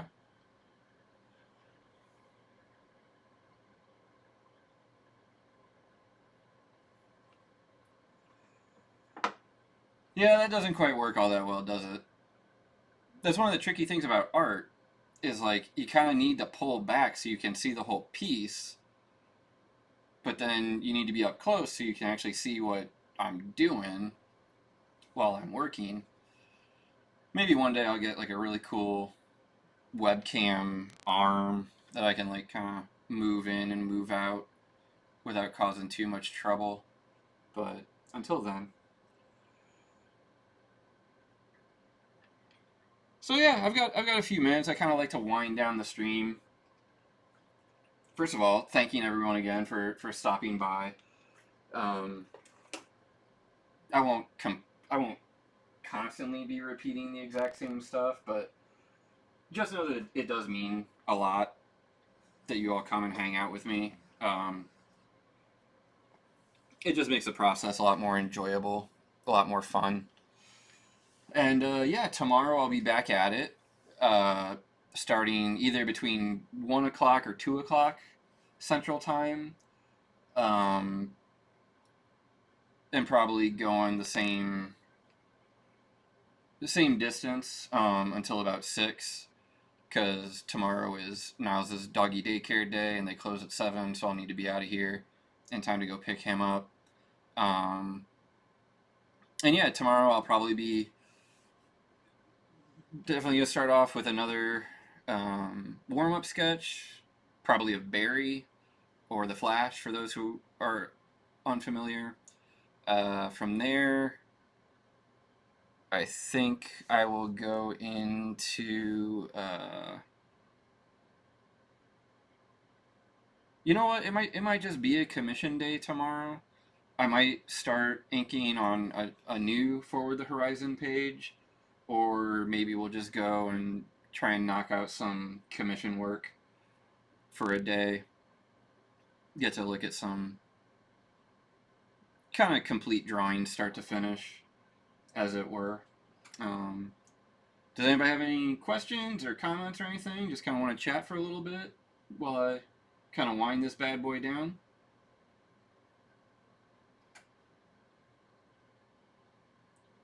Oh, Yokai, thank you so much. I'm sorry that you came, I guess, kind of towards the end.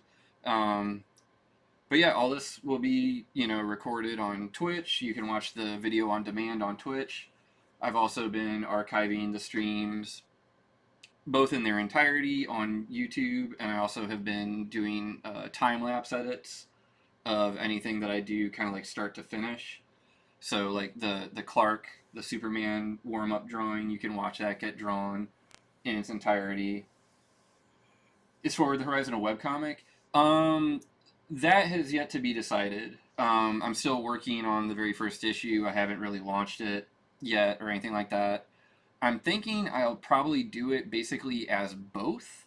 And what I mean by that is like, let's say I launch it next June. I don't know if that'll actually happen or not, but for argument's sake, let's say I launch it next June. And if I do it as a webcomic, that first page will go up on June 1st. And then maybe I'll update, like 3 pages a week or something like that.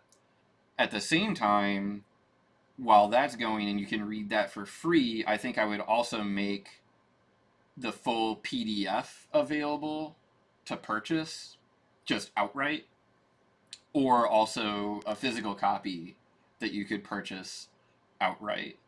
So that way, people who want to just read the whole thing in a single sitting really quickly would have access to that. And then people who would rather just read it for free, they just have to wait a little bit longer for everything to be doled out, but they would have access to that as well.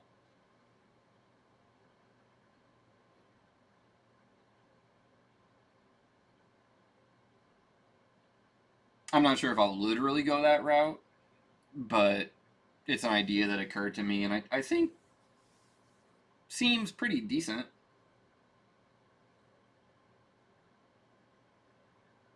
Yeah, I mean, thanks for the question. This has probably been asked before, but what makes you choose to work old school as opposed to all digitally? Really, it's just I just like it better.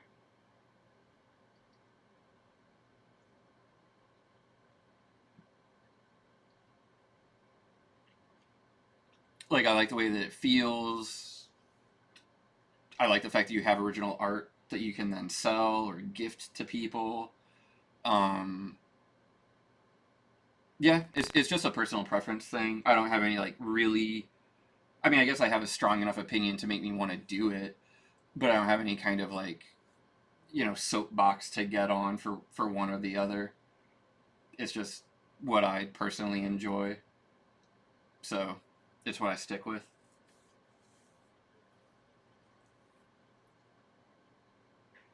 Do skills on digital improve the traditional approach? I'm sure they do. I think that both benefit the other. I think if you work mainly digital, it helps to learn traditional stuff. And if you work mainly traditionally, it helps to fool around digitally and kind of understand certain things from that perspective. Um, I can't really think of anything like immediately off the top of my head. Uh, but yeah, I don't really see how it wouldn't.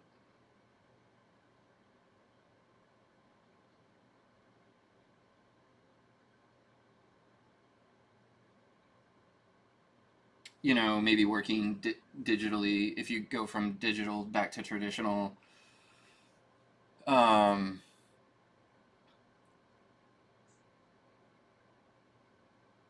it maybe sort of like teaches you the value of speed because you realize like how quickly you can work digitally. So if you're gonna choose to work traditionally, maybe you need to kind of recalibrate how you approach stuff in order to have a kind of similar speed. I was trying to think of a different word to use there, but I was coming up empty. Oh my god, yeah, Sid. The time savings with digital coloring compared to marker or watercolor, absolutely. I mean, for me anyway. I don't know if that's necessarily the case across the board. I'm sure there are people who are master watercolorists who maybe they are able to work a lot quicker. But for me personally, who first of all, I just am almost completely unfamiliar with traditional coloring media. Like, yeah, digital goes way faster. Because you know, like with traditional media, I have to try and figure out like, oh, how do I get the exact color that I want? You know, you have to mix stuff and blend stuff and all that. Whereas on Photoshop, I'm just like drag the eyedropper tool, kind of screw around, and it's like, all right, cool, that's the color I need. Boop, paint bucket, giant area completely filled with a single click instead of like even though that doesn't take a ton of time, it still takes longer than you know what I mean.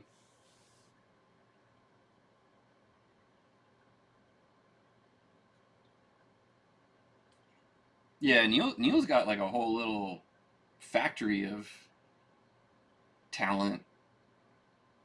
He basically turned his entire family into an art studio.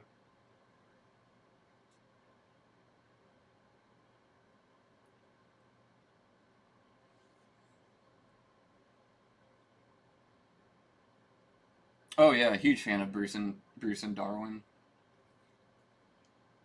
I don't know many people that aren't.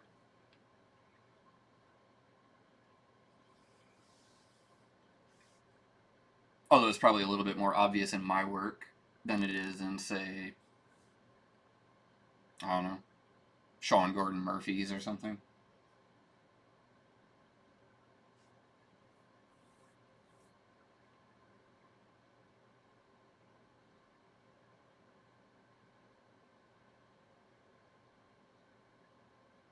Very sad that Darwin passed away. I still have a hard time believing that.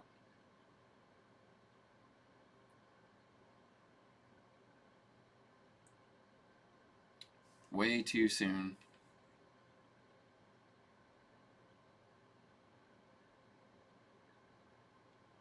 Yeah, New Frontier is incredible. Ego is also incredible.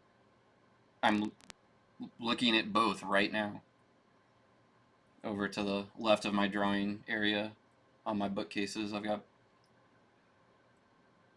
the hardcover Ego and Other Tales, and I've got the Absolute New Frontier. The original, I actually have both Absolute New Frontiers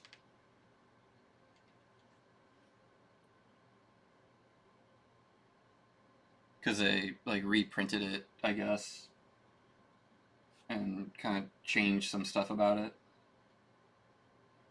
Just like maybe added a couple more bonus features or something in the back. But I'm a sucker for bonus feature stuff, so I double dip on things constantly as long as there's new, you know, behind the scenes stuff, new commentaries, etc. Soul Bad Guy, awesome.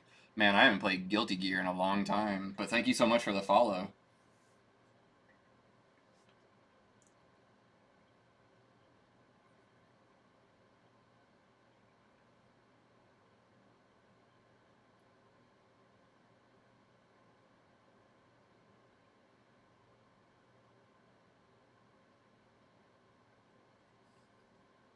18 Seki, also thank you so much for the follow. I really appreciate that.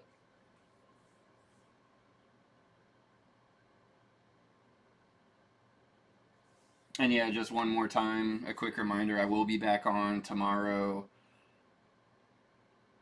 probably 1:30. I keep kind of saying between 1 and 2. I'm shooting to start at 1. Like, I'd really like to get to the point where I'm starting at 1 o'clock. But I think it'll probably be more 1:30. And then same time frame going from 1:30 to 6 p.m. Central Standard Time. I'm not sure where everybody else is at, but it's currently 6 o'clock right now where I am. So wherever you are, if you subtract 4.5 hours, that's the time tomorrow that I plan on starting my stream. And I'll be doing another warm-up sketch, which also, in the event that anybody is interested, these will end up becoming made available for purchase on my, either on eBay or my Big Cartel site this weekend. I'm not sure yet, but they will be available for purchase at a later date. Soon, coming soon. I'll be doing another warm-up sketch. I might work on a new page of Forward the Horizon, and I'll probably definitely be doing some work on commission stuff during tomorrow's stream.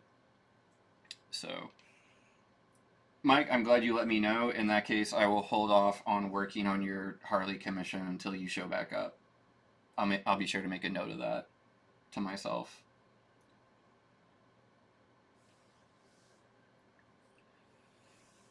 But yeah, I think that's probably going to do it for me for tonight. Thank you so much to everyone for stopping by. And I think I would like to go ahead and use this opportunity to maybe raid a friend.